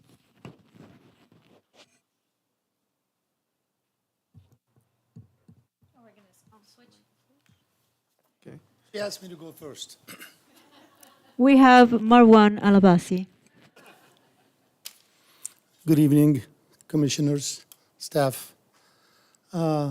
I have 4 speakers with me. I might end up cheating using their time, so please alert me. I'll definitely use up 3 of them. I'm a local developer contractor. I'm sure you all know me. And I encourage commercial development. But what's really shocking is to look at if you could put the site plan, the original one that I stood here 10 years ago and asked the city to really approve it because it was a beautiful layout. Hotel, sit-down restaurants. When I saw that died after the warehouse was built, the developer dropped that. I took that idea and I'm building the hotel down the street. We signed the letter of intent before we even approved it because it hasn't been approved. So that could happen. You always get tenants. I'm going to be the tenant. I got 2 sit-down restaurants, tenants, names, not just talk. So it is good to have that because we know what's going to happen now.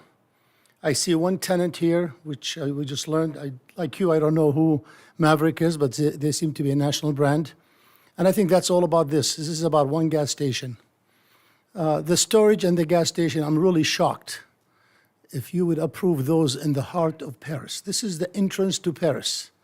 I would love to see what I see on the 91 freeway where all the car dealerships and all these beautiful glass buildings with showcases. That's what we want to see along the 215 by the off-ramp. But that's your decision to approve. 1 quick example for you. I'm doing a project in Jurupa Valley, smaller city. I applied for a gas station 5 years ago. They put a moratorium, stop on gas stations. Hire a consultant 3 years later. They said 3 gas stations per mile. Right now we have 10 gas stations, 2 of them are mine, and I'm building the 3rd one. And with these 2, there will be 12 gas stations 1 mile. I wish you would review, it's a public record, Jurupa Valley findings with that number of gas stations, what it does to the public. Again, I'm not against gas stations, I build them, but I don't build them that closer to each other. The shocking one and the frustrating part, and I think we're all misled, and I like to clarify it for the engineering condition. This is all about phase 1. Phase 2 will probably never be built. You're going to be here 10 years later thinking what's going to happen. I think what should happen is you should condition the road improvement like you conditioned me for my hotel project. All the street improvement should be done first. Webster, Ramona, Nevada. What is frustrating now is I've been in Paris for about 20 years now, longer than many people here. I'm in Paris every day, 10 hours, because my office is there. It is so frustrating to drive out of my office to the 215. It's 15 to 30 minutes in the evening. And to answer you, and you're all being misled, the Ramona Expressway is 4-lane highway from Indian to my gas station, to Webster. Then all of a sudden, when I come in, 3 accidents for my company, one of them myself, $33,000, because they're coming 70 miles an hour, and you try to stick your nose in front of them. You're going to go from 4 lanes to 3 lanes to 2 lanes. The proposed improvements, which is not clear, they haven't cleared it to you, but I'm going to clear it. The proposed improvement is only going to widen the signal at Nevada, and that's it. They're paying $1 million for future widening between Nevada and the 215. That is adjacent property. The city ordinance is to improve any adjacent properties. The condition should be to go 4 lanes all the way from Webster, all the way to the freeway, including the freeway on-ramp. That's how you're going to relieve traffic. That is the single most important item that you should ask for. Because I could imagine a Maverick traffic leaving Nevada into that 70 mile an hour, 65 mile an hour traffic and trying to turn right, because I do that in a 4-lane is difficult. Why are we accepting $1 million? I did a project for the city of Paris about 3 years ago, Public Works. I added 1 lane along the Nuevo northbound off-ramp. You paid me $3.5 million, not including engineering, not including permits with Caltrans. I looked at it today because we are in the business of building. It's a $15 million project to widen the Ramona Expressway from Nevada to 215. Why are you accepting $1 million in payments, $250,000? I don't care if the city gets $1 million. I have businesses. I'm investing $100 million in my hotel and restaurants. I don't want my customers to leave and spend half an hour because they're not coming back. You owe me to improve Ramona Expressway because I am improving Ramona Expressway. I am improving Dawes. And I was conditioned to do all the street improvement at once. So I'm asking you to please, I think it's a big mistake to approve the project as is because it's all dirt lots. But if you're really going to approve it, Webster needs to be improved, Ramona Expressway to need to be full improved, and it needs to be improved up to and including the on-ramp. Because without it, you're adding 20,000 trips per day. And I really want to disagree with Mr. Nagar, we're friends. But he's talking about he's not affecting the level of service. I got this report from the traffic study. If you don't do the widening, you are causing all the 6 intersections to be level of service F. F like in fail. If you do the improvement, you're going to be a D, C, D, D, D, D. D and C is a lot better than F. If you don't do the improvements, you are failing every intersection. You are causing accidents. I wish you would ask your sheriff how many accidents at Ramona Expressway in Webster, because I see it daily, even with all the citations they issue. So the main thing is, I ask you and urge you, because I'm investing a lot of money down the street, to please, if any development is happening, ask for the full improvements.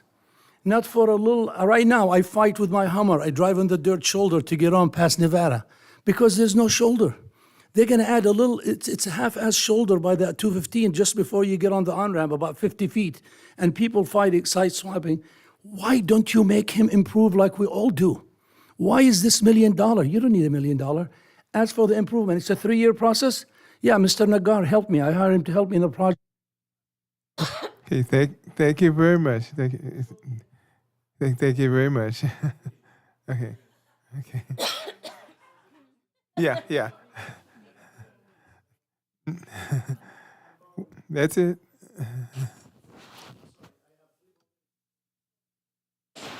I have Elizabeth Alabasi. Okay.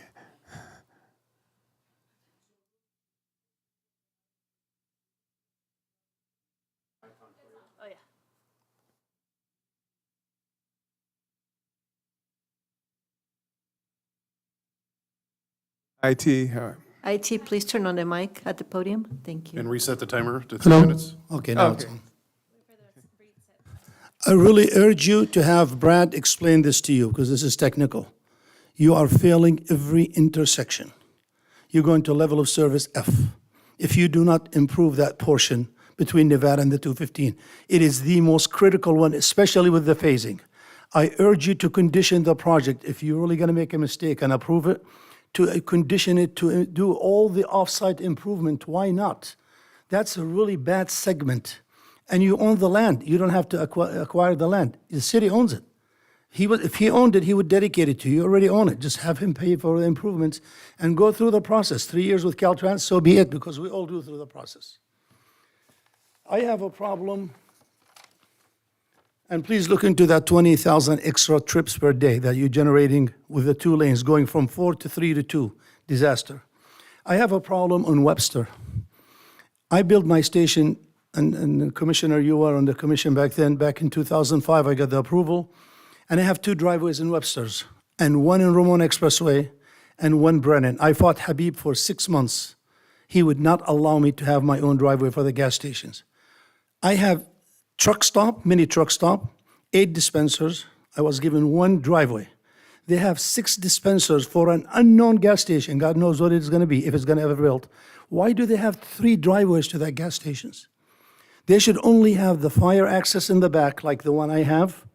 They should not have a right-in, right-on Ramona Expressway, because that's a suicide. I'm an engineer. I worked for Caltrans. I know what traffic is. That's a suicide to leave that driveway, going out of that driveway, and somebody coming next to you at 60 miles an hour. Signalized intersection is the way to go when you have high speed. You have 3 of them, which is too many. Habib would not allow me to have one in Brennan, which is 1,000 feet away.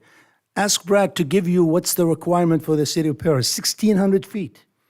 There was a mistake made when DECA went, and they allowed them 2 signals. It should be only on Nevada and Ramona Expressway. So please question that. And don't give 4 driveways on Ramona Expressway. And I would ask, because I will fight this one, they cannot close my driveway. They already stopped the traffic recently, and I've been talking to council and to city engineer. Now they prohibited trucks from going past Ramona Expressway, so I cannot have any trucks to my gas station. I lost 50% of my sales. And now engineer want to close my southerly driveway because they're building a median. I'm grandfathered. They do not need to have 2 driveways and 200 feet for 6 dispensers. So I urge you to eliminate the southerly driveway for them and let them have just the back access, because 6 dispensers does not need that many driveways.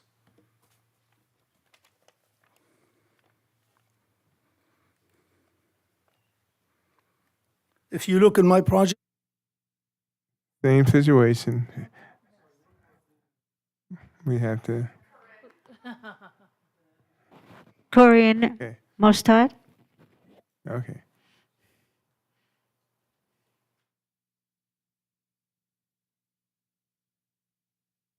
Oh. hello? Okay. Yeah, 1 driveway on Ramona Expressway for my project, 1 on Brennan, and 2 in Webster, because one of them is for the trucks. So please consider that. And that median in Webster is a big mistake. I know, because you're adding 1 more driveway, so please eliminate that driveway, and that's for engineering. And the 4 driveways on Ramona Expressway is a big mistake. But most importantly, please look into the improvements that must be done all at once. Thank you. I have nothing further. Okay. Thank you very much. Ramsey Alabasi. What is that? Yeah, so Corinne's yielding the remainder of my time. Good evening, Chairman and Commissioners. It's, we're a bit on the opposite side of the table here, speaking against the project, which is, pretty rare for us. Usually we're here supporting projects or our own projects, and it just kind of speaks to the quality of this project. This project's entitled Paris Gateway. We really thought there'd be something there, like it was originally planned, hotel, restaurant, something.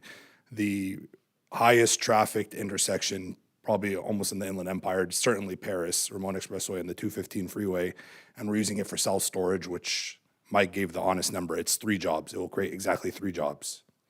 2 salespeople that will alternate shifts and 1 day porter.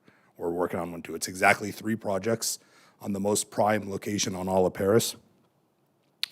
So if you take that into perspective now, from the perspective of jobs, public necessity, traffic, and revenues to the city, you cannot find any more worse uses than what's being proposed.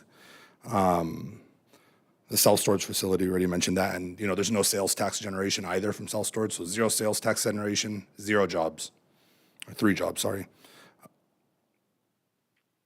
And again, as my dad said, you drive along 91 freeway, there's a million examples of what you can use along freeway frontage, and you have a lot of examples here in Paris also. You have Langston Motorsports and all those different motorsports right off Ethanok. That's a perfect example of what you want to see on the freeway. Those are higher paid jobs, sales position jobs, technician jobs, that work on those types of off-road vehicles and things like that.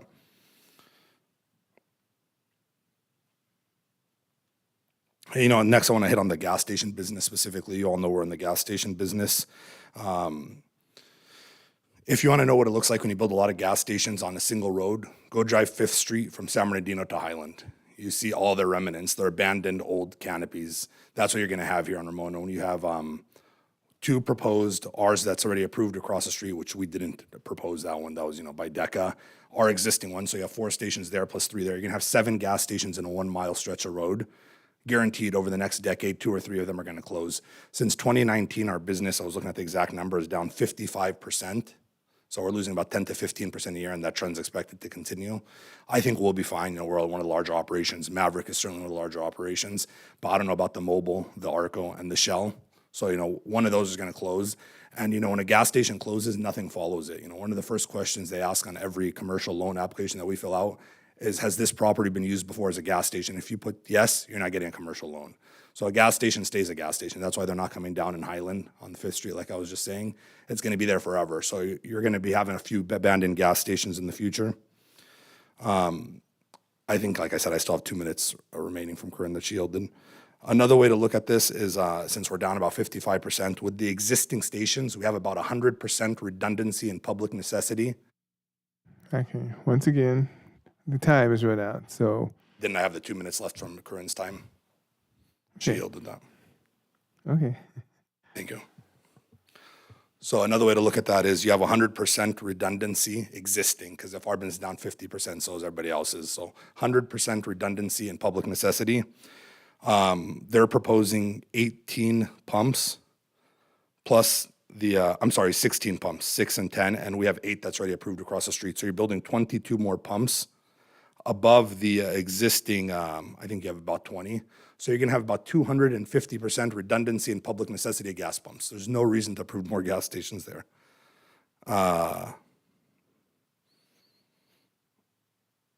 Lastly, the intensity of the intensity of use that's being proposed is really quite insane. One thing I was trying to look up, just to kind of give you an example of the equivalency of what's being proposed. TUMF calculation calculates each fueling position as 1,400 square feet of retail. So each pump that is installing is equivalent to one of their drive-throughs, which are all about 2,800 square feet. So they're proposing 16 pumps. So the intensity of use, if you want to compare it per TUMF's calculations, is you're adding 16 drive-throughs via those dispensers, plus the 6 that they're proposing, plus a car wash, plus the 2 convenience stores. So I was kind of converting that to McDonald's, you're basically building 23 McDonald's there. And you're asking about quality of jobs. That is the quality of job you're getting. You're getting about 23 McDonald's of jobs, 23 McDonald's of traffic, and there's no public necessity in that. There's no public need. There's no public benefit for jobs or any of that thing that goes like that. And then, just as my dad reiterated, just to emphasize that point, they have Maverick and the self-storage user here already, and those are ready to go. I'm sure of that. The day those open, there will be 0 improvements made along Ramona or Webster. It will be exactly as it is today. So 0 public improvements will be made along Webster the day Maverick opens. So that's important to consider. Thank you. Thank you very much. Is there anyone else? Okay. We have Guadalupe Gomez. Open it. Oh, my goodness. Good evening, planning commissioners and staff and City of Paris. I just wanted to, I had a bunch of stuff written down. I actually went through the 2016 Planning Commission meetings and City Council meetings. You guys know that's what I do. And a lot of the questions that I had, the Planning Commission did a good job of vetting those, and I'm happy that we can confide in you doing so. But I did want to read something to you that I did come across as well, and I want you to see where, if it sounds familiar. Location, Paris, California. Project type, mixed use. Project size, 38,000 square feet. Located along the Ramona Expressway, growing city of Paris, California is a proposed 38,500 square foot retail dining development, including 2 retail restaurant buildings and 2 freestanding restaurant pads. SMS has planned the project to include expansive plaza areas, which will include interactive water features, covered dining, cozy lounge spaces and fire pits, community artwork, and an open space for public events. SMS Architects has designed the buildings of the Ramona Promenade to be clad in natural materials, reclaimed wood, metals, brick, and light-colored, befitting this desert community. Why can't they put that there, right next to Ferguson? In 2016, The only planning commissioner, the only city council member who was at the dais was Councilman Rabb. And he personally told me, when this project first came forward last year, we were disappointed that we approved a warehouse with an understanding that the commercial development was going to come right after, and it never did. Those are his words. And so as a planning commissioner, he shared that information with me because he wanted to set the tone, which I would like you to also have, is accountability. Ask for the best. Don't be afraid to ask the questions. Ms. Menes, what kind of jobs are you going to bring? That's a really good question. They need a grocery store that's unionized, that brings jobs with benefits and retirement. And those are the questions you can ask. I was up there and I was deterred from asking certain questions. Ask them if they're going to use union to build. You can ask those questions. Sometimes you may have been deterred. And some tried to silence my voice, but they just gave me a horn, and here I am. So keep asking the questions, demand for the best, demand for what you want your city to look like, and they will listen because they have money at stake. They're investors, and they come here because they know that we need it. We need 2 gas stations in one development. Bring us a freaking Costco. We've been asking for something like that. So, it's up to you. Ask. Okay, thank you. Anyone else? That's all we have. Okay, and we close the public comment and we allow for the applicant to respond, as we always do, if you have a response.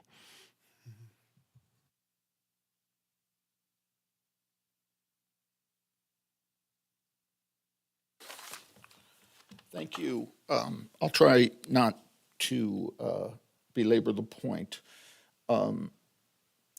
As it relates to the number of gas stations, that's based on demand and the desire of businesses to want to open up a gas station. I think the fact that Maverick is here and they're coming to town, they don't feel that there's an oversaturation. I want to tread carefully because I didn't really want to go here, so I'm going to go here quickly and then move on. Mr. Alabasi is building a self-storage facility down the street, and he also owns several gas stations. He tried to actually buy this site, and the applicant didn't want to sell it to him. I understand the desire for a monopoly and to kind of remove competition, but he shouldn't use this body to do so. Now, as it relates to the freeway lane, it's important to get this, for me to communicate this, and we have our traffic engineer here. This project does not need that lane. We do not impact it. Our project mitigates all of its impact. The freeway lane was defined as a cumulative impact at build-out. If anything, other developers should come forward and pay their fair share toward this cumulative impact. This applicant, we have stepped up, gave rough engineering drawings to the city, and the city calculated what the cost of that improvement would be, and we agreed to pay it as a symbol of good faith. The property that we're dealing with, where the self-storage is going, is an extremely difficult property to develop. If you look at the shape of it, it's teardrop shape. The access to it is very difficult. The highest and best use for that property is this self-storage project, and I think that we've put together a very stunning entry building for the city of Paris. In particular, you'll see none of the self-storage buildings. A successful retail development, I think the commission would agree, because you've seen many of them, depend on, I think, 2 main things. Number one, access to it and on-site circulation. We want the center to succeed. You want the center to succeed. We're constrained on one side by the 215 freeway, so we have to manipulate or get access in other ways. The entrances on the Ramona Expressway cause no additional traffic impacts. As I said, we've mitigated that. If you'd like, we brought the traffic engineer here today. Those traffic studies were evaluated by the city. And again, after they were evaluated, the widening of Ramona Expressway, which I'm surprised it was said that we're not making improvements to the Ramona Expressway. Certainly, Phase 2 is making improvements to the Ramona Expressway. I said earlier that they're probably going to come together and be built at the same time, just in the interest of economics. We're not going to grade Phase 1 and not grade Phase 2. When we bring in the utilities, which will be brought in from Webster, by necessity, we'll have to do both at the same time. Again, there's a lot of rhetoric that was brought up, but really the facts don't speak to supporting the rhetoric. In relation, let's see, I have one more comment, one more address. I believe it was one of the speakers brought up that why didn't this commercial development come at the same time when the industrial came? And I believe I addressed that earlier. That property was being reserved at the request of the city, okay, for the potential Mid-County Parkway. And we accommodated that at the time. We held it back. We did not process a development application for the commercial. Now that that is settled, here we are. We brought forward what we believe to be a stunning and very, very good for the city commercial development. That's pretty much it. I don't want to belabor it. I can answer any questions or elaborate more, but that's my quick answers to these things. Maybe mention the hotel, and just because Just, if you're going to say, then Sorry. just state your name and you'll spell your last name. I'm Gary Hamrell with Optimus, Okay. the developer. Maybe mention, because you handled. You want to the speak J-Hub. into the mic? Speak into the mic. Oh, unless sorry, you- Mike, maybe you could go over the hotel, which we're excited about. We actually have our broker who has a hotel, and we are actually talking to the mayor, and there are a couple of hotels that he said are very interested. We had an ALUC issue, and so maybe you could address that. Sure. Mr. Hammer, I don't mind addressing that. The city is desirous of hotels. We've had some interest in hotels and putting one on the property. Up until recently, ALUC has said no hotels here. However, the city can override ALUC. And then recently, just in the past 2 days, we were talking to the ALUC director, Mr. Paul Rule, and he wrote Mr. Fung and he wrote myself and said, we at ALUC made a mistake. You can put a hotel here. So I want to tread cautiously on the hotel issue because it's, as far as CEQA concerned, it's not part of the project description, and I don't want to get into a CEQA piecemealing issue where a hotel is contemplated when it's not part of the project description. However, the level of interest that we're getting could facilitate a hotel on the property. And you know where the hotel will go? If you go to Phase 1, where we have the 2 fast food pads, and once the freeway on-ramp is put in, there's remnant piece of property that the city now owns, more than enough space to put a hotel. Mr. Hammer wanted me to mention that just to say that all that's in play.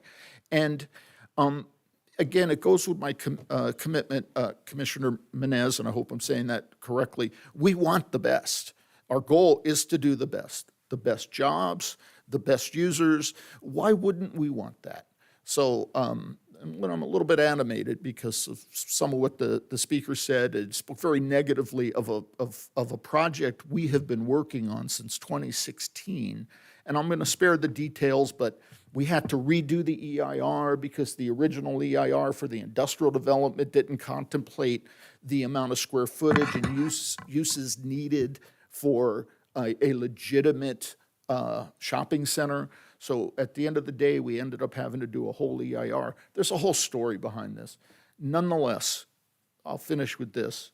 We want the best, and we will be relentless in getting the best. And that's all I have, unless you have questions for me.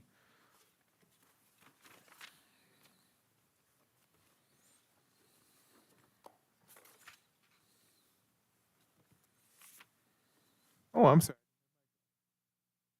Were there any questions? Okay.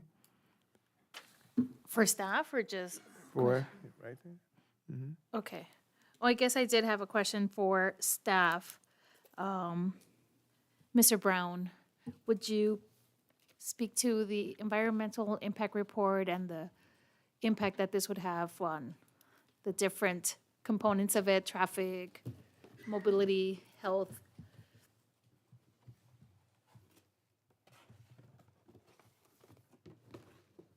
Let's see, there was the original EIR back in 2016 that looked at the entire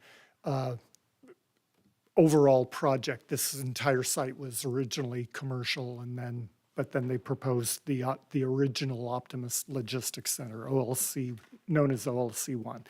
And you had this commercial component here. So that EIR did take a look at a commercial development on the majority of this project site. But what is the majority of the phase one area of the current project was set aside for the Mid-Valley Parkway. Once that went away, it opened up the potential for more development than what was originally envisioned. So when the applicant came forward with the current application, the first step was taking a look, did this new project fit within that envelope of what was evaluated before? And it doesn't. It's more than what was evaluated before because you have different uses and you have development in areas that were originally envisioned to be a new on-ramp, if you will. So new environmental studies needed to be done. Started with an initial study to determine what, potential impacts were going to occur with the project and what level of significance those would be. So the majority of impacts were determined to be less than significant, either with or without any required mitigation. The two that were not, that could not be determined to be less than significant at that time were air quality and greenhouse gas emissions. And basically those, with the size of this project and the number of trips that this project generates, it creates emissions that are over those thresholds. I mean, just, given the additional development and the change in land use, it's basically twice the number of trips that were envisioned in the original EIR. So we have more emissions being generated, even though we didn't look at that. We're looking at this as a standalone thing here.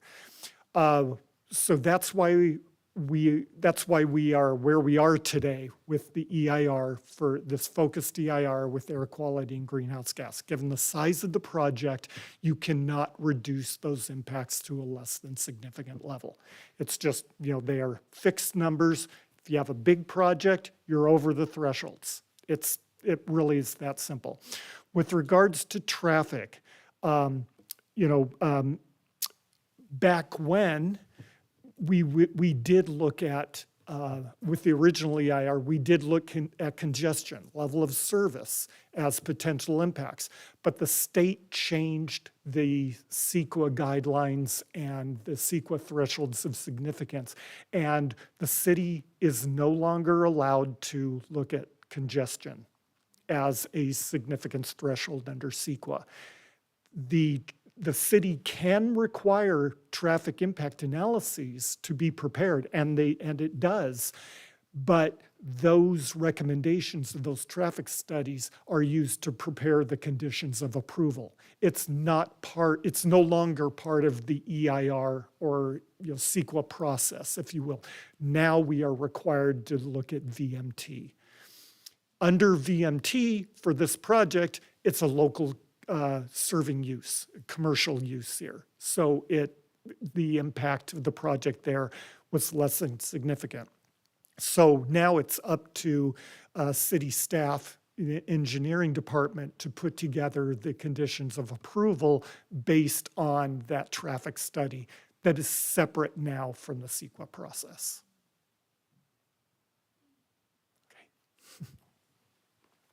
Mr. Brown, before you go.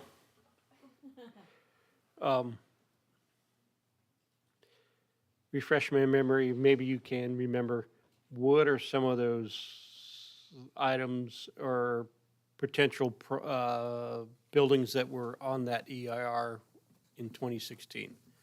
The EIR, back when, once again, nothing specific was proposed. Fortunately, I was working with the city back then and everything, so I was involved in the process. I remember all of it. So we told the applicant that we needed to, let me say, CEQA requires the lead agency to look at the whole of an action. So we can't piecemeal and break projects apart. So while they wanted to, they knew they had the definitive plans for the Optimus Logistics Center, the warehouse component.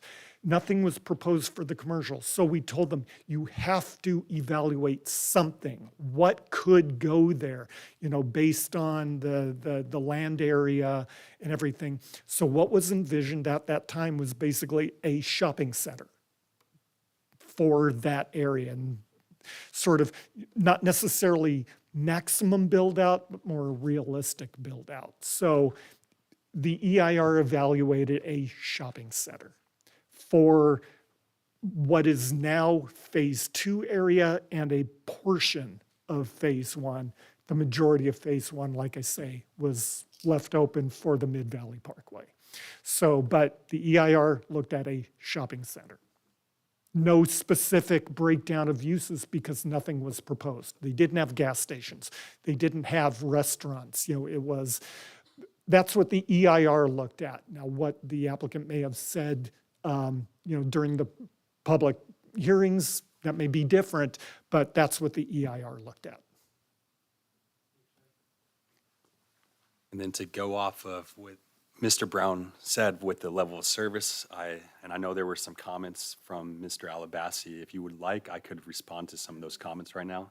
So I think a lot of these comments are legitimate. So just to go through some of the items that were brought up. So first, for Ramona Expressway, I'm just going to go through all the items that were discussed, how there was an adjacent property discussion, whether or not it's adjacent property to their phase 1. The $1 million, that intersection failing exhibit, and then the driveway spacing. So I'm going to have a few howevers there, so I'll try to get through everything. But that intersection spacing exhibit that was provided, the applicant is correct, that would be a cumulative effect. However, the traffic study did not analyze the segment analysis, and there were a few things why it wasn't analyzed. Again, the city considered this whole frontage of Ramona Expressway to be frontage, and that was from I-215 to Webster. So, with that in mind, it would be improving to ultimate improvements anyway. So a segment analysis wouldn't really provide much. But if it did, I gave you the numbers of 45,000 ADT today, and acceptable level of service according to our general plan is 40,000. So adding whatever 19,000, 20,000 trips for the project, it's going to fail even more. So just speaking numbers right there. As far as the 1 million goes, I personally didn't review it, but again, I don't know. I can't speak for what the exact number would be. Between design, coordination with Caltrans, and then we would have to publicly bid this out using state requirements, so prevailing wage, higher expenses. I don't think 1 million would get the job done, in my personal opinion. Again, but we have the condition in there to either build it or provide the 1 million. So that's how it's read. And then as far as driveway spacing goes, our Paris Valley Commerce Center specific plan recommends 2,600 feet along an expressway for driveway spacing. Obviously, that's not met. You go down Paris Boulevard where the Farmer Boys is, you have driveways every 500 feet, 1,000 feet. This states 2,600 feet in the CCSP as a recommendation. You try to strive for that. Obviously, you can't meet it quite fully, but that's what you strive for. And it is, their property is about 1,300 feet with the 4 driveways. So it is mirroring DECA, which is at the south end. So that's the kind of reason behind it, why there would be that many driveways. Let's see, Webster Avenue, about the median. So we have the condition of approval to put the median in. Currently, it is striped along Webster Avenue. The striping does prevent the left outs, left ins on that southerly driveway on Webster Avenue. Along Webster Avenue, there is no median along the entire stretch. So this is kind of a above and beyond condition just to try to help out. But again, if that were to go away, I don't think that would be the biggest effect. If that condition were to go away, I don't think that would have the biggest effect on the roadway corridor. And I don't think, the applicant would be opposed to it as well. But again, it's a condition in there right now, but if you guys were to decide to take it away, it wouldn't be big heartburn. I think that's pretty much it. And I know the applicant's traffic engineer is here too, if you want her to come up to speak on any of that. So currently, we go from 4 lanes to 3 lanes to 2 lanes. How many lanes is truly needed for 60,000? Ultimately, it would be 8 lanes. So the reason we are only requiring the 3 plus a right turn lane is because at this interchange, if you do those improvements now, at some point in the hopefully near future, when we do the full interchange improvements, that's going to get wiped out anyways. Like I mentioned at the beginning of this item, it's kind of interim improvements to get the 3 lanes plus the right turn pocket. And, with the $1 million, we'd be able to start the process to, get the design, do the coordination with Caltrans. And regardless if it's the city or the developer who does this, it's going to take time. It's not going to happen overnight. It's a long coordination process to make this happen. So, again, it's just the interim improvements to get the 3 lanes. And then 10, 15 years down the line, hopefully we could get full interchange improvements. So that $1 million is in today's dollars, not 5 years down the road, not 10 years down the road? I mean, it's dependent. So it's split up in 4 different phases. It'd be $250,000 at the grading permit, $250,000 at the first occupancy, $250,000 at the second occupancy, $250,000 at the third occupancy. So if the third occupancy comes in 3 years from now, it's at that dollar that day. But at that time, that is Inflation. paid. And meanwhile, we have the 60,000 cars there. So the impact is way past due. Yeah.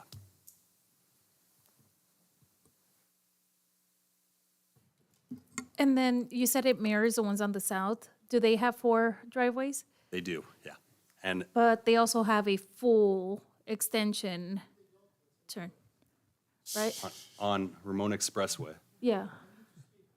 Okay, hold on. When they're, so for the development on the south, they do have a full dedicated lane, right? they have a full right turn lane, yeah. Okay. And then they have that signal that was just put up. I'm sure you've driven Nevada. through it. I drive by there. Nevada and Yeah, the we drive by one there. splitting Nevada and Webster. Yes. Is it? So, I'll pull up a map. I'll verify on here. But if it's a full right turn lane, it's a full, like, Do you expect people to actually enter that lane, slow down? If it's a full length of a turn lane that's 16 or 1,300 feet long, think people are going to use it to slow down, or are they going to use it as a passing lane? I mean, it should be used to slow down. The through lanes are obviously over to the left, so it's going to be acting as an auxiliary lane. You may utilize it to kind of speed up to get into the through lanes, but it's going to be an auxiliary lane, a slower lane. And that would be the same idea with the widening for the Phase 2 portion with this project. You have those separated lanes away from the through traffic going towards the freeway.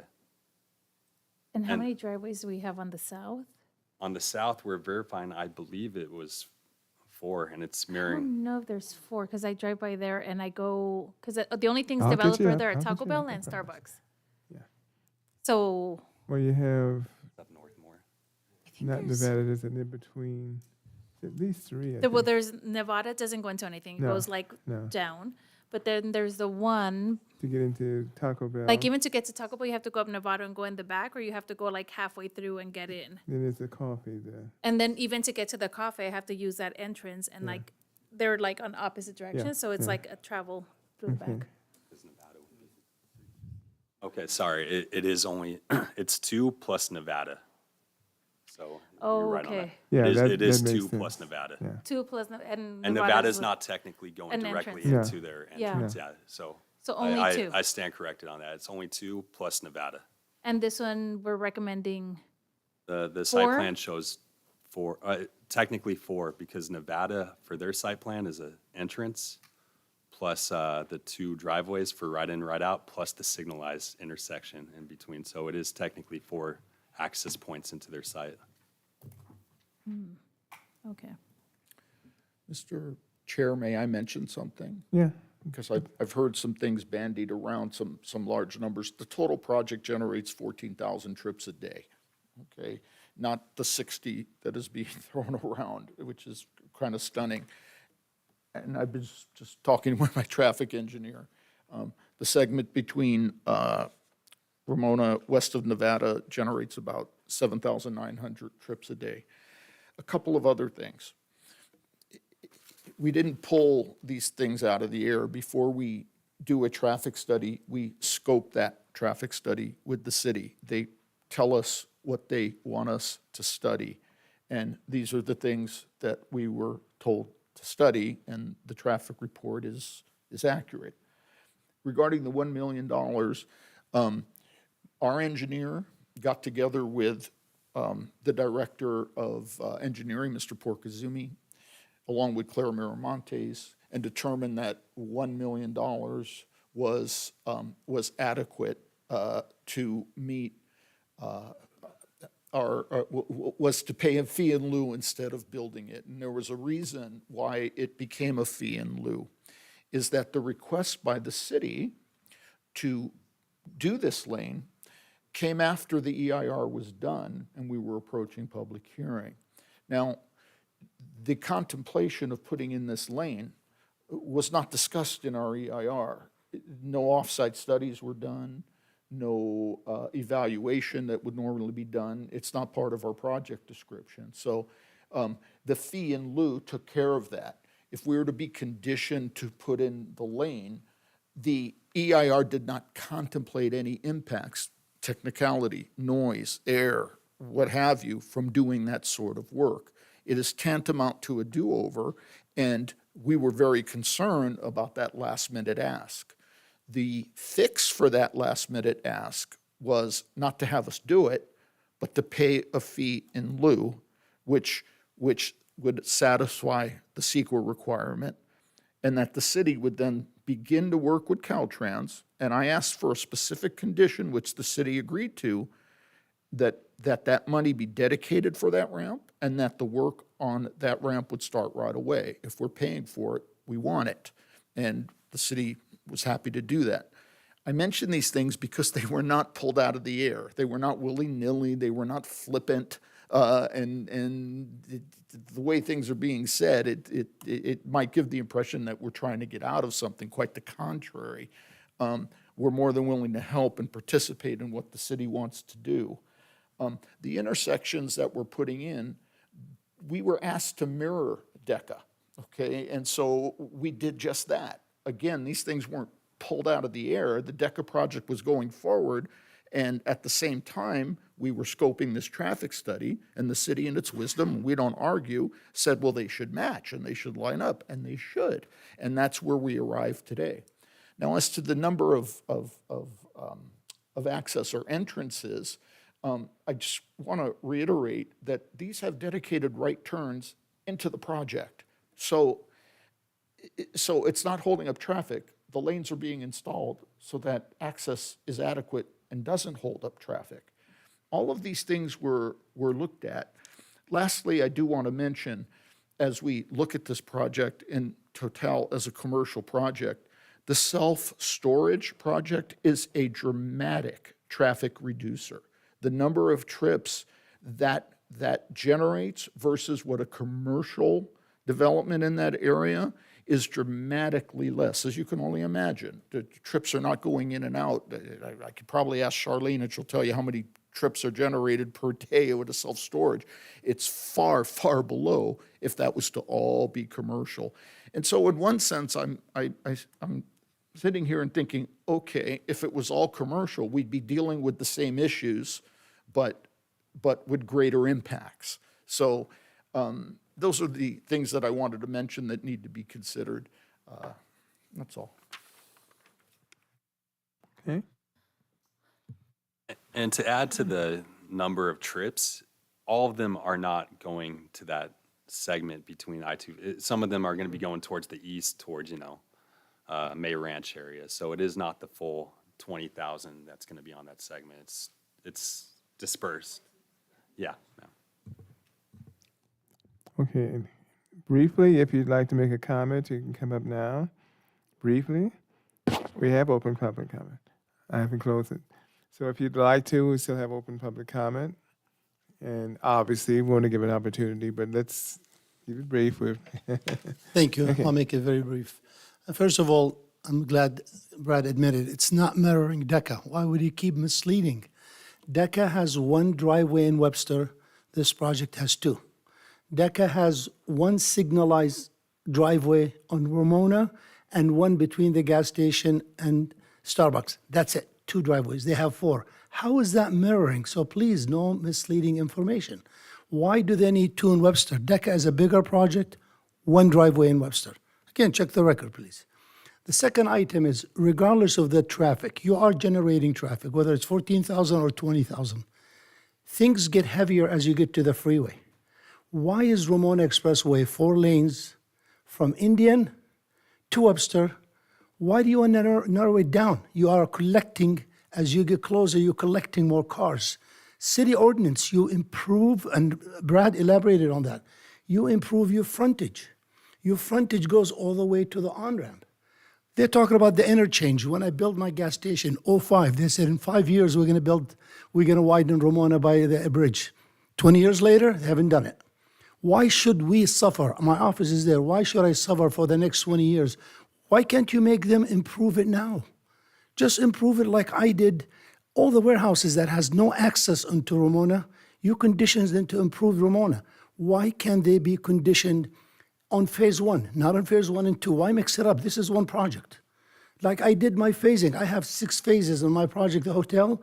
I was conditioned to do all improvement at once. Why can't they do all the improvements at once as phase 1 and do it, because we're going to benefit from it. The city is going to benefit.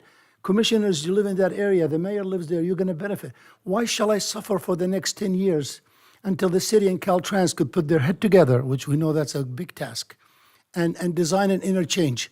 Do it now. If it's $1 million, God bless them. I'm a contractor. I'll bid it, and you'll see. You paid me $3.5 million for a much smaller project, but I'm not going to argue that point. And Brad told you, every 2,600 feet, one driveway. Why give 4 driveways in 1,300 feet? And if somebody tell you that's not risky, imagine coming out a driveway at 1 mile an hour, 5 miles an hour, and somebody trying to come to you at 60 miles an hour. Somebody tell you that's safe? There's a reason why Brad told you 2,600 feet. There's a reason when the higher the speed, the longer the spacing. Why do you want to ignore the safety? I don't understand it. They don't need, I'm an operator. I know more than them about operation of gas stations and restaurants. I build them and operate them. You do not need, the more is not the better, but it's better to market, but it's not better for circulation. Because they don't have tenants and they're shooting in the dark, they think the more is better. It really is not better. Circulation for a gas station, Decca has one. I don't have a driveway for my gas station with Decca, not a single driveway. I'm going through the circulation in the back, through one driveway for the whole center. Why do they need 3 for their gas station in Webster and Ramona? Look in your plans, Brad. Only no single driveway for the Decca gas station. Okay. Thank you very much. As we have public comment, any other public comment? Okay, once again, we close the public comment and we bring it to discussion. We may still have some points with the, I asked him. Okay. I'll open it up again if you'd like to respond to the response. No, I didn't think so. Okay, want to be fair. Just want to be fair. No, I think everything that's been said, it would just be redundant. Okay. Thank you. Thank you very much. Thank you for your patience out there too. Appreciate it. Okay. We move to the Planning Commission for discussion. We still may have some questions for staff, but for any discussion at this time, anyone would like to start?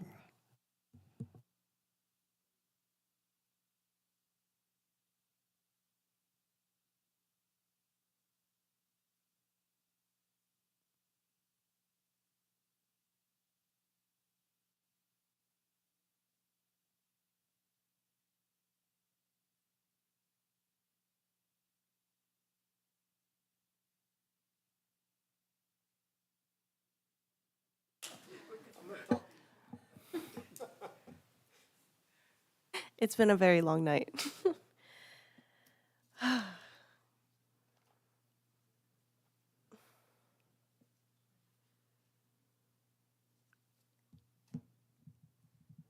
Okay.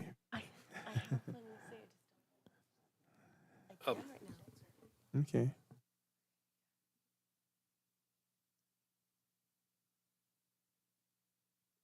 So I'm trying to imagine the project of what it would have been in 2016 and things you stated to us in 2016 and sold us on the idea of the warehouse.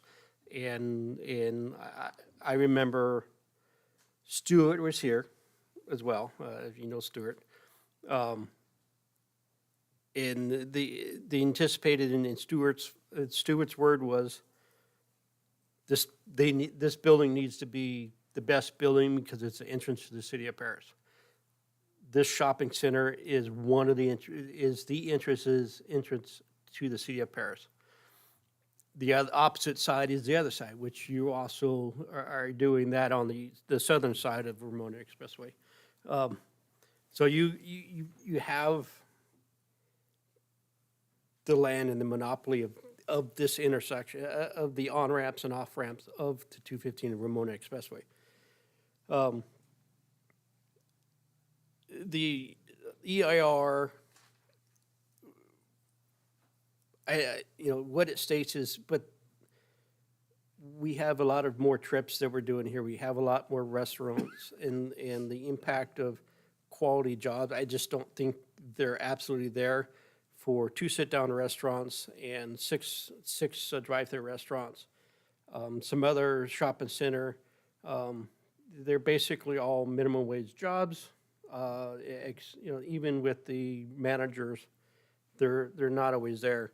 Now you bring back and throw the carrot in front of us about the hotel, and City of Paris still would love a second hotel, even though there's one going down the street.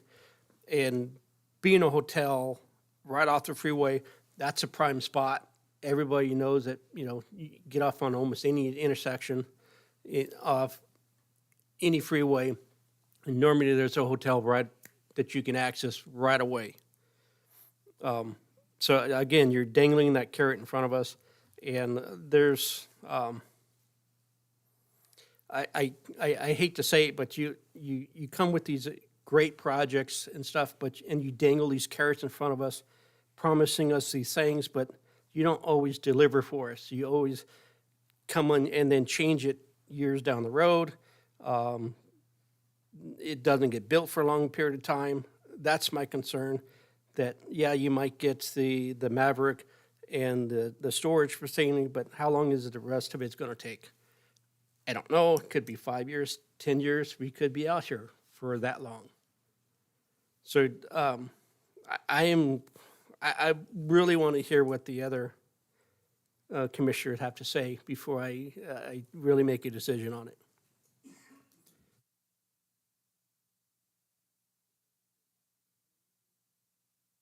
Public hearing's closed, sorry.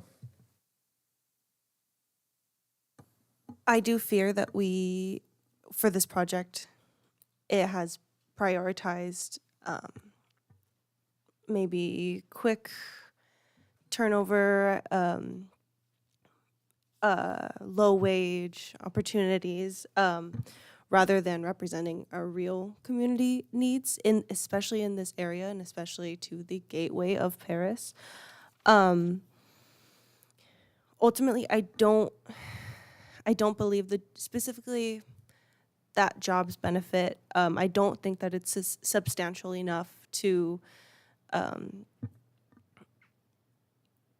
it's not substantial enough to qualify for a statement of overriding considerations, because there has been no analysis for the job types, for wages, for stability of these positions, and then based upon the proposed land uses, these will be low wage, high turnover jobs that aren't going to meaningfully and substantially add to our very poor job market that we have. And I don't think that it is meaningful enough to override the other considerations with this project pertaining to environmental concerns. Also, the new services and eateries that is a claimed benefit also are not substantial enough, and they don't actually respond to real recorded public need. Our residents have been demanding at this point for almost decades, I think, for grocery, for fresh food options, and it just feels like we deserve much more. And I could not in good faith say that what we would be receiving in exchange for particularly the environmental and health considerations outweighs that negative. I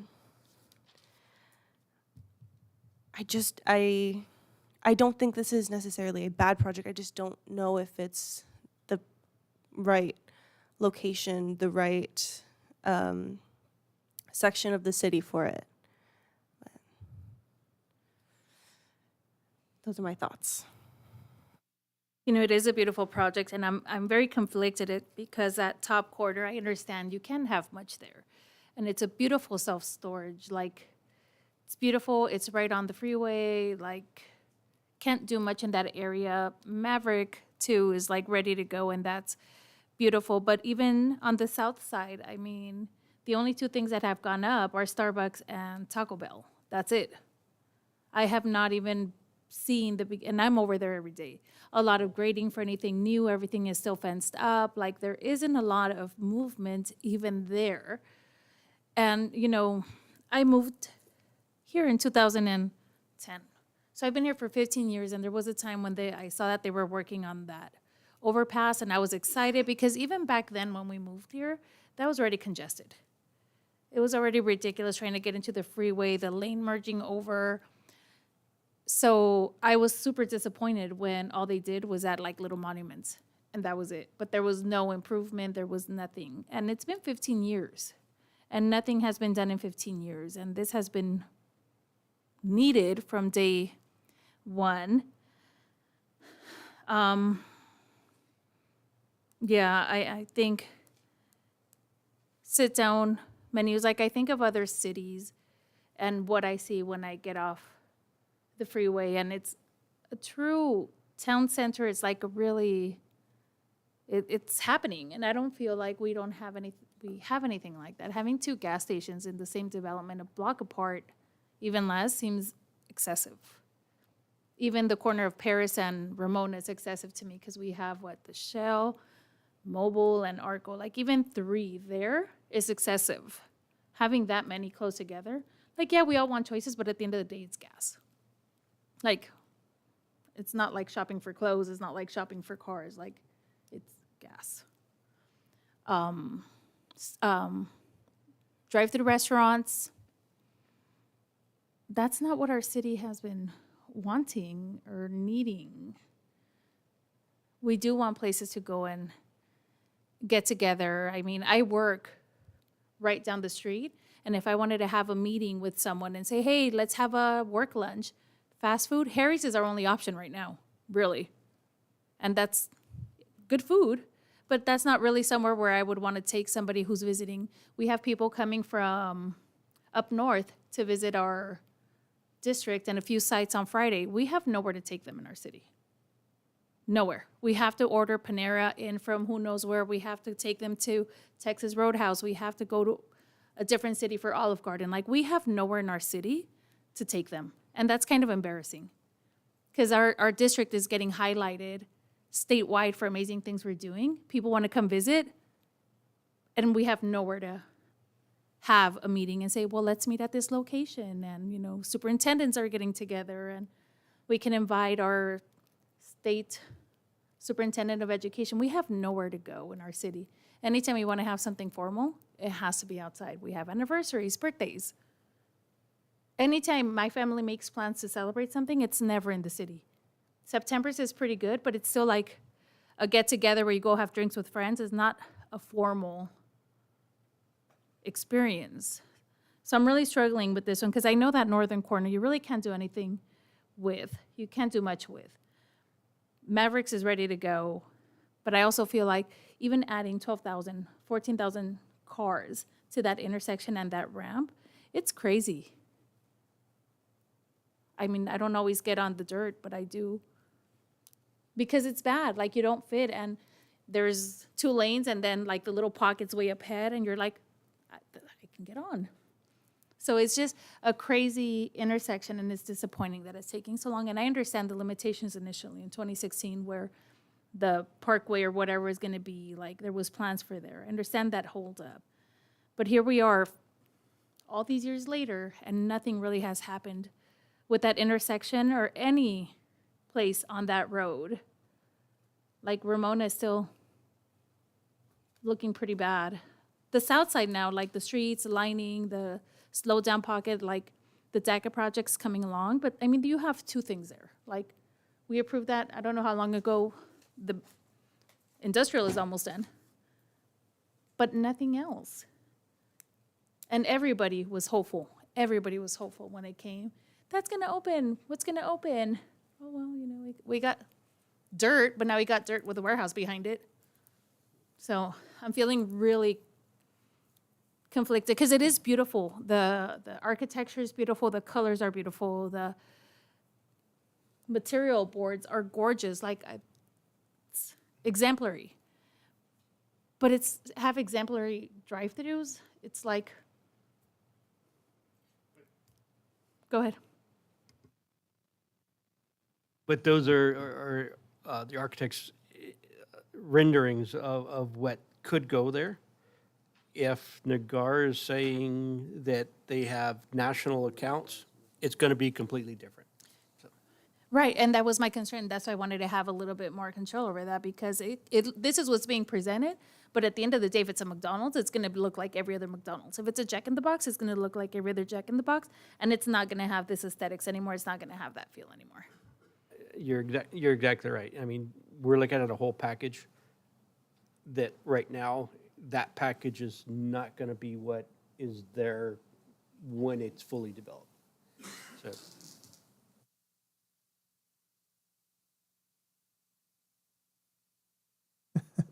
I probably not to prolong the pain too long. I'm going to go through some quick points. They've been in the city 15. I've been in the city 35 years.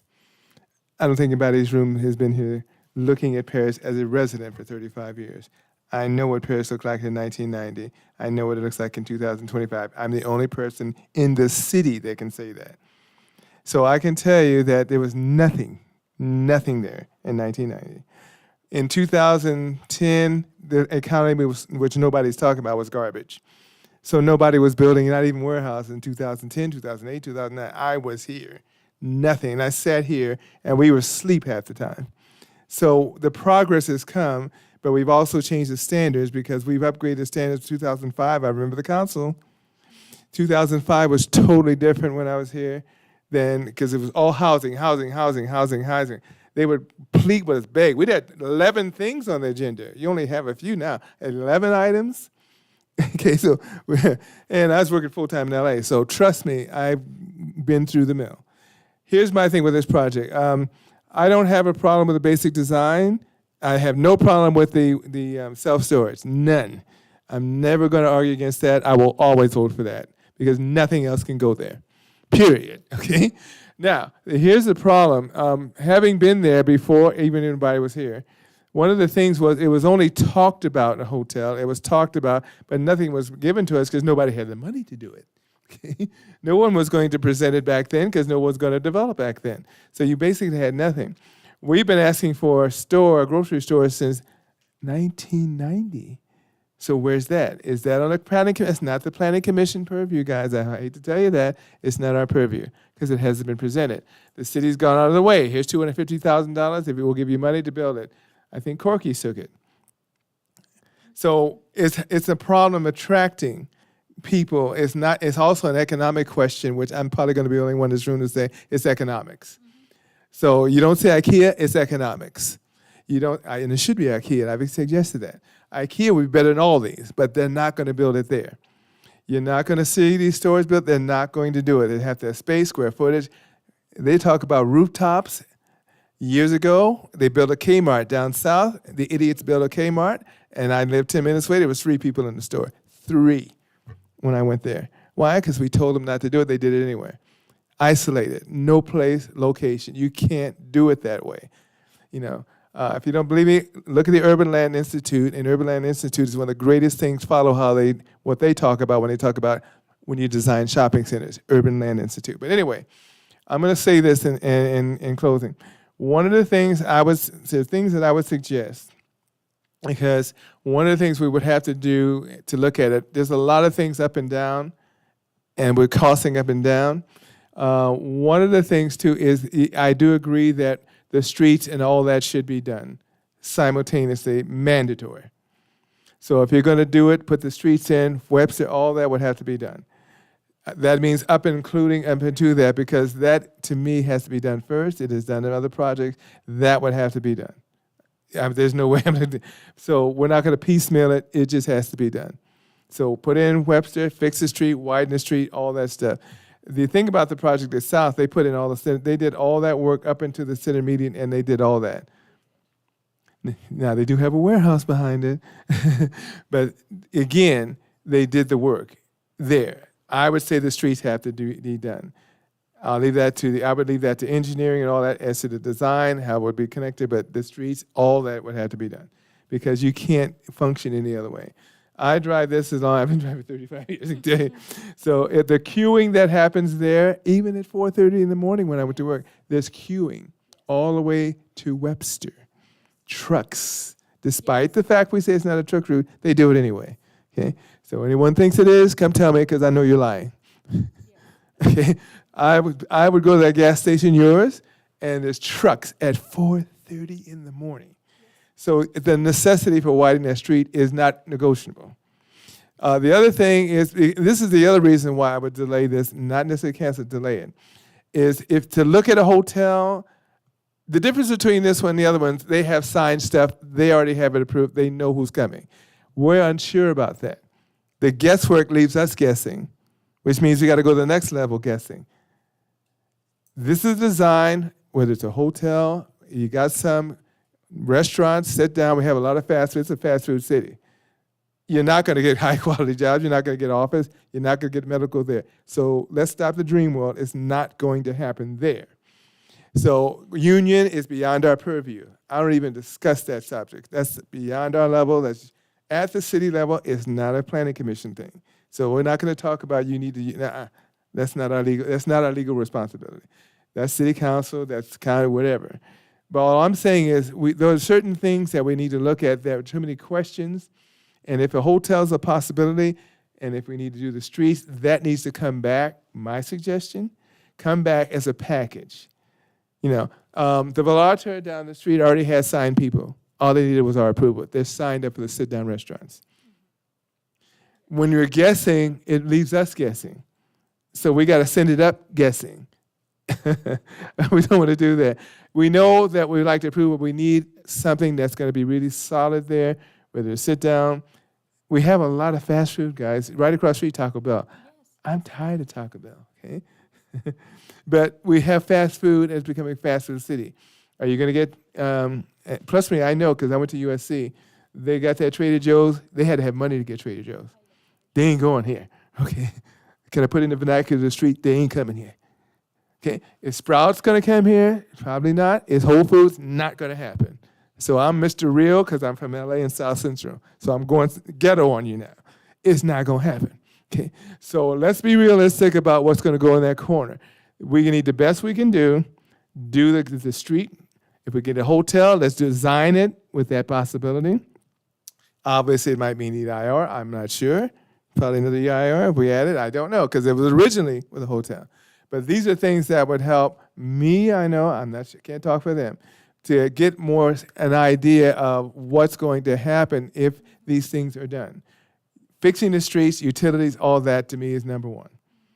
Because if that's not done, it doesn't matter about the rest of it. Whether it's the need for 2 gas stations, that's economics. Okay, it's a major thoroughfare. There's a lot of cars, and they will go there. Okay. We have it's like car washes. Why do we have 28, 29 car washes in the city? Okay, so do we stop the car washes? They keep building them, and people, I guess they got dirty cars. I don't understand that, but 28? So why car washes? Somebody's going in there and getting car washed. I'm not economics major. I'm not. So anyway, sufficient to say my only recommendation that we probably need to reconsider some of these things. Adding to it, I don't hate the project, but I think we need to look at not only the potential for a hotel, if it's sit down versus drive-through, is there a balance that we can look at there?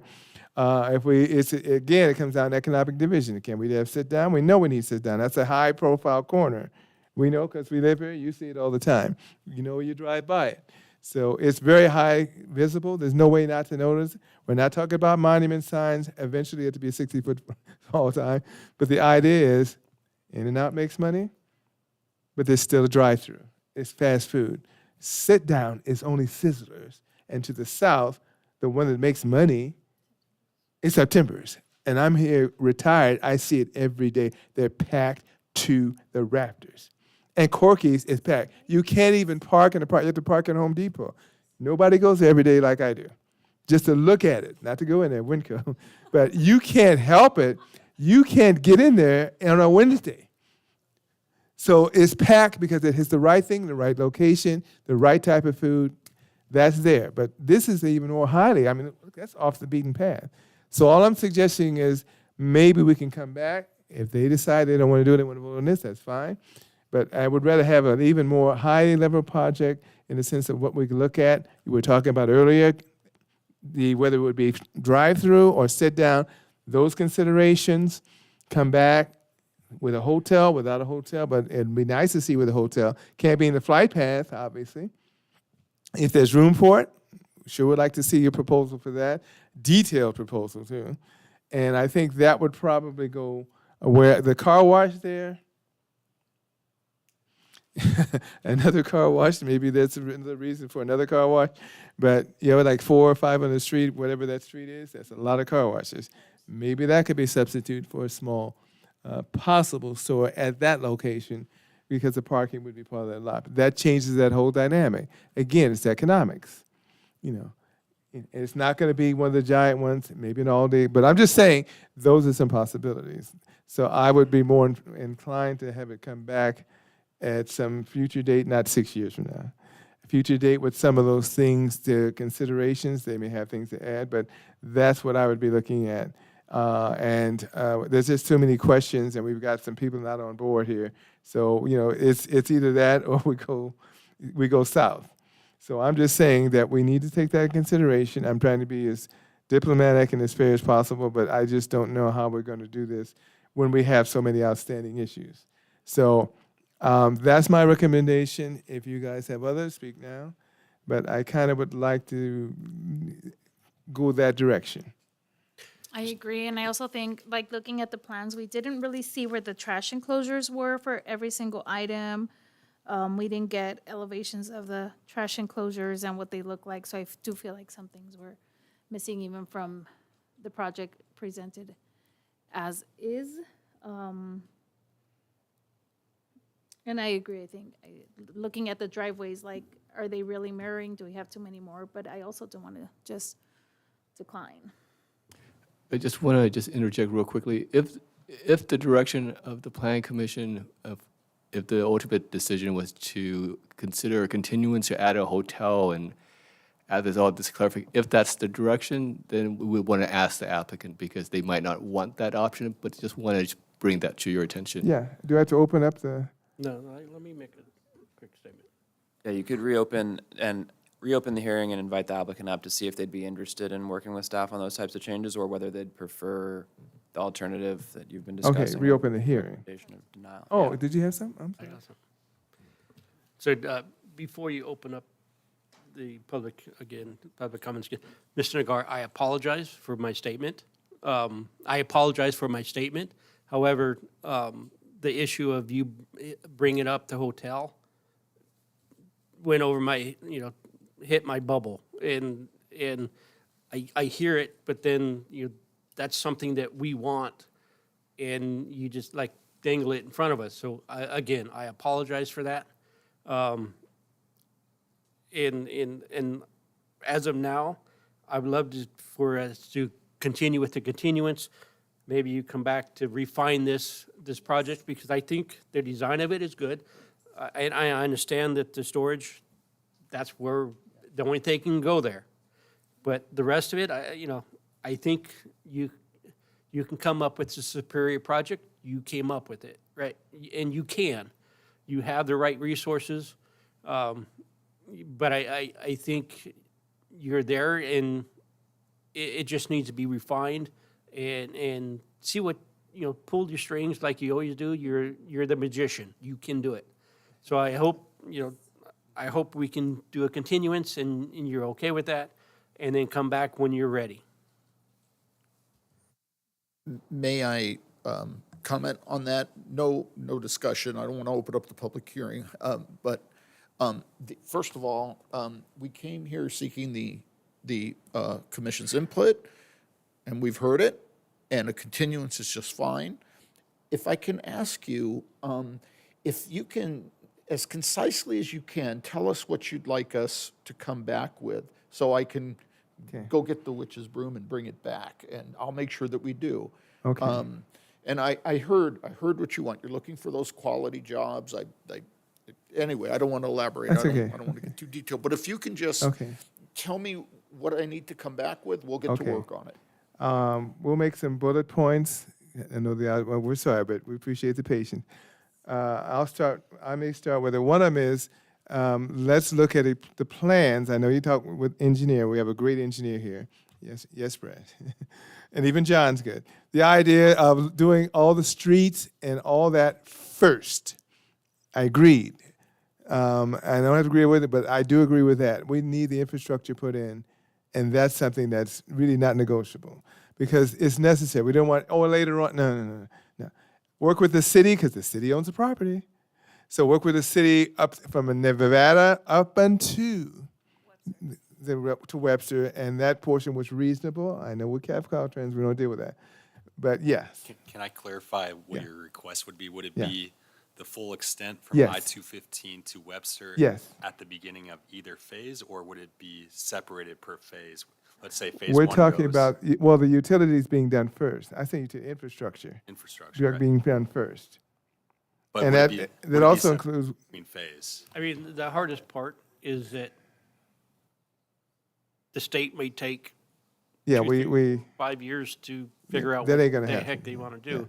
Mhm. They can't wait for No. that long as well. So we need to come up with something, you know, and in truthfully, I don't think $1 million is adequate for this project. It might be good for a start, but 6 years down the road, it's going to be $18 million. Who knows, right? And we're talking plans for infrastructure. We're not saying we put the plans for the infrastructure need to be presented to you so it looks all the way even up Webster. I think we were talking about a median. I don't think that we're not concerned, but mainly the infrastructure all the way through, because not piecemeal. But that was done in previous project, and that's one of those things would be put in, was phase 1 on that thing. So phase 1, phase 2, we're still talking infrastructure from Webster till Nevada. If I can give a point of clarification, I'm glad Mr. Hammer whispered in my ear. We've only labeled it Phase 1 and Phase 2 because there's 2 applications and there are 2 Yeah. ownership groups. This is one project. It's going to be done all at one time. And to your point, Chair Hammond, we'll do the infrastructure at the same time, okay? You can, that's done, we're agreeing to that. Okay. But if you, I'd like to have more discussion on the freeway ramp, because that's a very complex project when you start bringing Caltrans in, Well, that's what we were which saying. could literally stop the project for 5 years as you work through Caltrans. That's what we don't want. That's what we were saying. No, that's what we Yeah. don't want, Yeah. and I need your help for that. So let's work on that, but the other list of things, if you Oh, can- yeah, if that you was can- one we got because we wanted Brad. Okay. Go for it, because we're going to all have a few. I think for me, it's also the integrity of the project that's presented. It's a beautiful project, and I very strongly dislike where we're presenting something this beautiful, and I guess it's gonna sound wrong because it's almost midnight. We allowed like different companies to come in and like change the aesthetics and change the original plans, because, you know, we know that every corporation, every company has their look, has their colors or whatever, but it changes the integrity of the whole development. Like you showed the lighting features, beautiful, colors, palettes. But then if it was Chili's or Applebee's, and all of a sudden we have a giant chili in the air with different colors, or, you know, just as an example. And I think that for me has been something that has been really, I grapple with. And that's why, Mr. Alabasi, I appreciated your project, because what you brought, like those features, that's what the restaurants are kind of accommodating to. Like, this is where I want to go because of business.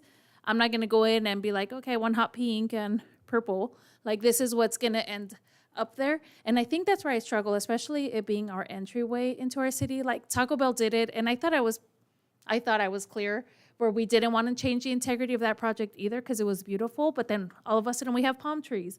Starbucks changed the look. Taco Bell changed the look. So that's what I grapple with, is we approve something and then that's not what we get.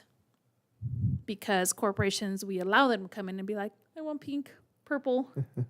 And I know there are other cities, like I can guarantee you they're not going to go to a high-end city and want to do that. I have seen McDonald's and Jack in the Box, Rancho Cucamonga, change their colors to match the aesthetics of the location. So I have seen them, because they're going to get business in those locations, they are willing to do that. I have seen huge companies change their colors, change the way that they advertise, because they want to be in that city. And that's who I think we are. Like, we this is what we have. This is what's available to you. This is the way it looks. These are the things you can add. You can add your logo, maybe a little splash of your color, but we are not going to change the complete architecture and change everything to conform to that, like especially at the entryway.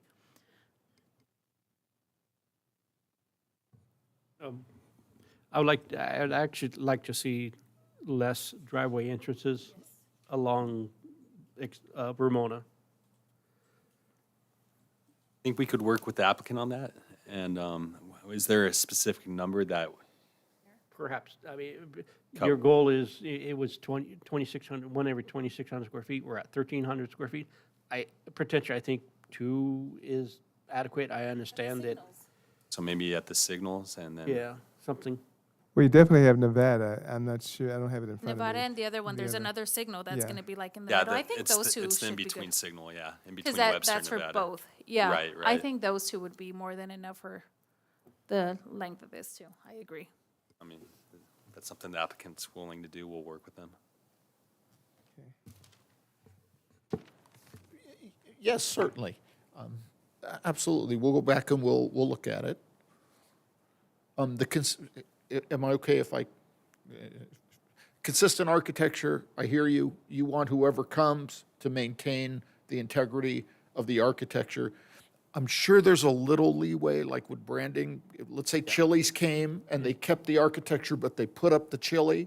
Okay, okay. As best as possible. Yeah, you know, Denny's modifies it, McDonald's I see the higher end stores. I see Taco Bell change something about theirs. So it's always an option. They always have something within the arsenal of that they can pull out of their hat to make it, resemble or very similar to it. So I think there's always that option. I'm not saying they have to completely change their whole design package or the design's color scheme and everything else. Go ahead. What I was going to say is, one of the things we could do is, we could prepare design guidelines that go with that. We do that a lot of times on larger projects, where we will put what's called an LOD, which is a design document that goes to the tenant. And it basically says, these are the things that stay, these are the areas where you can make changes, and identifies those areas up front. So if we prepare that as part of the approval going forward, then you have something to lean on to enforce it. That make sense? Yeah, and we'll do that.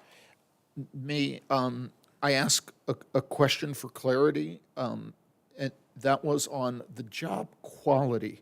I need help on what you're looking for and how I would accomplish it. Beyond fast food, even a server at a sit-down restaurant would have a higher quality job than somebody who works at a high turnover, low wage fast food establishment. So I think my greatest concern was the overabundance of fast food. And then as a person who has worked fast food and knows that that's not a great job to have, it's not, meaningfully contributing to the labor market. So just higher, elevated, beyond fast food, if wherever possible, just to make it feel worth it. I understand what you're trying to do. I just want to see how I can put some feet on it and to accomplish that. The discussion that we had about hotel, grocery, sit down, that is very helpful. That is definitely, I think, substantial. Okay. The conundrum that I find is that when we get an approved site plan from you and we market that, the brokers start bringing us, this restaurant wants to come, or this use wants to come. And I'm not certain how to, I want to regulate what you're asking for, unless I can have a cut and dry direction. In other words, you can't do this, but you can do that. So, for instance, and trust me, I'm not trying to be difficult. I want to get there, okay? Yeah. We have, let's say, pad 2 and 3, where we separated them, but they can be put together. We would love to get a grocery store, but what happens if we can't? You see the conundrum? Or let's say we would like to have a nice sit-down restaurant, but we can't. Are we relegated to leaving it vacant or leaving it as dirt? I mean, I want some direction so I can follow it. And there's another thing, again, I need the commission's help with. A lot of time, one supports the other. So we'll go in there and we'll put in the streets like Commissioner Hammond wanted to. That's an expense. We have to borrow the money to do that. And of course, I'm not getting into the weeds. I just really want to get where you want to go. Of course, then there's all the things to carry the property that the leases or the sales help carry the center. So at some point, decisions have to be made on a lease, and it may not get you what you're asking for, but I'm looking for a way to get there. I don't know if there's a component that maybe you could put in something small or office-related, kind of maybe a mixed-use type of project where you have offices, dental offices. I'm here in Paris. I'm still waiting for an office space. There's not one here, so there might be things that are potentially there that maybe an office space can be created, or mixed use, or something like that. Now, see, now you're helping me get there. Take a couple of these fast food restaurants, for instance, that sit on separate pads. Those can become dental offices. There's nothing that says they have to be fast food. The one thing, and so on, they can become a medical office, and certainly we would love that. The one thing we have to make sure is we don't go afoul is impacts, is that what was studied in the EIR can fit into that box, or it becomes a do-over, a start the whole project over again and another 2 or 3 year clock to put in something that wasn't contemplated or has a higher impact. But I think what you just said, Commissioner Shively, can work. How do we memorialize that so that it meets Commissioner Menez's concern of quality jobs? Do we call it a fast food or a medical use or a dental office? How do we memorialize that? Yeah, I think you're under somewhat of the right path. It's where it's a fast food or office building, medical facility, something along that line, right? That, you could sell the pad or lease the whole pad, and it could be to a contractor or something that it's potentially there. So again, having this dialogue is fruitful.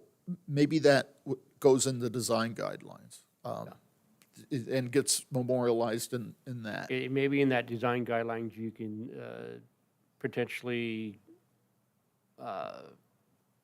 suggest potential items that, type of building types or occupancy types in that design guide. All right, Yeah, and I know a lot of hospitals like Loma Linda, they have extensions where they do like their dermatology department is like at a different location. I know Kaiser has like their mental health facilities over by Canyon Crest. And it's a whole, like you go there and it's a shopping center too. Like you can go have lunch, ice cream. They have really nice places over there. But then their mental health department is also there. I know I used to go to the chiropractor that was behind Mr. Alabasi's location, and I don't know where he went to. So we don't have like, I don't want to sound horrible at midnight, but the quality is not always there. Like my mom is on Medi-Cal and she's trying to find a good dentist. And it seems like all the ones that we have in the city now, not all, the ones that she has visited aren't always. Commissioner Jimenez, if I may, and Chair Hammond, maybe we could, this discussion may become more appropriate for an ad hoc meeting at some point. This is kind of dragging out. We're at almost midnight. We still have another item, and which so we may this have is- to this needs to continue. wrap up, yeah. Yeah, we may have to continue the other one. And I'm good. This is what thank you, Mr. City Attorney. This is what I heard. Doing all the streets, consistent architecture, design guidelines. We'll roll into those design guidelines possible other uses, if that does it for you, Commissioner Shively, and you, Commissioner Menez. And less driveway entrances. We're talking about 2 off of Ramona Expressway. That's what we're going to look at. Have I missed anything? No, I think that's pretty much in general, because and obviously you have schematics on what they would look like, whether it would be a grocery or the way it is now. which would not change the EIR dynamic, I think. The other stuff is dependent on ALUC.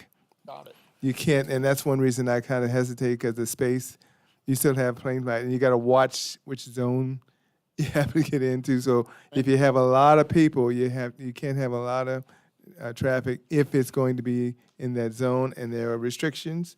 So it may not be as much if you're on part of this, but you have a certain amount of employees, you have a certain amount of things you can do there. So the airport thing is a consideration, because they may and we have to override that. So that is always a consideration in that location. Got it. What can go there. So look at that and what's possible there. And that would be it for me. Got it. I heard trash enclosures. Yeah. And then one last question, is there anything we need to do with the self-storage? What I'm hearing is I'm hearing a positivity on the self-storage. Yeah. Is there any other comment? And consideration of a trellis in that one place between those two buildings, a little trellis or covering, walkway covering. Yeah, yeah. That will be That's in the minor of all of the this. phase two, consider that done. But as far as the self-storage, is there anything more we need to do there? Okay, all right. Thank you for your consideration. Excellent feedback. We'll be back. Okay. Okay, at this time, we need to consider a continuation, so I will, at the risk of reading, yes, sir. We would need to, I believe it would be a motion to continue off calendar. Yeah, Yes. yeah, To allow staff to work with the applicant on Yeah. those points. yeah, Did we close the public hearing? yeah. Can I make a motion? Can I make a motion? You want to read that? Yeah, at the risk of reading all this, jeez. Can I not have to read all this? It's like 20 different. After read all this, I Thank think you. you can confirm that the public hearing is Yes. closed and we Okay. can proceed to a Okay, motion. we're closing the public hearing on agenda item D, specific plan amendment, and tentative parcel maps, and you can see there. And so we will consideration to continue this item to a off calendar date, not to deny it, but to continue it to a date, to work with staff and work out some of the items that we've been. For the sake of time, I don't know if we would like, I don't know who's next. Can I? No, I'm just saying for the sake of time, I won't read all this and what we're requesting. I'm just saying we just want a continuance. I wasn't gonna do that, I didn't want to have to read all that. You don't have to read it at Yeah, all. thank you, Yeah. thank you. That was it. Okay, now, who would like to make a motion? Thank you. I will make a motion for item D to be continued off calendar. Okay, I'll second. thank you. If we're not happy to read it, please. Thanks. Who was second? Oh, Commissioner Jimenez second, okay. Commissioner Menez, Yes. Commissioner Jimenez, Yes. Vice Chair Shifley, Yes. Chair Hammond. Yes.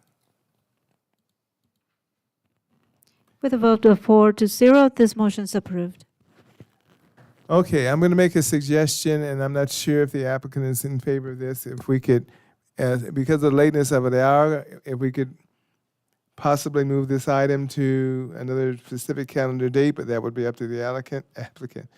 Boy, it's 12 o'clock, applicant. And we could move it to a date specific, but the idea, and I would like to get the agreement of that so we can go through it, but if that's something that we need to do, then I'll read it, we can go through it, but if we would like to continue it, it's late, it's 12 o'clock, so. Yeah, it should be a pretty straightforward request. I would like to be heard. I've been sitting here for 6 Okay, hours. Okay, okay. I don't think I've been up this late in a long time. No, yeah, okay. Chair Hammond, what you could do is you could open the public hearing since it was noticed, receive the public comment, and then continue the item if you want. Okay, why am I not looking at it here? Okay, I'll just read it here. Okay. Yeah, I have it, but it's part 3, right? Yeah, this should be it. Oh, yeah. Okay, thank you. Okay, we're looking at, thank you very much. We're opening item 6E. I think we had,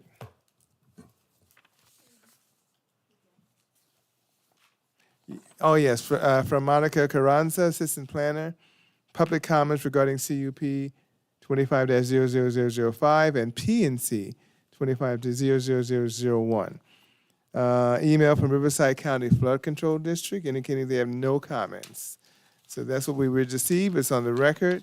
And I mean, obviously, this could be a copy of it, but it will be on the record. Conditional use permit 25-00005. And I would appreciate your patience, too. I appreciate you, too. And public convenience or necessity determination 25-00001. A proposal to upgrade the alcohol license from type 20 off-sale beer and wine to type 21 off-sale general for off-site consumption at an existing 7-Eleven convenience store with vehicle fueling on .98 acres, located at 4488 North Paris Boulevard on the northwest corner of North Paris Boulevard and Hardy Knox Boulevard in the commercial zone of the Paris Valley Commerce Center. We requested that I adopt Resolution 2527 approving the conditional use permit 25-00005 and public convenience or necessity determination 25-00001 to upgrade the alcohol license from type 20 of off-sale beer and wine to type 21 off-sale general for off-site consumption at 7-Eleven based on the findings and resolution subject to user approval and ex parte communication, any drive-by site visits, or any ad hoc committee. Obviously, ad hoc committee. Only site visit. Okay, Site visits and drive by the site frequently. okay. Drive by the site frequently. Same here. Okay, all yours, Monica. Okay. Thank you, sir. All right. Good evening or midnight. Yeah, I know. Good morning. Chairman, good morning. Chairman and Planning Commissioners. My name is Monica Carranza, and I will be presenting the alcohol upgrade for upside consumption for 7-Eleven at 4488 North Paris Boulevard. So little background, 7-Eleven originally obtained their approval for a type 20 alcohol license in June 21st. Here we go. Sorry? Yeah. Yeah, I got it. Fine. 2017. An approval for a CUP allowing for the off-site consumption for beer and wine. According to ABC or Alcohol Beverage and Control, they are the only and current operators at the location. They've been operating since 2023 when the business was opened, and they offer a variety of products to the community and to the neighborhood. The project site is located at the northwest corner of Paris Boulevard and Harley Knox Boulevard. The surrounding uses are as follow. Most of the surrounding is vacant. To the north, there was an entitlement for fast food drive-through restaurants that have not been constructed, but they're entitled. To the east, there is a construction for a 76 gas station that is currently being constructed. To the south, it's vacant, but it has recently been entitled with a Jack in the Box and a vehicle fueling station and a car wash. To the west, it's vacant, but it's recently been entitled for a business park called March Plaza Business Park. The site is zoned, or it's located in the Paris Valley Commerce Center specific plan in the commercial zone. As you can see by this map, it is surrounded by all commercial uses with some light industrial a little bit further out. The allowance of an alcohol sales is permitted with a conditional use permit in this zone. These are some site photos. The slide shows the existing canopy for the gas station and the convenience store, and then just a view of the convenience store close-up. These are some pictures of the site. They are currently open 24 hours a day, 7 days a week, and they sell beer and wine. They are permitted to operate as per ABC, which is from 6 a.m. to 2 a.m. to sell alcohol. The convenience store provides a variety of products, as previously mentioned, including hot and cold snacks, essentials, and the incidental alcohol sales. The site is located in Census Tract 426.25, which, according to ABC, allows a maximum of 3 off-sale alcohol licenses. Currently, the city has 12, as you can see on the map, where the 12 are located.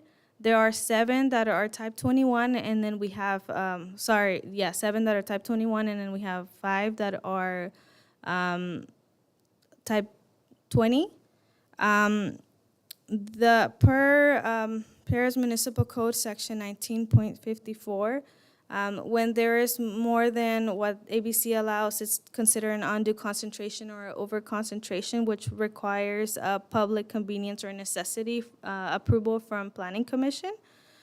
So the applicant has indicated that they will surrender their existing one. Right now, they are number 12, as you can see here on the on this slide.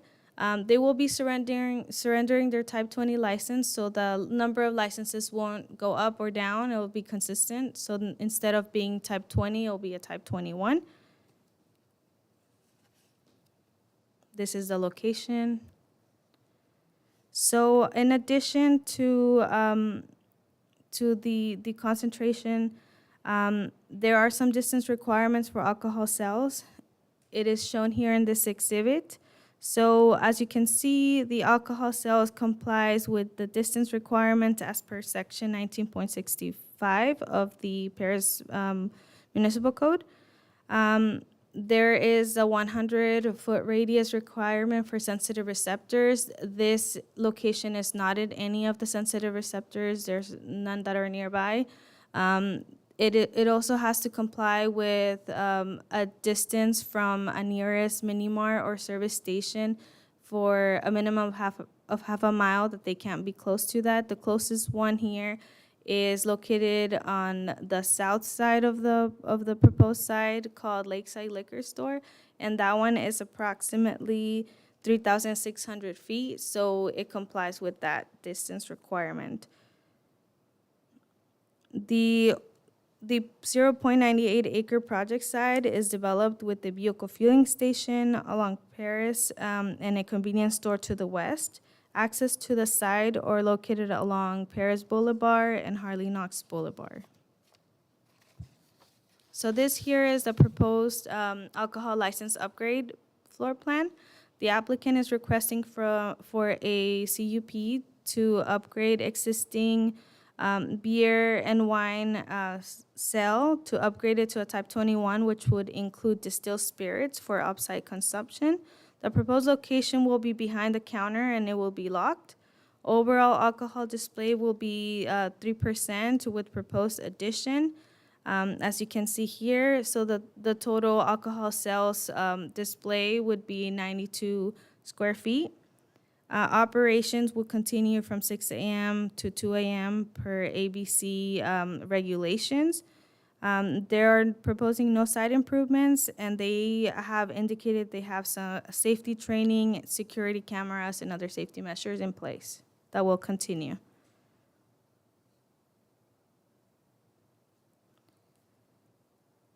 The project is categorically exempt from CEQA Environmental Act guidelines pursuant to Section 15301 for existing facilities.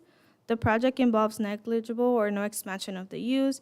It is for an alcohol license upgrade, and no modifications or additions to the site are proposed. The project was noticed to the required 300 feet radius. Staff received one emailed, as mentioned per record, from Riverside County Flood Control indicating they had no comments.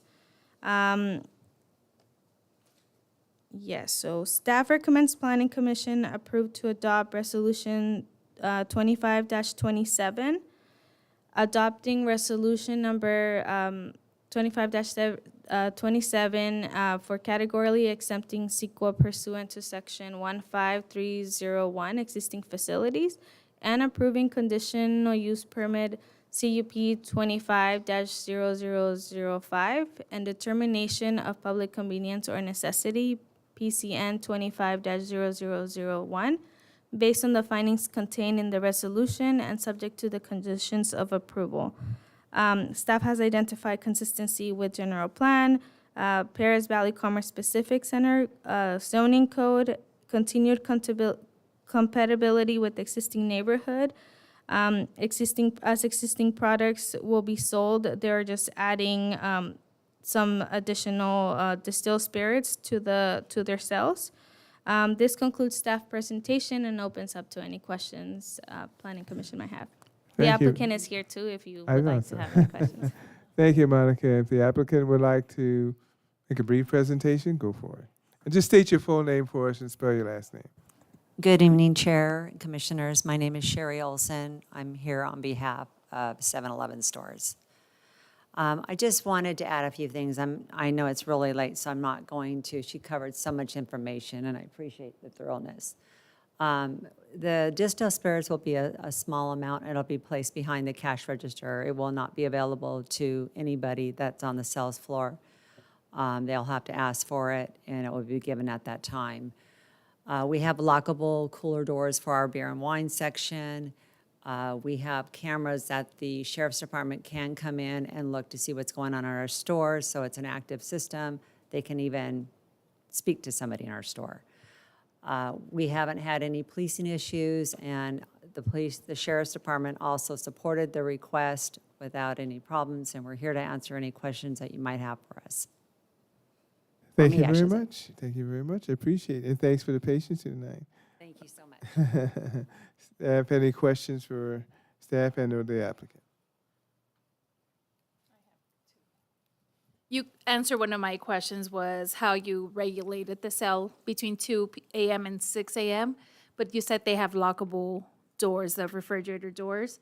And the cameras that you have, I think I heard you say that the police can access them at any time and talk to somebody there through those cameras? Yeah, they have an IP address on the system itself as an interactive system. So the PD on our newer stores, and this is pretty a newer store, they have the ability to go in and access that through the IP address. Oh, I like that. So it's pretty a neat system. Also, too, we have a POS system that whoever's coming up to the counter, they scan the item, it gets stopped, it gets checked for the ID, and, and then we also have secret shoppers that come and shop ourselves for our Okay, compliances good. and all age-restricted products, all age-restricted, and that's cigarettes, everything. And is there anything, POS system where between 2 a.m. and 6 a.m. they can't scan those It items? stops. Or will It stops it all. Okay. It's already automatically in the system where Like they it will cannot. find it. You can't no, sell it. They can't, and then the doors get locked. They don't want to ever jeopardize their store. Yeah. Thank you. Thank you.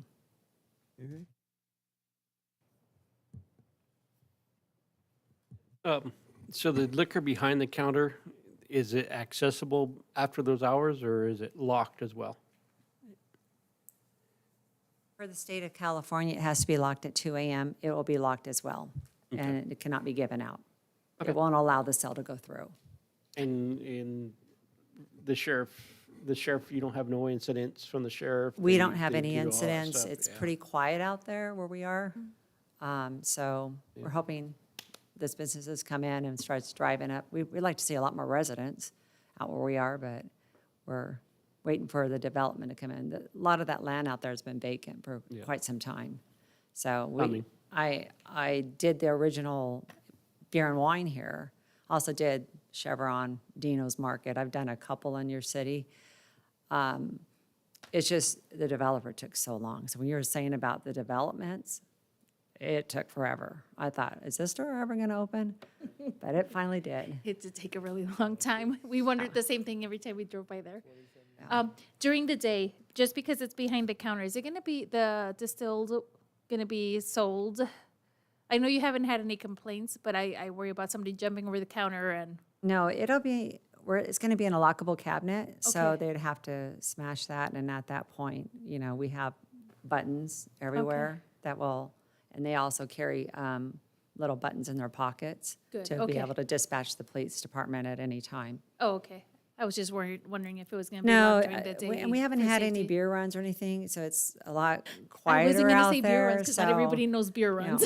Yeah, so But thank jump you. in the counter, they're probably going to look for the money, and Yeah. it's already being dropped too. And that's another good thing that we have. We have a drop box for all the money. It goes automatically into a drop box. That's locked that nobody can access. No, Perfect. we only keep $25 on hand. Oh, good. I like safety measures. Yeah, there's a lot there. Okay. Yeah, we appreciate the presentation. Thank you. And at this time, we open it up for public comment on this agenda item. Seeing none, unless, no, I don't think he wants to comment. Closing the public comment portion, moving back to the commission. Any discussion?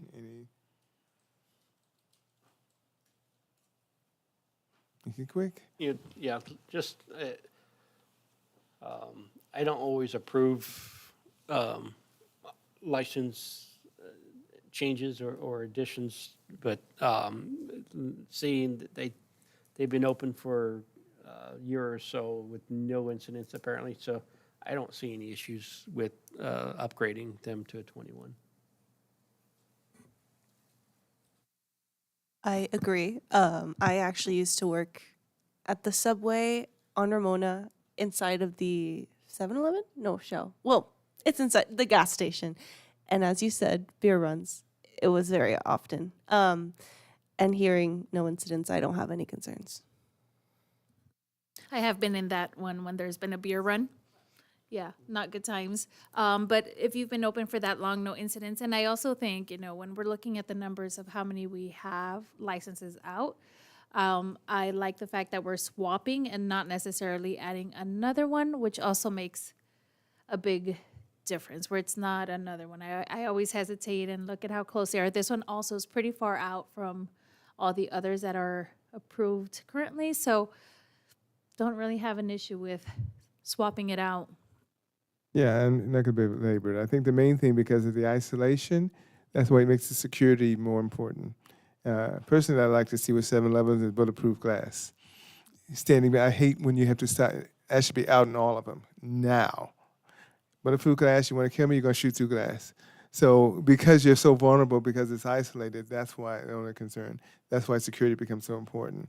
But anyway, it's not all, it's that area is basically industrial. And so, it's going to take a while for people to come there. And you're going to get the Moreno Valley crowd coming down that street. So that's different. So anyway, I have no other issues with that. And I appreciate your long patience and willingness to listen to that. So unless there's anything else, we're pretty much going to, the recommendation is adopt resolution number 2527, finding the project is categorically exempt from SEQA pursuant to section 15301, existing facilities. Approve conditional use permit 25-00005 and determination of public convenience of necessity 25-00001 to allow alcohol license upgrade from type 20 to type 21 for off-site consumption at 7-Eleven convenience store based on the findings outlined in the resolution, subject to recommend condition of approval. There were no amendments, so if there is a motion to approve, go for it. I'll move. Been moved by Commissioner Jimenez, I'll second. seconded by Vice Chair Shively.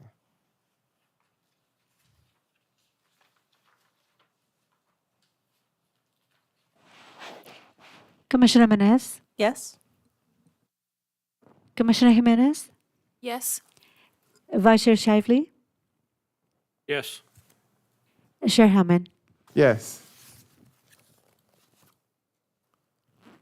With a vote of 4-0, this motion is approved. Thank you very much. Thank you, Monica, for also being. Got to go to work tomorrow. There's no excuses.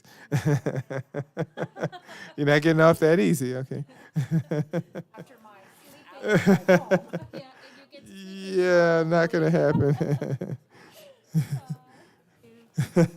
What do you think it is? You're gonna get a break? Okay. Okay, we're coming to the point where obviously item 8, there's no business. No, I'm sorry, public comment. Any public comment? Seeing none, we close the public comment portion. Move to business items. I don't believe there's any business items, right? Better not be. Yeah, Can we what- continue this business item for the, unless Oh, you're ready to re-election. nominate the now you're ad hoc, here. or Yeah, we let's can continue. wait. Let's continue it because we want to make sure he. Yeah. Okay. Okay, so you need a vote to continue or just continue it? You can get a consensus. Okay, consensus? Yes. Yeah, you'll say anything at 12 anyway. Move to item 9. Commissioner reports and announcements. Okay. I wrote an essay for tonight. No. Essay? Okay. Yeah, okay. Oh, my goodness, okay. Okay. I don't have any, it's been a while since we met, I think, and I'll leave it to our director. I think ultimately, on the this Saturday, I think the Chamber of Commerce is putting on an event at the the Southern California Railroad Museum. I won't go into that, but from 5, I think it's 4 p.m. to 9 p.m. in the evening. So hopefully, if you can drop by. But it's the Chamber of Commerce. It's the Paris Appreciation kind of day. But the Chamber of Commerce, I think, is sponsoring, not the city. So you'll see booths, and I don't know about car. I have no idea. But it's at night. It's Saturday. I'm done. Okay, and I turn it over to the Planning Manager report and information. Well, good morning. I hope you had a great time at the APA planning workshop. Hopefully, I think everybody was able to make it, right? So I only have one item to report for the October 1st meeting, and that's the continuance for the rezoning for the future fire station in the Green Valley area.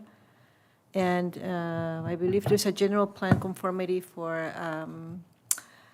a parking lot. So we only have 2 items. Oh, Okay.